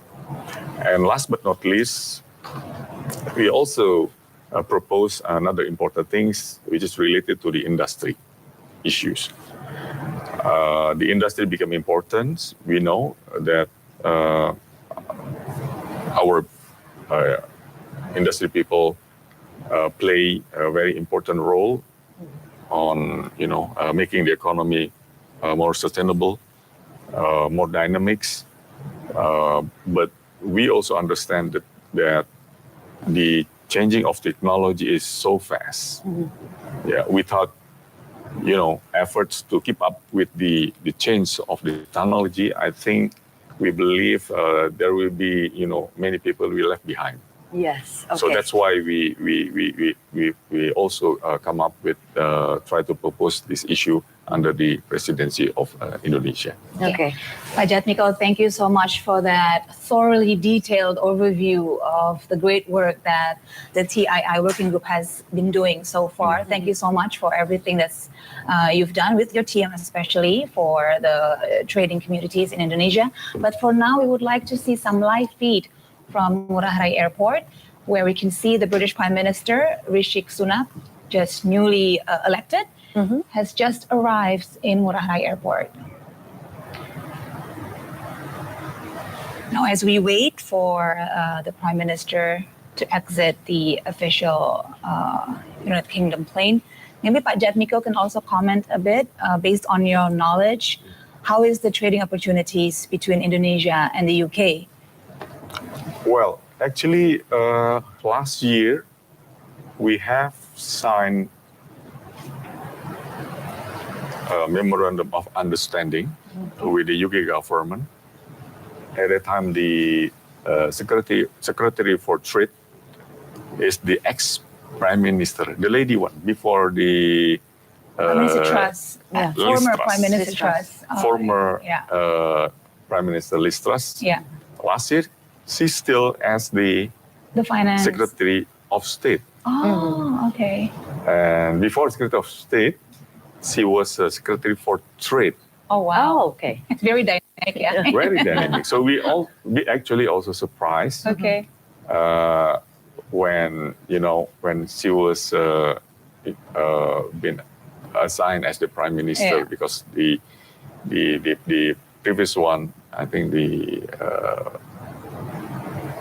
a lot of people were also surprised There's at her very appointment. fast changing in the UK recently. Yeah. So at that time, last year, we believe that because the UK, has decided to exit from the European Union, Yes. and we understand that the opportunity is big, Okay. and we would like to maintain that position. Yeah. And as the initiative, we propose to have the JETCO, we call it JETCO, Joint Economic Trade Committee. Okay. So this committee will discuss, will explore, and identify any other means that can, enhance the bilateral relationship between Indonesia and the UK. And we also try to, move forward any possibility to discuss the possible SEPA or FTA as the platform. Yeah. But it's yet to be discussed. Okay. But we emphasize to have that kind of opportunity probably because we're waiting for these, because the UK also now they have a quite contraction in domestic economy. Yeah. Have a very high inflation rate now. Yes. I think we just wait when UK is ready to engage on that particular discussion on having the comprehensive economic partnership agreement with Indonesia. Indonesia is then ready to move forward. Yeah, but do you think it will be put on the table tomorrow at the G20 summit between the Prime Minister and also President That's Joko I think rather bilateral context between Indonesia and UK, not in the context of G20 itself. Okay. But in G20, I think leaders they rather to encourage that the economy in the global context need to be kept open, not in the other way around. Yes. Keep open, trying to reduce the barrier and avoid protectionism, and so on and so forth. Yeah, it's funny that you just mentioned about the UK exiting the EU, and this is the live visual. The EU Council President, His Excellency Charles Michel, just arrived in Bali. So people are also anticipating what sort of statements will be released by the EU Council. Yeah. They've been quite vocal about their wish to put the Ukraine conflict to the forefront. What do you think about that, Pak Jatmiko? I mean, it's the elephant in the room. The G20 is supposed to be... an elephant in the room. Yeah, it's supposed to be about economic issues, about financial agreements, but everybody's talking about Ukraine right now. So we have to ask you as well, your opinion on this. I think, there's, I don't know how to say whether this is fortunate or unfortunate. During the presidency of Indonesia, the global situation is very, very challenging. First, because the pandemic, right? And then afterwards, because the geopolitical and security tensions. This is the real challenging issues that have been, facing, I think not only Indonesia, but most of the country and economy. So, but I think if we can, end up with something that can be, useful to help the situation, I think it will be very, very good for Indonesia. Yeah, because it will, I think I got a lot of messages from my colleagues around the world that they're admitting how, Indonesia can play a very nice and how to say, can bridging and come up with the solution. We are not just sitting down. We see that our president are really proactive to engage with everyone that have problematic situations. And we in the working group also face the same situation. Actually, if I may to say, I think it's really good also to everyone to know that it's not easy. It's not easy. As I told you, we have a 6 priority issue.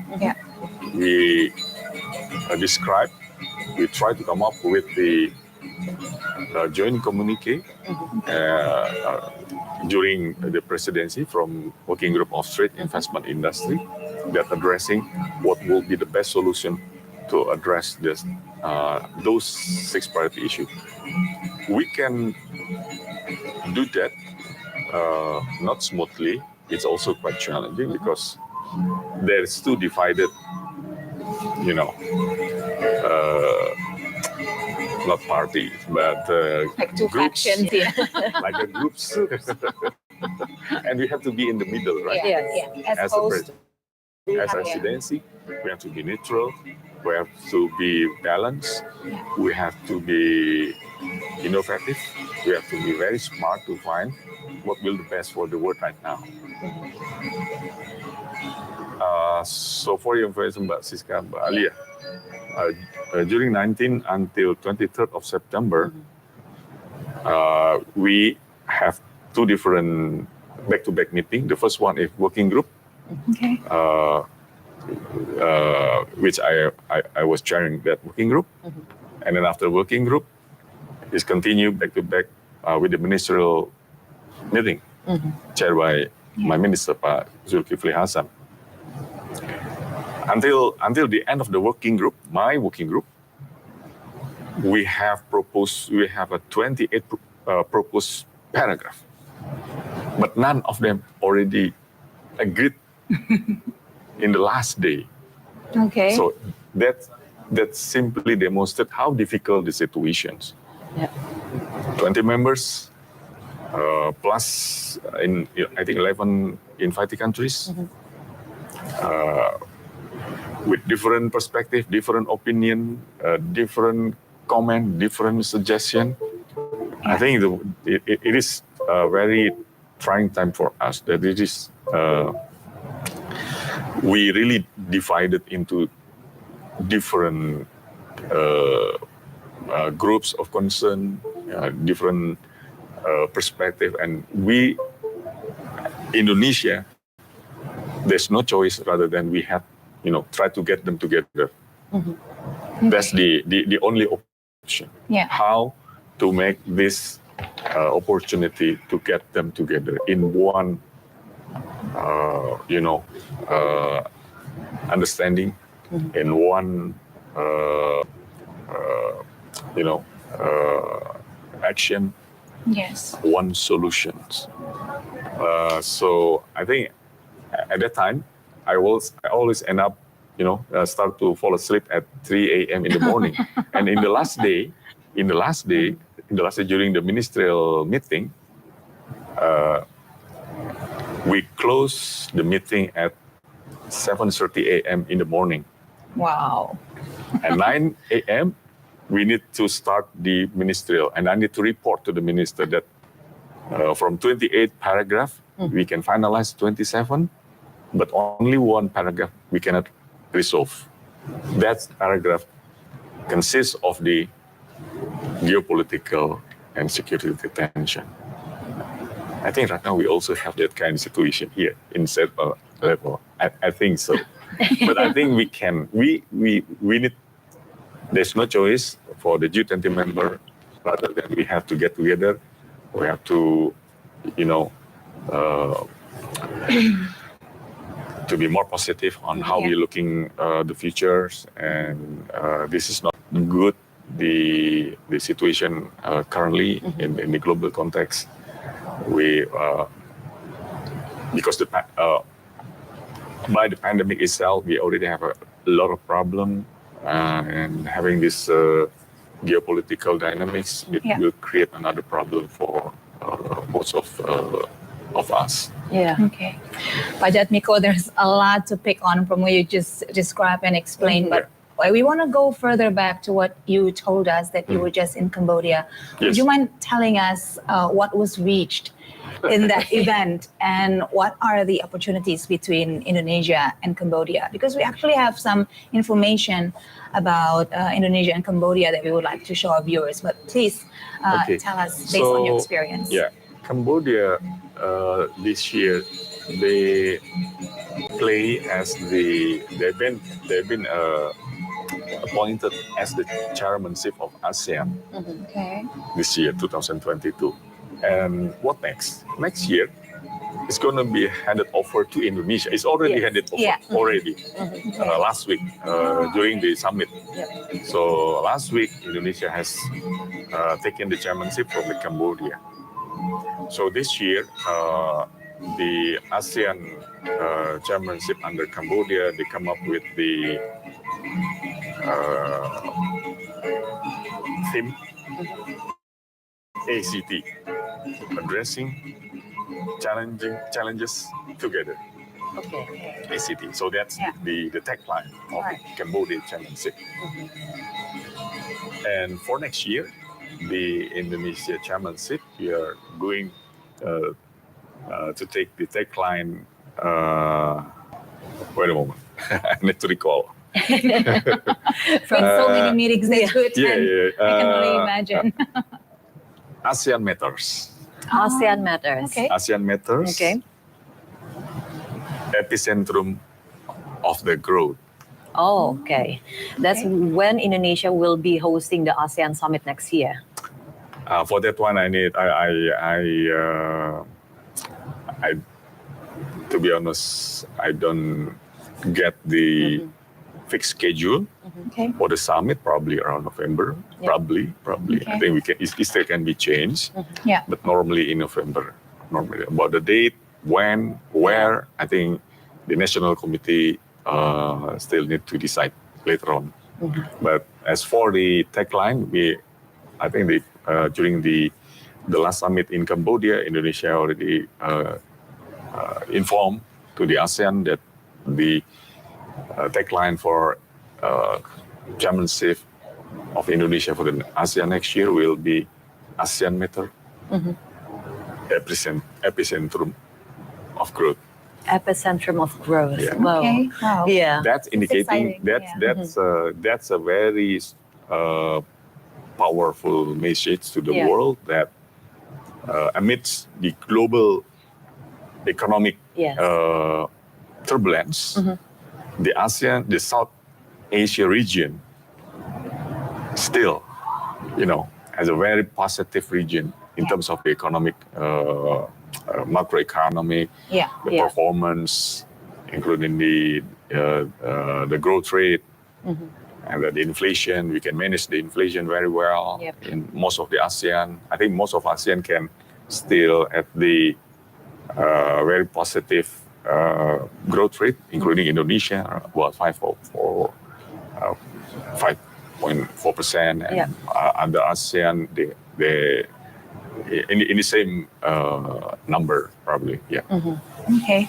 And we just also saw on the visual that just arrived the heads of state from Spain. So we would like to know your analytics as well on the bilateral relation between Indonesia and Spain and how the trade in an investment sector. Let me try. We don't hear a lot of bilateral anecdotes from Indonesia and Spain. That's why we would love to learn. Maybe you can tell us a little bit about that. Actually, European Union is one of the traditional partner for Indonesia. European Union as a group.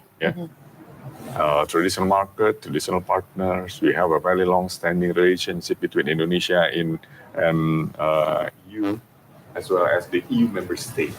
Right? Because EU has a 27 member state. But we know that out of 27,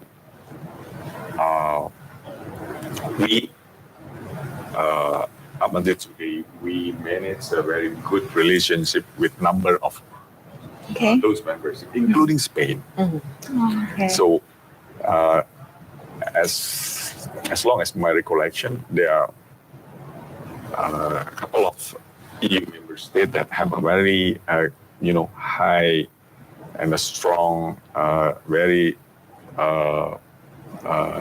in-depth relationship in terms of trade with Indonesia. Spain, Netherlands, Italy. Oh, okay. Those three countries we have a quite a big value in terms of trade. So that's for the not only for the total, but as well as in terms of how we can maximize the export opportunity to those markets. So we have a very huge value of export to Spain, to Netherlands. Even Netherlands is very small, Yes. but the Netherlands is very, how to say, is a very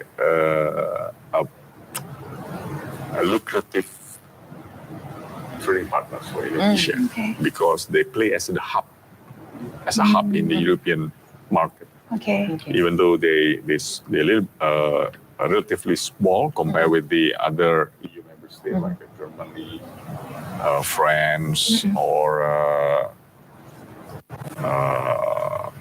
UK at that moment before they decided to exit from European Union. But Netherlands play very important in terms of how Indonesia can manage the bilateral trade between Indonesia and the EU. And in terms of the investment, I think a number of the EU member states also have, putting their investment in Indonesia. Yes, Netherlands is one long-standing investing country in Indonesia. Spain, I think, also in for one specific sector like textile and product textile, like Zara. Zara came from Spain. Yes. Yeah. I think it's the number one fashion brand now in terms of sales in Yes. the world. So yeah. And we also have a good relationship in terms of trade with the Italy in terms for export market destinations. And yes, those three countries is one of the major trading partner within the EU for Indonesia. But of course, we would like to maintain this position. But another more important things right now during the administration of President Jokowi, we also try to open up the opportunity with non-traditional markets, non-traditional economy, what we call it emerging market, emerging economy. That's mean not only EU, not only US, not only Japan, not only China is the biggest trading partner, but as well as another region like African region, Middle East, South Asia, Central Asia, East European, Southern America, and others. But we're still talking about the bilateral relation and trading between Indonesia and also European countries. It have imposed import restrictions on Indonesia's palm oil to protect their vegetable oils on grounds that the cultivation of oil palm in Indonesia has caused deforestation. Can the multilateral trade system proposed by the G20 resolve this kind of practice? Yeah, thank you, Mbak Isa. So that's, I think, for the past few years, probably past decade, we always, heard about criticism of the multilateral trading system. Basically, we call it WTO. Whether WTO can play,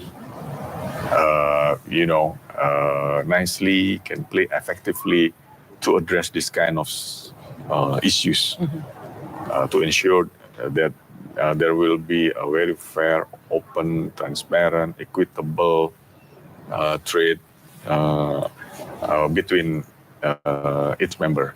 So I think including this kind of, issues, we can imagine, even we have WTO, there is still number of problematic issue in this world, in the trading world. Moreover, if you don't have WTO, it will be very messy. Yeah, we can messy because we don't have any rules agreed upon by all members. We don't have procedure and mechanism. If there is a problem, anyone can, can initiate, very counterproductive action or measure against the trading partners. So the situation will be very messy. But when we have WTO in 1995, there is a certain rules that should be obeyed and obliged by each member. But of course, it's not a perfect world. There's always, imperfect situation. Yes, it has been a very interesting insight from you. But now we are connected with the VOA journalist, Patsy Widakuswara, where U.S. President Joe Biden joined world leaders as the island resort of Bali, Indonesia for the G20 summit hosted by President Joko Widodo. Now, here we have VOA's White House Bureau Chief Patsy Widakuswara that has been following his activities.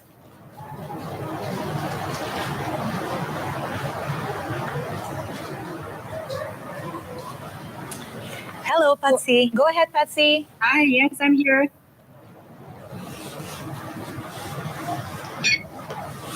Okay, so what do you have? Go ahead.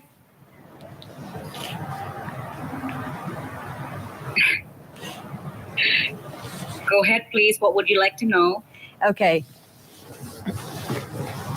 Okay, Patsy, we have a few questions regarding the update on the G20 summit that you also have been following on the White House as well. And we would like to know the updates on it. Yes, okay, well, right now I'm here at meeting the Press between Filing Center in Bali. I've been monitoring President Joe Biden's activities today. This morning, as you know, he met with President Joko Widodo. And if what we can tell based on the few minutes that we can see that's open to press, it was a very warm, very friendly meeting. And even President Biden joked around a little bit saying that he does not want to leave because President Joko Widodo put him next to the beach and he just wants to stay here. So, of course, this was very friendly, very warm. This is just the kind of politician that Joe Biden is. He's very jovial that way. But in addition to that, after the meeting, White House announced a couple of initiatives, including about $700 million in kind of infrastructure investment. This is something that both countries will use in terms of a partnership, what's called the Partnership for Global Infrastructure and Investment, or PGII. This is the West's counter to China's Belt and Road Initiative. So there's a $700 million deal to develop climate-conscious transportation infrastructure for 5 provinces in Indonesia. So that's one of the things that's been achieved from the bilateral meeting between President Joko Widodo and President Biden. Okay, Patsy, I'm sure that everyone knows what President Biden has originally said regarding the G20, that he threatened to boycott G20 if Russian President Vladimir Putin attends. Now, can you tell us what is going on that matter between President Biden and the relationship with Russia, now that President Vladimir Putin has confirmed that he is not attending the G20 summit? Yeah, so this has been a really interesting dynamics. If you remember back in February, President Biden essentially threatened to boycott the G20. And so did other Western leaders from the G7. They're all saying that they're not going to attend the G20 summit if Russian President Vladimir Putin is not excluded, is not disinvited. Now, of course, Indonesia insisted that it cannot be flexible. It said that, there are 20 members of the G20. We have to invite all of them. And then essentially the West blinked. The West flinched and said, okay, well, then what is the solution? The middle ground that President Joko Widodo took was inviting President Volodymyr Zelensky, even though Ukraine is not a member of the G20. And so now we have participation from 17 world leaders, including 7 leaders from the group of 7, as well as Japan and South Korea and other Western allies. And meanwhile, Russian President Vladimir Putin is not attending, not participating. There's some rumors flying around that he may be participating virtually. And President Volodymyr Zelensky of Ukraine is also participating virtually. I actually asked White House National Security Advisor Jake Sullivan on board Air Force One on the way to Bali yesterday when we were traveling from Phnom Penh, Cambodia for the ASEAN and East Asia Summit. I asked him, is President Biden happy with this, final attendance, a final guest list, considering the back and forth and the intense pressure that Washington originally applied to Indonesia to disinvite Russia? And he essentially sidestepped that question and said that, happy or unhappy is really the wrong way to look at it.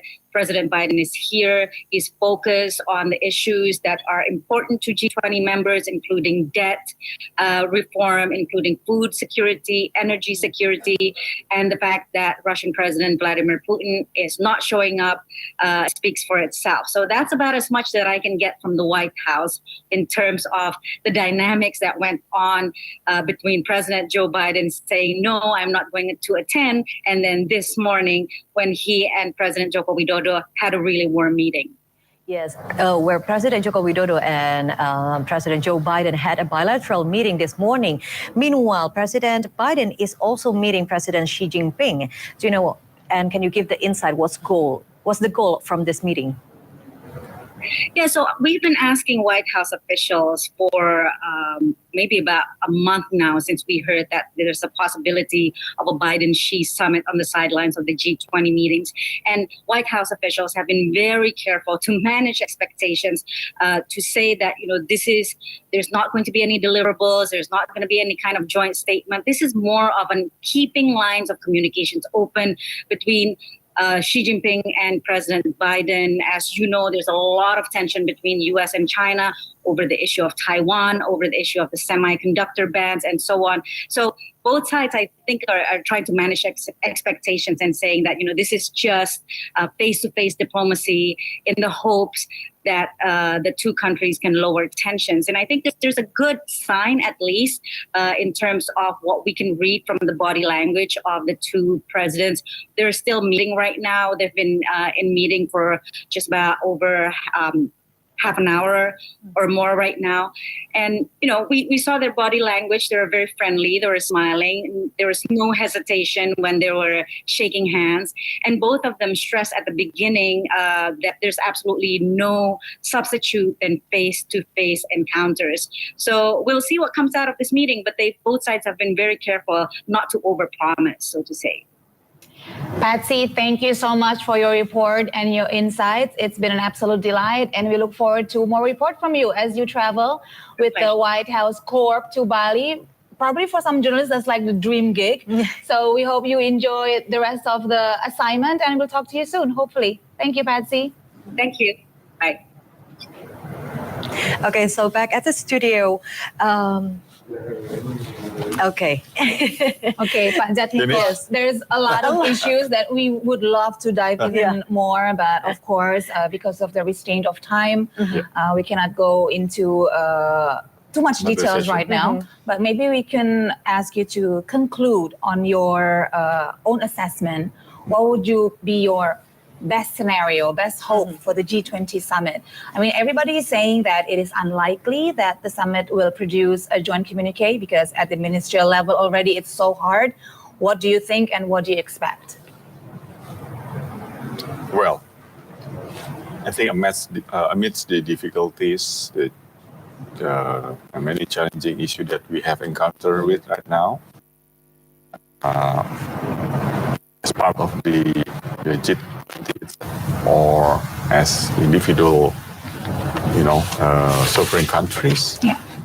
I think as part of not only the people of Indonesia, but as well the people of the world, I will be one of the very proud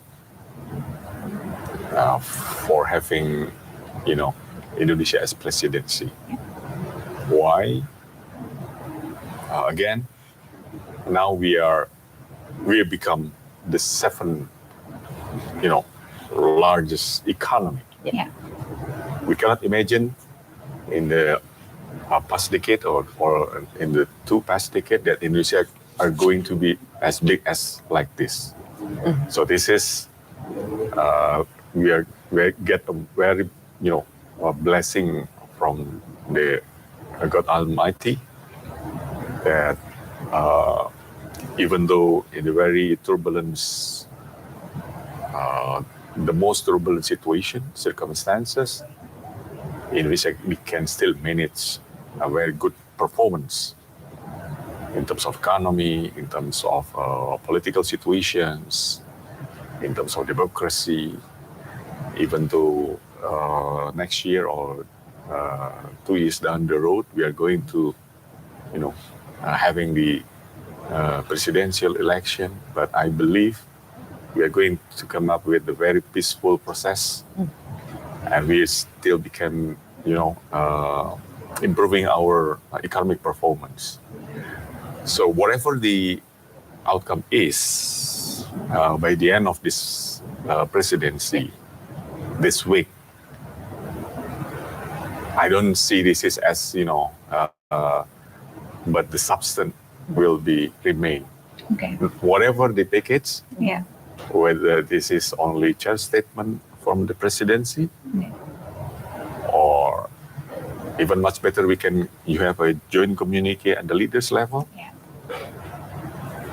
The ingredient, the content, I think that the most important one. And I think Indonesia can lead all the G20 members to get together, strike balance to find any solution, even though there's still differences. Only in one issue, I believe, or I hope so, only in one issue. But that's not undermining, the overall our achievement. Yeah, it doesn't define the success of the summit. We still, as I told you, many people around the world text me, send me a message, and they give them two thumbs up to Indonesia. Yeah, we are very proud. Like personally, I feel like Indonesia has succeeded for the preparation and the readiness to welcome all the heads of state and hosting the presidency this year. As you mentioned, this is like it's a different situation from a decade ago. So maybe when the next Indonesia hosting the G20 presidency in 20 years, in the next 20 years, will have the more growth on the economic sector, especially, and trade and investment as well. Yeah. And probably we are going to have this opportunity within the next 20 years. Yeah. When we already, golden age of our independence, 2045, because we have the a golden,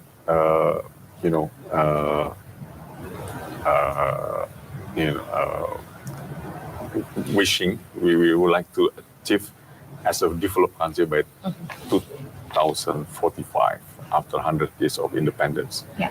So I think at this point in time, many countries' economy, they knowledge our ability to grow up at the highest, the high middle income country. So probably, hopefully, within the next few years, we can enter as the high income country or developed country. Yes. Developed country. Developed countries. Padjatmiko, thank you for ending with You're such positive note. We share your enthusiasm, of course, and all the best for your team for the end of the summit.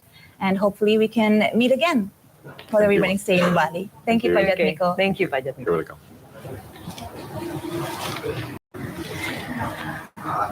Okay, so we're still on a special report program on TVRI World as the official host broadcaster for the G20 Indonesia presidency. We still have more news regarding on that.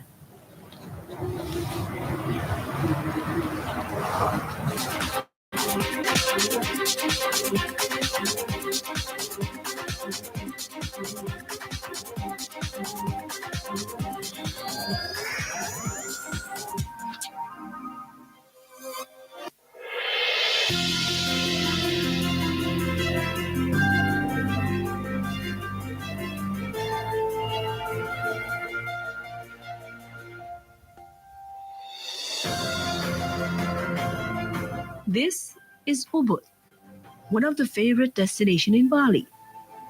The charm and beauty of Ubud is not only from its art and culture, is an attraction for anyone who visits Ubud.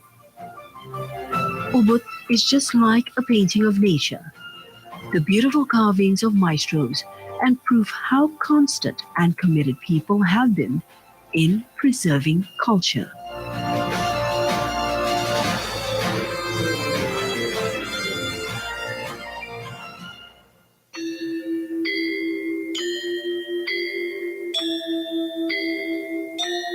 Tegal Alang is a sub-district that is part of Gianyar Regency and is approximately 8 kilometers from Ubud. We can visit Tegal Alang Rice Terrace by driving 15 to 20 minutes from Ubud. The green vast rice fields becomes a charm to anyone visiting. Here, we can also enjoy a cup of coffee as we mesmerize the beautiful scenery.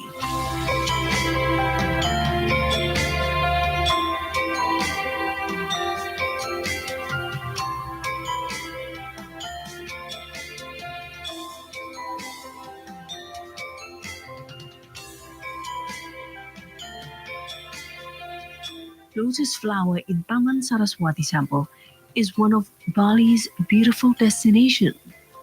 Taman Saraswati is a temple that was founded only to worship the goddess of science, Dewi Saraswati. Although it serves as a place of worship for Hindus, Taman Saraswati Temple is also often visited by visitors for tours. While in front of the Pura Taman Saraswati courtyard, you can see two large ponds filled with lotus flowers. It's so full of lotuses. The water in the pond seemed to disappear from sight. Not to mention, if the plant starts to bloom. White and pink flowers seem to complement the beautiful nature around the temple. The existence of this lotus pond is a main attraction for visitors to come visit Taman Saraswati Temple.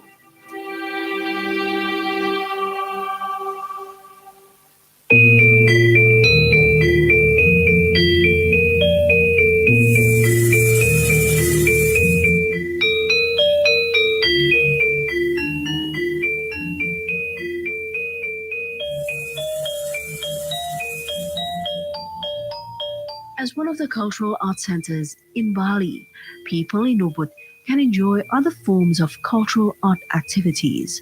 One of it is dance. This is where the island's youth unite and together preserve the local tradition. With great enthusiasm, they practice regularly every week. Here, also almost all cultural art activities are carried out, from dance, sculpture, and painting, as well as traditional music.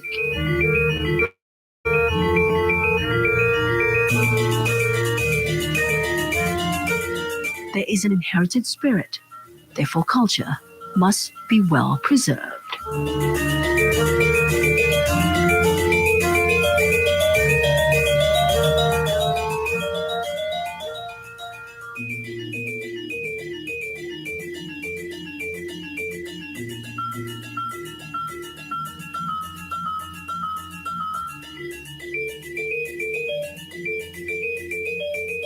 Visiting a local area is not complete without tasting its culinary dishes. Nasi campur is one of Bali's culinary specialities. The dish, nasi campur, or mixed rice, is usually paired with lilit satay. Lilit satay is made from the fish and iced coconut drink. It's also served to refresh your thirst.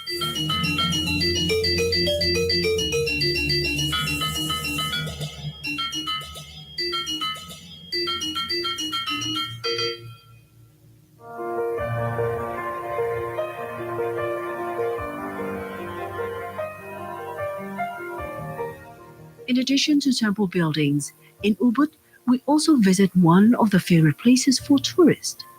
This is the Ubud Art Market. Inside is divided into two areas, the western and the eastern area. In the eastern part, there are more of basic daily necessities, as in the western part, we'll find handicrafts and works of art. As the name implies, the main attraction lies in the crafts and works of art. Many sellers in this traditional art market take their sold goods straight from local artists and craftsmen so that the price becomes cheaper, but still with good quality.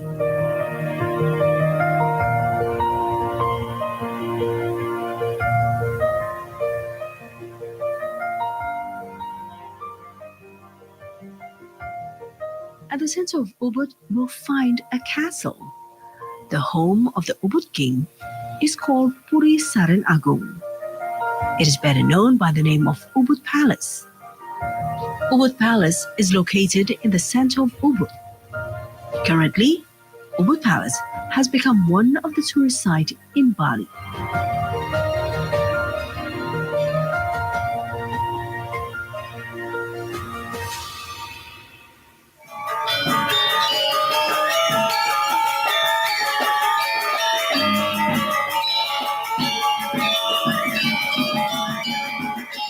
Almost every night at Ubud Palace, dance performances are held, such as Baris and Legong Mahabharata dance.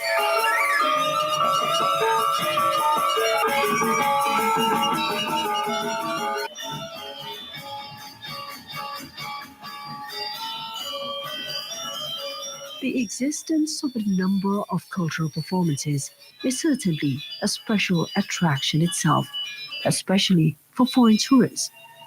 The consistency of local residents is the key in preserving culture.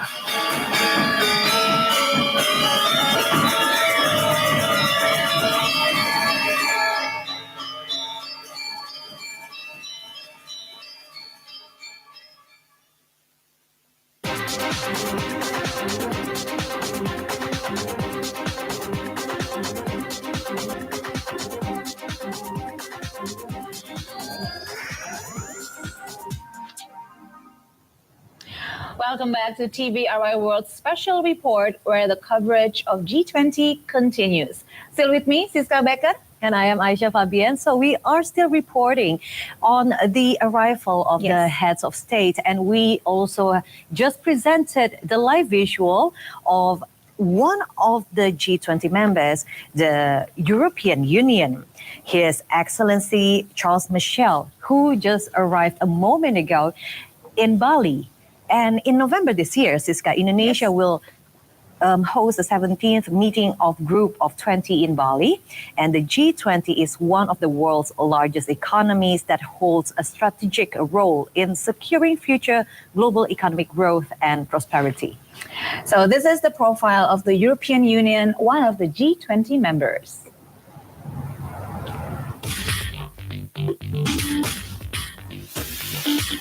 The European Union, or EU, is an organization of European countries which aims to oversee their economic and political integration. The EU began when the first steps were made to foster economic cooperation, that the countries which traded with one another become economically interdependent and so more likely to avoid conflict. The result was the European Economic Community, created in 1958 with the initial aim of increasing economic cooperation between 6 countries: Belgium, Germany, France, Italy, Luxembourg, and the Netherlands. Since then, 22 more countries joined, and a huge single market, which is also known as the internal market, has been created and continues to develop towards its full potential. Officially formed in November 1993 in Maastricht of the Netherlands, and now the EU comprises of 27 members after the United Kingdom left the organization in 2020.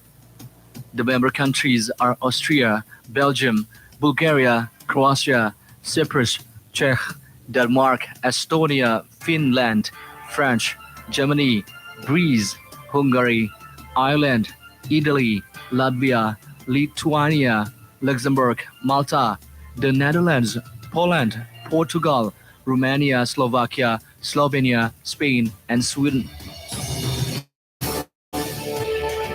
The members benefit from a single European market, like a free trade zone, the free movement of people, goods, services, and money throughout the EU bloc and regional development funds, which help poor regions develop infrastructure and technologies to compete in a global economy. This makes the European Union a unique governing body and the world's first supranational organization. The EU has delivered more than half a century of peace, stability, and prosperity, helped raise living standards, and launched a single European currency, the euro. More than 340 million EU citizens in 19 countries now use it as their currency and enjoy its benefits. In 2012, the EU was awarded the Nobel Peace Prize for advancing the causes of peace, reconciliation, democracy, and human rights in Europe. In terms of governance systems, the EU has three main institutions which have distinct roles. The bodies include the European Parliament, the European Council, and the European Commission. The European Parliament is the principal democratic component of the EU system, composed of members directly elected by Europeans. Its job is to bring the concerns and priorities of European citizens into the system and to represent their political views in accordance with the outcome of the elections. The Council of Ministers is the institution representing the governments of EU countries in the EU system, composed of the relevant national ministers for the subject under discussion. And the European Commission is the executive of the EU system, which is responsible for proposing new EU laws to the Parliament and the Council for implementing those laws once passed. The current president of the European Parliament is Roberta Metsola from Malta, who was elected early this year and will serve until the next election in 2024. The current president of the European Council is Belgian politician Charles Michel. He started his first term on December 1st, 2019. On 24th of March 2022, he was re-elected president for a second term of 2.5 years. And the president or the head of the European Commission is currently Ursula von der Leyen, a German politician who has been serving as the president of the European Commission since 2019 until 2024. In the G20 membership, the EU enjoys status of the permanent member as the only formal member being a regional organization. For the leader summits, the president of the European Commission and the European Council formed a single delegation to represent the European Union.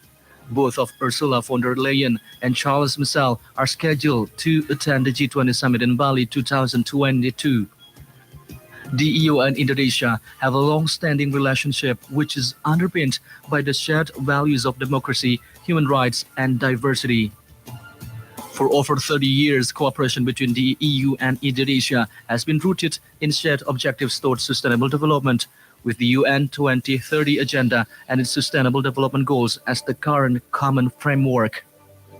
This year marks Indonesia's G20 presidency, and the EU supports Indonesia's priorities on global health, digital transformation, and sustainable energy transition. In June 2021, High Representative of the European Union for Foreign Affairs and Security Policy, Josep Borrell Fontelles, met with the President Joko Widodo to reaffirm the EU's continuous commitment to work together to shape a sustainable, inclusive, and resilient global economy.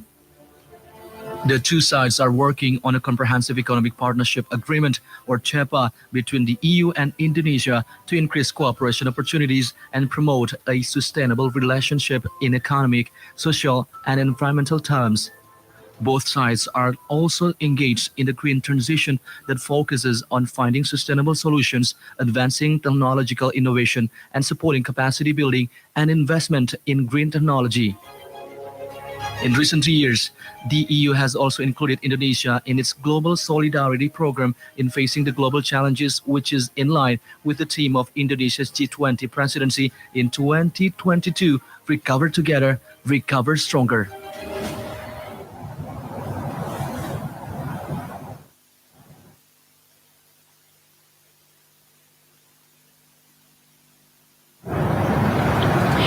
You're still watching Special Report only on TVRI World. Climate change refers to long-term shifts in temperatures and weather patterns, mainly caused by human activities, especially the burning of fossil fuels. So let's have a look.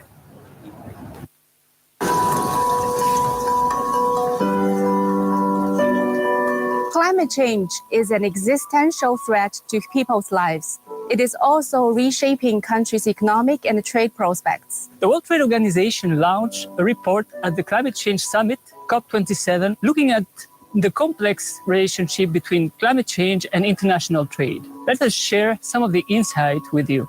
First, the effects of climate change, including increased temperature, rising sea levels, and increased intensity and frequency of extreme weather events, are going to lead to productivity losses, damage to infrastructure, and disrupt supply chains. Many countries are going to see changes in their economic and trade patterns, and this is particularly relevant for the agriculture and tourism. Trade enforcement adapting to climate change.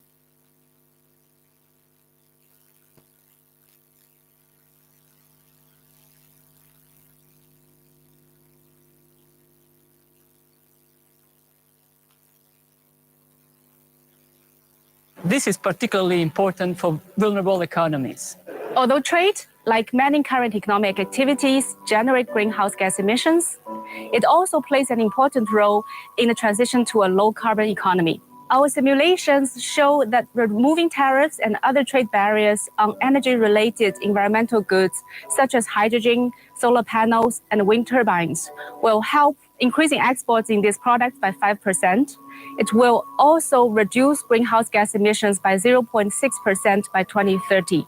And it would also contribute to creating more jobs. A last important point, the report finds that international cooperation can make climate action more effective and make the transition to a low-carbon economy more just and inclusive. Unilateral and uncoordinated trade-related climate measures can end up creating trade tensions and imposing unnecessary huge costs.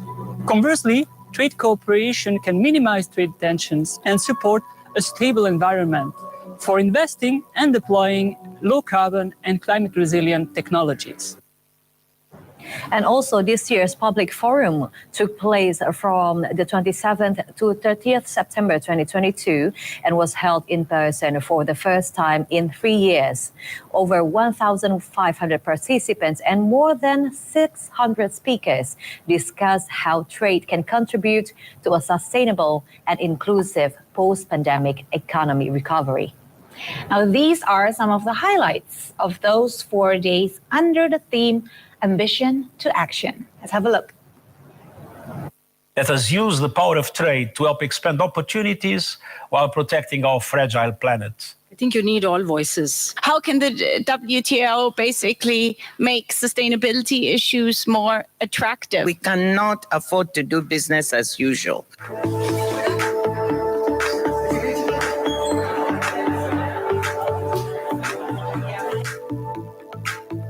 The world is in a very difficult place at this time.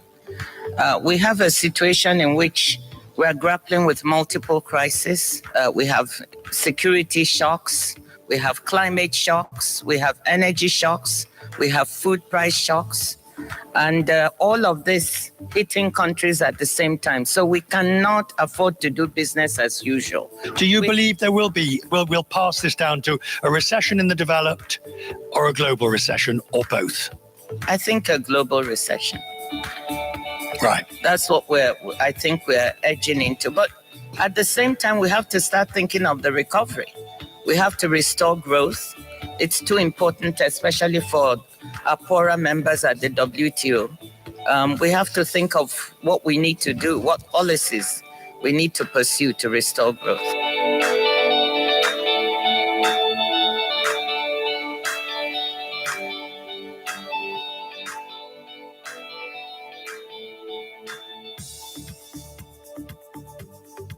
I think you need all voices. You need civil society, you need media, you need basically a vibrant democracy. I think that's the way to make sure that the government is always making the right policies. They have to be challenged all the time, right? And they have to be challenged by people from all walks of life. The problem is that trade, as it has been structured in the past, got us the wrong type of growth. And this is why the WTO, as with many types of organizations, needs to also have some introspective therapy.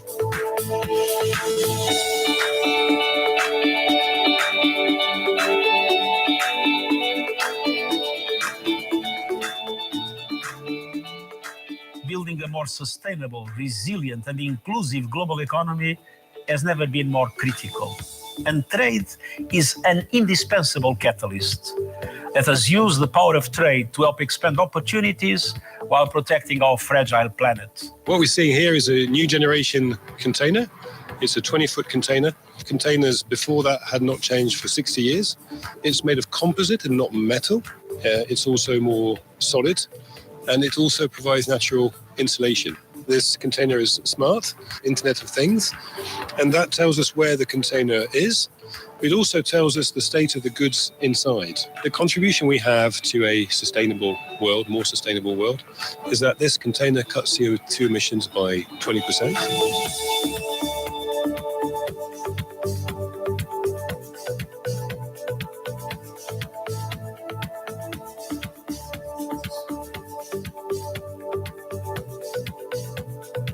There's always a tension between trade and the environment. And that's been part of the challenge.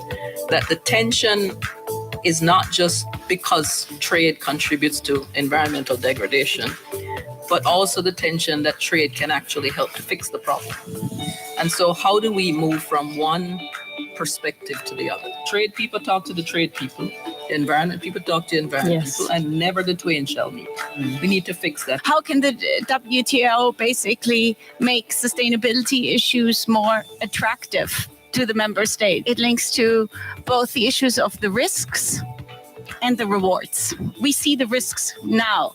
We see the impact on small island states, but we see it around the world. Because each time you guys talk about policy issues, I think about what I see on the ground. Yes. So we can keep talking about incentives, but there's a parallel world out there which is totally different and negates every progress that we make all the time.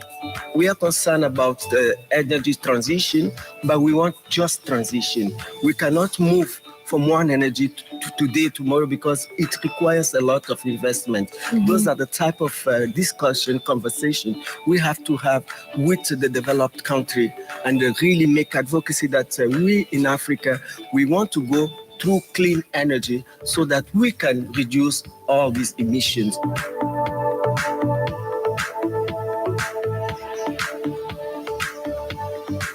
The future can be an amazing place, filled with intelligent machines like me that grow unimaginably intelligent within our lifetimes. Let's hope that they are friendly. That's what I'm going to try to ensure, that intelligent machines are friendly and compassionate about our shared experiences. Digitization can be a game changer, but the challenge right now is that it could be a game changer for 60% of the world's population. 40% of the world's people don't have access to the internet, many of them because they don't have access to electricity. We know that e-commerce is one of the areas that's being focused on and negotiated now. And being able to put the right rules in place for e-commerce to be able to thrive, not just in developed countries, but developing countries as well, is really critical. And so, you know, the negotiators here have an important job.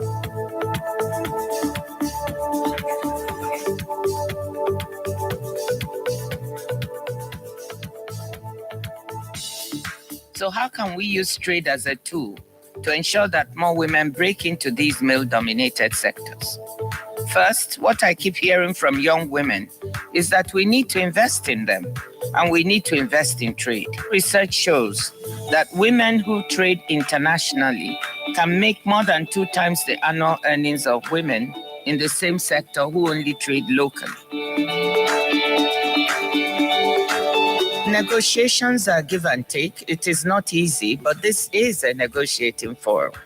And I think once a level of trust has been built up, I think having these successes at MC12 augurs well. Doesn't mean it's going to be easy, but we have quite an agenda before the WTO members. I think that helps to build the kind of confidence that may lead us to tackle the next set of problems that will help contribute to these issues that the world is facing. We should focus on what successes we can get that are very relevant to the issues, the global issues that the world is suffering from now.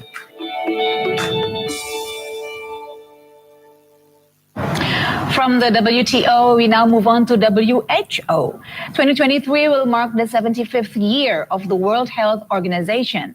The world has achieved many public health milestones in these 75 years. Well, take a look into the future to understand what are the innovations we can expect and what will be some of our biggest challenges. To paint us a picture of what health for all would look like in the future, whose chief scientist, Dr. Soumya Swaminathan, will explain to us more. And let's have a look.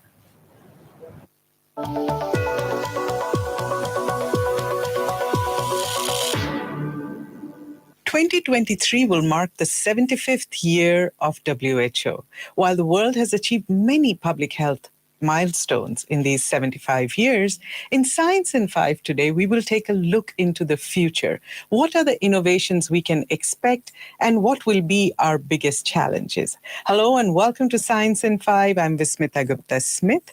We are talking to Dr. Soumya Swaminathan. Welcome, Soumya. Soumya, paint us a picture of what health for all will look like in the future. So when I look 20, 25 years into the future, Vismita, and I imagine a family living in a rural area, in a village, anywhere in the world, what I see is that this family has a proper house to live in, that the problem of air pollution has been handled so that people are breathing clean air, that the family uses renewable or clean sources of energy so that there's no more need to use solid fuel for their heating and cooking needs, that they have running water, safe water, as well as improved sanitation facilities. That would have a community health worker living in that village or nearby who would know every family in the village and who would have the tools to deal with the common health problems that families face, from children to the elderly. And it's not just about diagnosing and treating common diseases, but with much more of a focus on health promotion and preventive health care.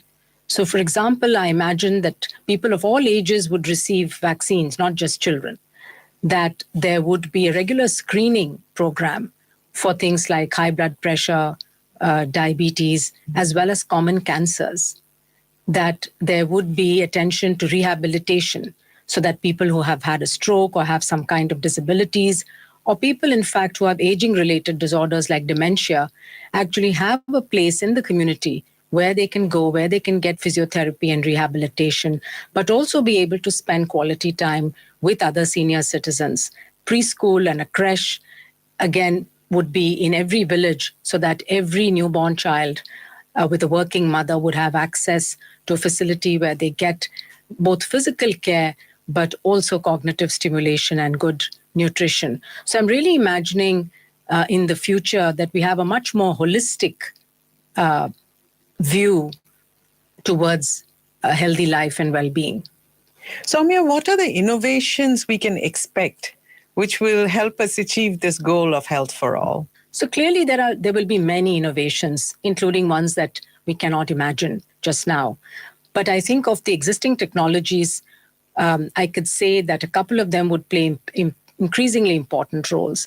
One of them is genomics, because we're getting a much better understanding now of the role of genomic technologies in prevention, but also in treatment of diseases, and also in the area of pathogen surveillance, so that we keep track of the bugs in our environment and are aware of the ones that may cause disease in the future.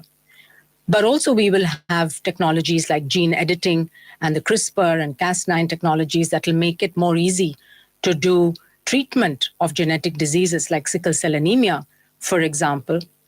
And I also see digital technologies expanding with more people having access to these tools, including healthcare workers. This will enable the latest information to reach people so that they can take better care of their health. But I can also see artificial intelligence algorithms helping doctors and healthcare workers in making diagnoses. I also imagine that we will have more vaccines, even for non-communicable diseases, cancer vaccines, for example. Soumya, speak to us about the challenges. What would be our biggest challenges going forward? I think some of the bigger challenges are going to be in the areas of equity and ethics. Equity, because we've seen in the recent past that new technologies take a very long time to reach people in low-income countries, and the world has to do better at providing equitable access to health products, which are essentially life-saving products. Secondly, I think the area of ethics and the use of new scientific technologies, which are quite often a double-edged sword, will become more important. And I hope that more debates in countries and the setting up of national bioethics committees will help to resolve this, because science will offer a lot of possibilities and new tools, but these have to be used wisely. And finally, I think that the whole area of misinformation, disinformation, distrust in science needs to be handled. And I think the best way of doing that is by building scientific literacy, starting from school children. Thank you, Soumya. That was Science in 5 today. Until next time then, stay safe, stay healthy, and stick with science. That's what we've been telling to each other, to stay safe, to stay healthy, because the health sector has been a main focus as well on the G20 Indonesia's presidency, as we are hosting the summit still in the middle of pandemic, maybe the end of the pandemic, we hope. Hopefully so. Yeah. But indeed, the health infrastructure is indeed a key issue to be discussed by world leaders, because if there's one thing the pandemic taught us, that we need to be better prepared. If a next pandemic comes along. Actually, virologists have said that it's not a matter of if, it's a matter of when. It will happen again, and we need to be better prepared. And not just about the pandemic, but also actually with existing diseases. Yes, that's happening around the world, right? Not only COVID-19 that has been like a concern for us all globally, because Dr. Teresa Kasayeva, the director of WHO's Global Tuberculosis Program, shares key findings and messages emerging from the latest TB report. And the report provides important new evidence and makes a strong case on the need to join forces and urgently redouble efforts to get the TB response back on track. So to reach the TB targets and save lives. Yes, and it actually saves data from over 200 countries to be able to have this full report, and we're now going to have a look at it. Tuberculosis report this year with the information from more than 200 countries and with very concerning, unfortunately, messages to the world and to the community. According to our new report, 10.6 million people fell ill with the tuberculosis. It's increased in compare with the last year at least 4.5%. It's significant.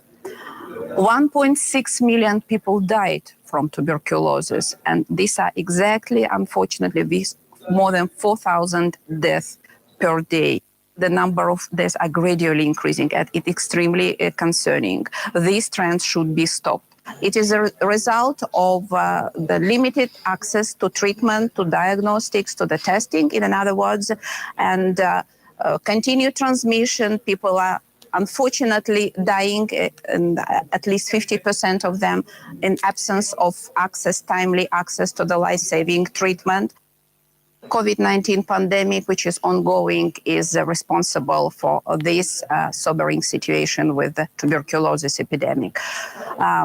Due to its impact, immediately in 2020, we see sharp drops in TB notification. Notification means people were not diagnosed with TB, services were not accessible, available, and this was really very concerning drop. 20% of the services globally, its average, were not reachable.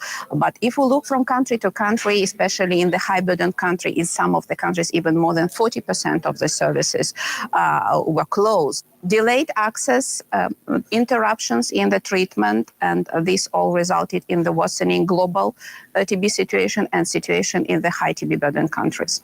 Drug-resistant tuberculosis is the most severe form of tuberculosis, and unfortunately, this time we see also increase for the first time over many years in the number of drug-resistant TB cases. This dangerous trend should be again stopped through provision of the treatment using WHO recommendations, fully oral, injectable-free, home-based treatment, 3-4 times shorter as it was even 4 years ago, and with much better treatment outcomes and much safer. This is the way out from this situation. It's a disease of the poorest people, and equity, stigma, and discrimination are huge issues for this kind of situation. And TB funding was limited even before COVID-19 pandemic. We have less than 40% of the funding we need for the comprehensive TB response. WHO, together with the partners and civil society, is strongly requested for urgent actions and provision access to essential healthcare services, community-based primary healthcare-based services. In other words, access to testing of tuberculosis and its treatment according to WHO latest guidelines.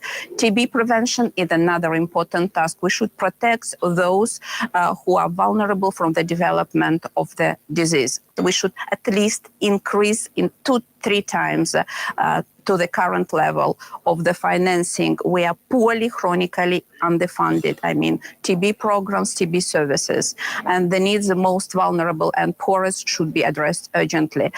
We should pay attention to the multi-sectoral measures addressing social determinants such as poverty, undernutrition, alcohol use, tobacco smoking, and other well-known determinants of tuberculosis. Investments, access to services, and the latest tools are critical, and joint efforts of the WHO communities, including civil society and partners. Okay, that was a special feature from the World Health Organization. And of course, at this world stage here at the G20 Summit, we are working really close with the UN. Yes. So we can tackle all the global issues facing us, and hopefully we can resolve most of them so we can look at the near future, at least next year, with more optimism. Yes, of course. We have to look forward and move forward with so much optimism. And as we want to present to you, there will be a press conference by the United Nations Secretary General Antonio Guterres. As we can see the visuals on the screen live now from Nusa Dua, Bali, where the press conference is currently being held. I think we're still waiting for the Secretary General to arrive and to take the seat to preside over the press conference. I'm sure a lot of people are looking forward to hear what his statements are concerning the many pressing issues that are facing not just G20 member countries, but everyone in the world right now. Exactly, yes. And His Excellency Antonio Guterres just arrived in Bali today to join the G20 summit. And from this press conference, we would like to hear, obviously, what the United Nations is, maybe will state the main issues that will be discussed on the summit tomorrow. Yes. So as you said earlier, Aisha, it is summit season. And the Secretary General also just arrived, I guess, from Egypt after attending the COP27 summit. So it'll be interesting to hear what his takes on the issues that he wants to proclaim right now, to declare to the G20 summit. I think it'll be a mixture of health issues, geopolitical issues, Yes. security issues, and also financial issues, because that is actually the core messages from the G20 summit. Yes, and not to mention the trade and investment. Yes. Especially it has the impact from the Russian-Ukraine situation at the moment. That we know that it will be a hot topic on the summit. Yeah.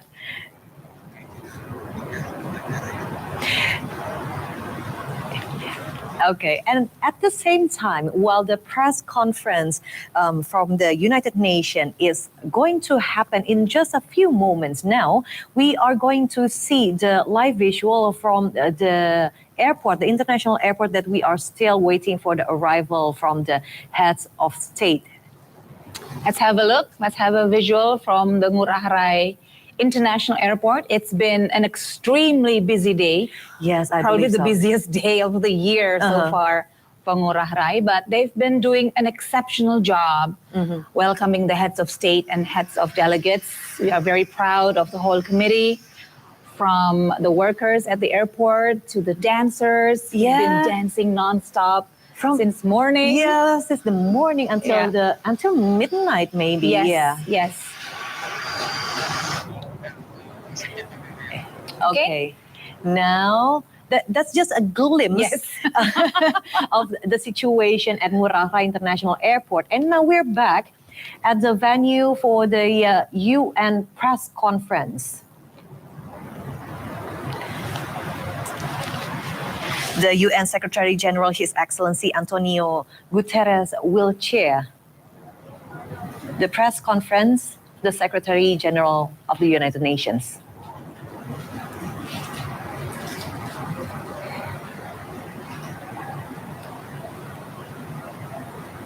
I think it's just started, but we're just waiting for the audio to go in.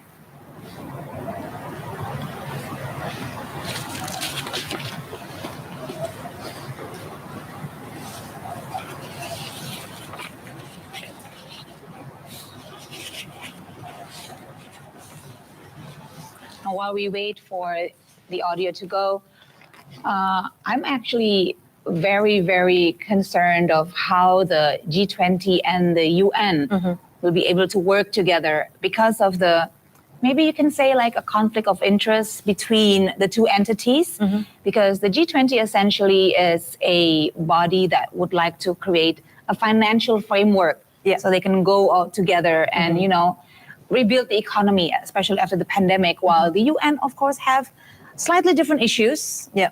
Peacekeeping, one of them, which is quite problematic when it comes to the G20 member countries, because there are several different interests between the countries that it is a bit hard to, you know, to find the common interest between them. That's been the major issues, I think. Yeah, and that's why the UN is a special invitation by President Joko Widodo, because UN obviously is not a members countries of the G20, but here they are to maybe to bridge all those issues and finally find some solutions.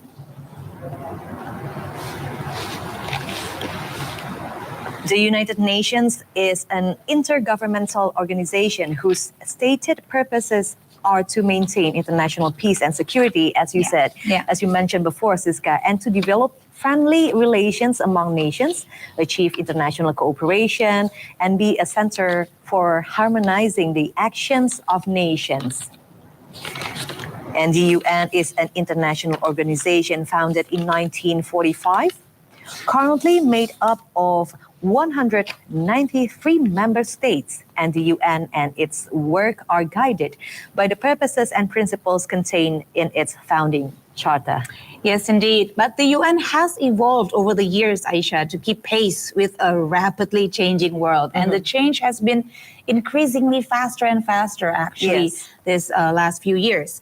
So the Secretary General is Chief Administrative Officer of the UN, His Excellency Antonio Guterres, and he's also a symbol of the organization's ideals and an advocate for all the world's peoples, especially the poor and vulnerable.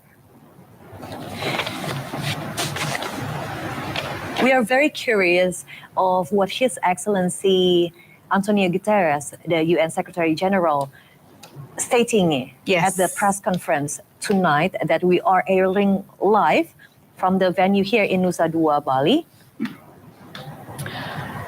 Because as mentioned by our experts who have attended our special dialogues before, it is quite concerning that up till now, even the ministerial meetings have not produced a viable joint communique to address the issues. So I have a feeling maybe His Excellency Antonio Guterres is trying to make sure that the summit will not produce in such a manner as well, without a joint communique and strong resolution for the global issues that are now happening, especially the conflict that is still ongoing right now. Yes.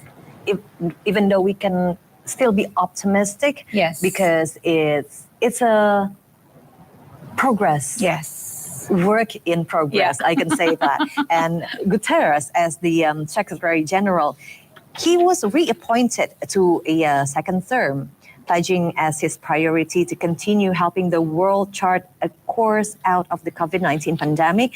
So it was, to be exact, on the 18th of June 2021. Okay. Health infrastructure is one area where the G20 and the UN can have a common purpose, a common goal. It is in dire need right now, and aligned with the objective of the United Nations to protect the poor and the vulnerable. Of course, the United Nations will have to make sure that the G20 objectives also meet the needs of the poor and the vulnerable when it comes to health infrastructure. Maybe he just wants to give a friendly reminder to make sure whatever framework that the G20 is assembling right now, not to forget the underdeveloped countries, the underserved communities, and those who are not enjoying what the developed countries are enjoying in terms of health infrastructures. Has helped remove many of the impediments to market access. These products are not subject to sanctions, but suffer indirect impacts. And so we are working non-stop to resolve all remaining issues, chiefly around payments, and to renew the Black Sea Grain Initiative. On energy, the war in Ukraine has clearly demonstrated the dangers of auto. It is the best possible argument for the fastest possible transition to renewable energy. And on digital transformation, the world is looking for leadership. Powerful tech companies are running roughshod over human rights and personal privacy and providing platforms for deadly disinformation in pursuit of profits. Let's be clear, disinformation kills, undermining public health kills, and these are life and death issues. We urgently need global guardrails on technology. I will suggest a way forward based on a global digital compact for an open, free, secure, and inclusive internet. A compact to deliver on universal connectivity, on a human-central digital space that protects free speech and privacy, and on the safe and responsible use of data. And I'm also calling for a global code of conduct that promotes integrity in public communications and promotes information literacy. Ladies and gentlemen of the media, today, as we welcome the 8 billionth member of our growing human family, we must think ahead. By 2050, the world's population will be approaching 10 billion. Action or inaction by the G20 will determine whether every member of our human family has a chance to live sustainably and peacefully on a healthy planet. And thank you for your attention, and I'm at your disposal to answer a few questions. Thank you. Please state your name and the outlet you work for. James? James Bays from Al Jazeera. You mentioned the Black Sea Grain Initiative, Secretary General. It needs to be renewed in just 4 days' time. Are you hopeful, and will you be discussing it here with the delegations from Russia, Ukraine and Turkey? And on wider diplomacy on the war, there are reports of talks taking place between the US and Russia in Ankara. Can you tell us more? Is the UN involved? In relation to the second question, the UN is not involved. I think it's very positive that the US and Russia have talks because that is an extremely relevant development in relation to the future, but we are not involved. And in relation to the first questions, we had on Friday a very important meeting between our delegation and delegation of the Russian Federation. There were also contacts this weekend with the Ukrainian side. I myself will be talking to Kyiv in a few moments, and I will be meeting hopefully both delegations here in this summit. There was a lot of progress in removing the obstacles to Russian export of food and fertilizers, and I'm hopeful that our efforts will go on being successful and will be able to remove the last obstacles. And I'm hopeful that the Black Sea Grain Initiative will be renewed because both things are extremely important for today's world. Yes, please.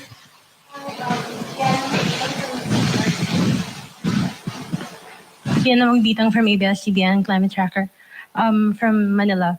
There were fears that G20 leaders are backtracking. Can you speak up a little, please? Sorry. There were fears that G20 leaders are backtracking on their climate pledges, but how will the UN push global leaders to double down on their 1.5 degrees target from the Rome text? Sorry, I didn't understand.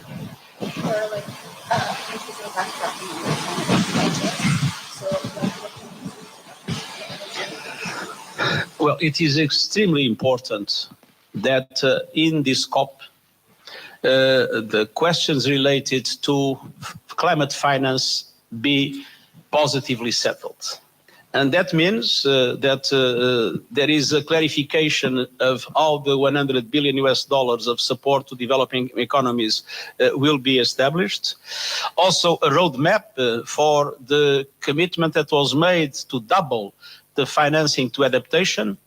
And I'm deeply convinced that a central question for the success of this COP is an important step forward in relation to loss and damage, which means not only the recognition of loss and damage, but a roadmap to address the problem, including through the establishment of a mechanism to manage the financial aspects of the loss and damage. I was encouraged by some declarations of some countries willing to contribute to a fund, but it's still early to know whether this objective will be or not reached. In relation to the necessary ambition in reduction of emissions, I would say that the countries around the table in the G20 are the ones that matter, because they represent 80% of the emissions.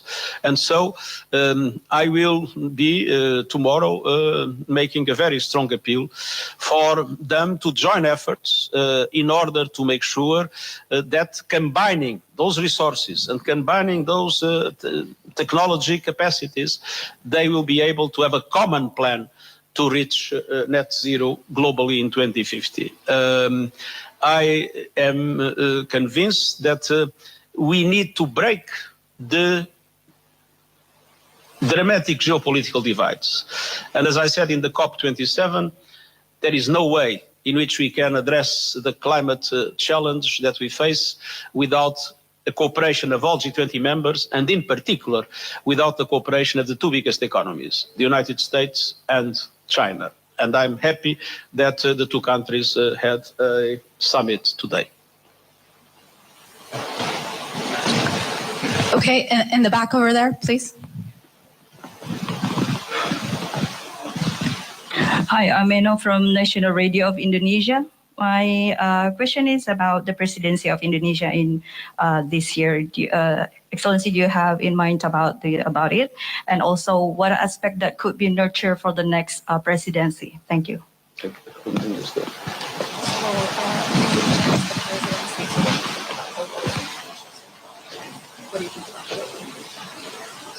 I have to say that I'm a great admirer of what Indonesia has been doing, and in particular of the action of President Widodo.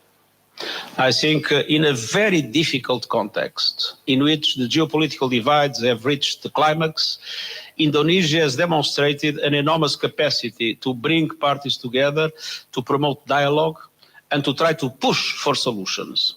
I am also very happy that Indonesia will be assuming the presidency of ASEAN in the next year and leading the solution of the dramatic situation in Myanmar.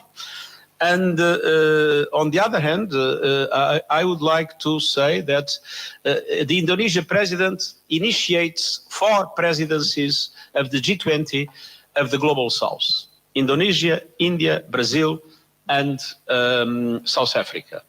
And I believe that this is a golden opportunity to finally address seriously what it is, a global financial and economic system that is deeply unjust and that has promoted enormous inequalities, especially in the uneven distribution of resources after COVID, and in the capacity to respond effectively to the impacts of climate change in developing economies. And so I'm very hopeful that following the lead of Indonesia, India, Brazil, and South Africa will be able to really make a clear breakthrough in the necessary reform of what I've called several times a morally bankrupt international financial system.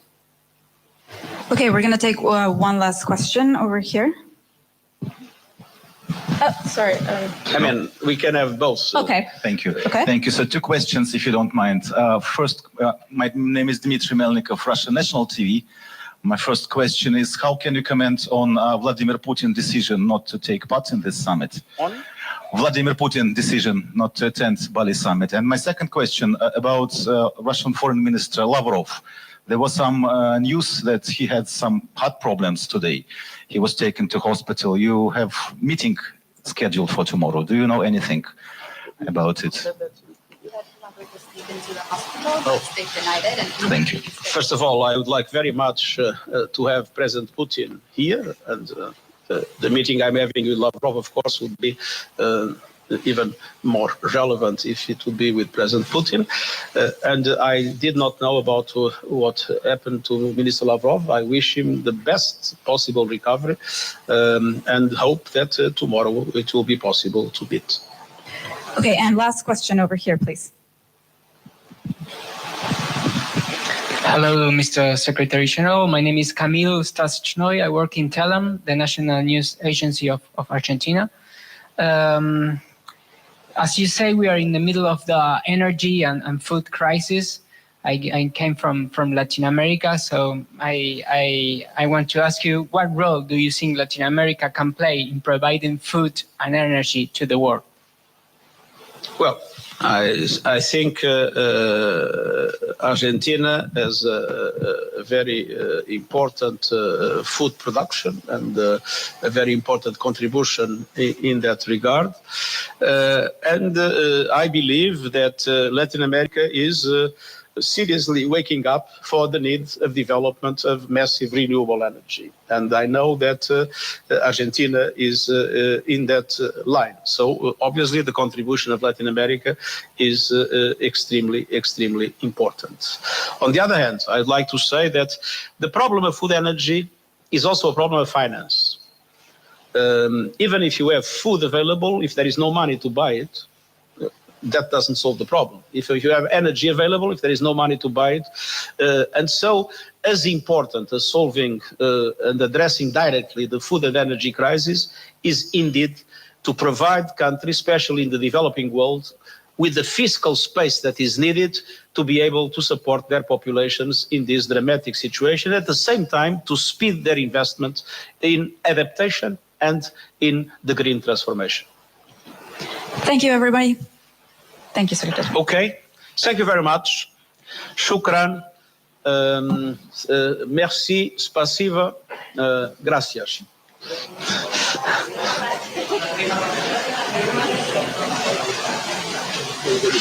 Sorry?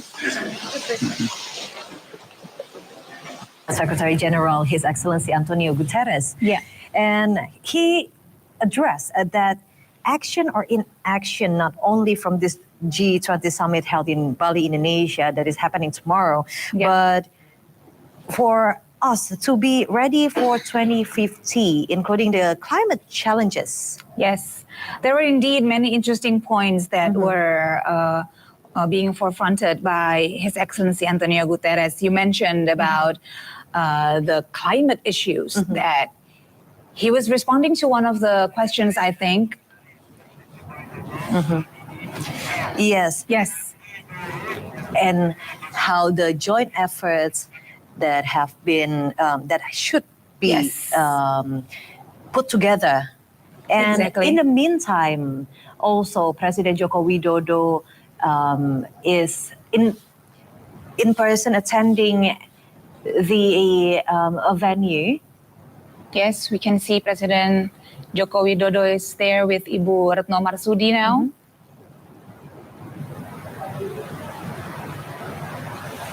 Although it's pretty late now, Bali time, but we can see that the Indonesian delegation as host of the G20 summit is working hard, making sure that the summit will work well for all member countries and participants. This is President Joko Widodo inspect the G20 summit venue and making or addressing some speaks and keynotes. I think this is somewhat what event people would say a general rehearsal. It's doing GR. Very much needed because it's going to be the biggest diplomatic event in the world. So Indonesia will be seen by the entire world as we host it. So of course he would like to have a shot at it first to take a test drive, so to speak.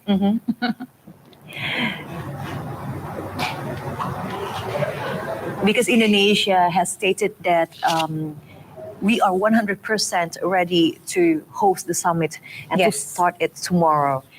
And we can also get the good testimonies from the member countries as well, because it's been happening for almost a year now. Exactly. It's been like a marathon actually for Indonesia, and the foreign ministry has been doing a fantastic job on hosting and making sure all the side events leading up to the summit to be productive and well-maintained, and all the participants can enjoy all the events as well. So this is actually like a culmination. This is like the closing party of a one-year event.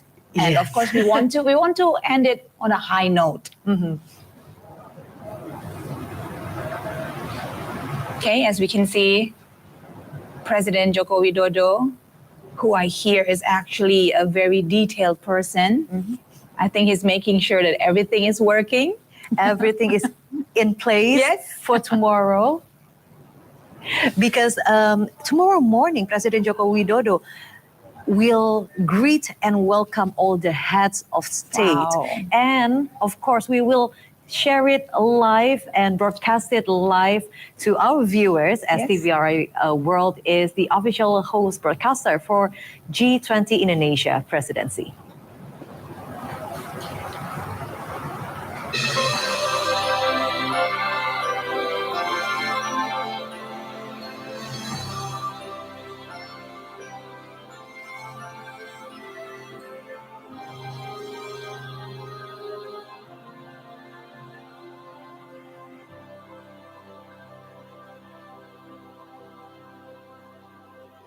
People of the world, we are in jeopardy. Striving times to act in solidarity. Our wish to heal the world, we shall do whatever must be done.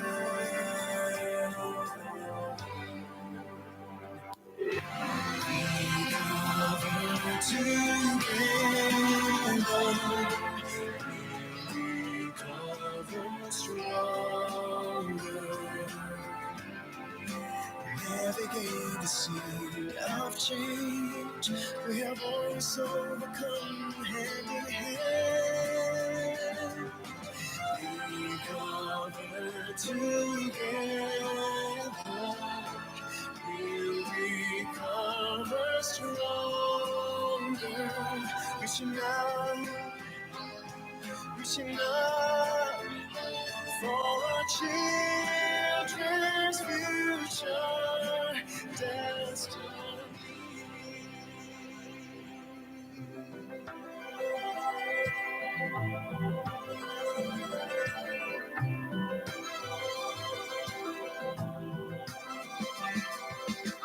I wish you the world,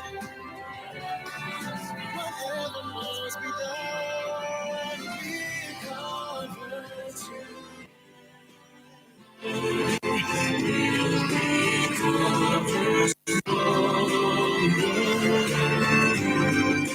Navigate the sea of change, we have always overcome hand in hand. We convert together, we recover stronger. Reaching out, reaching out.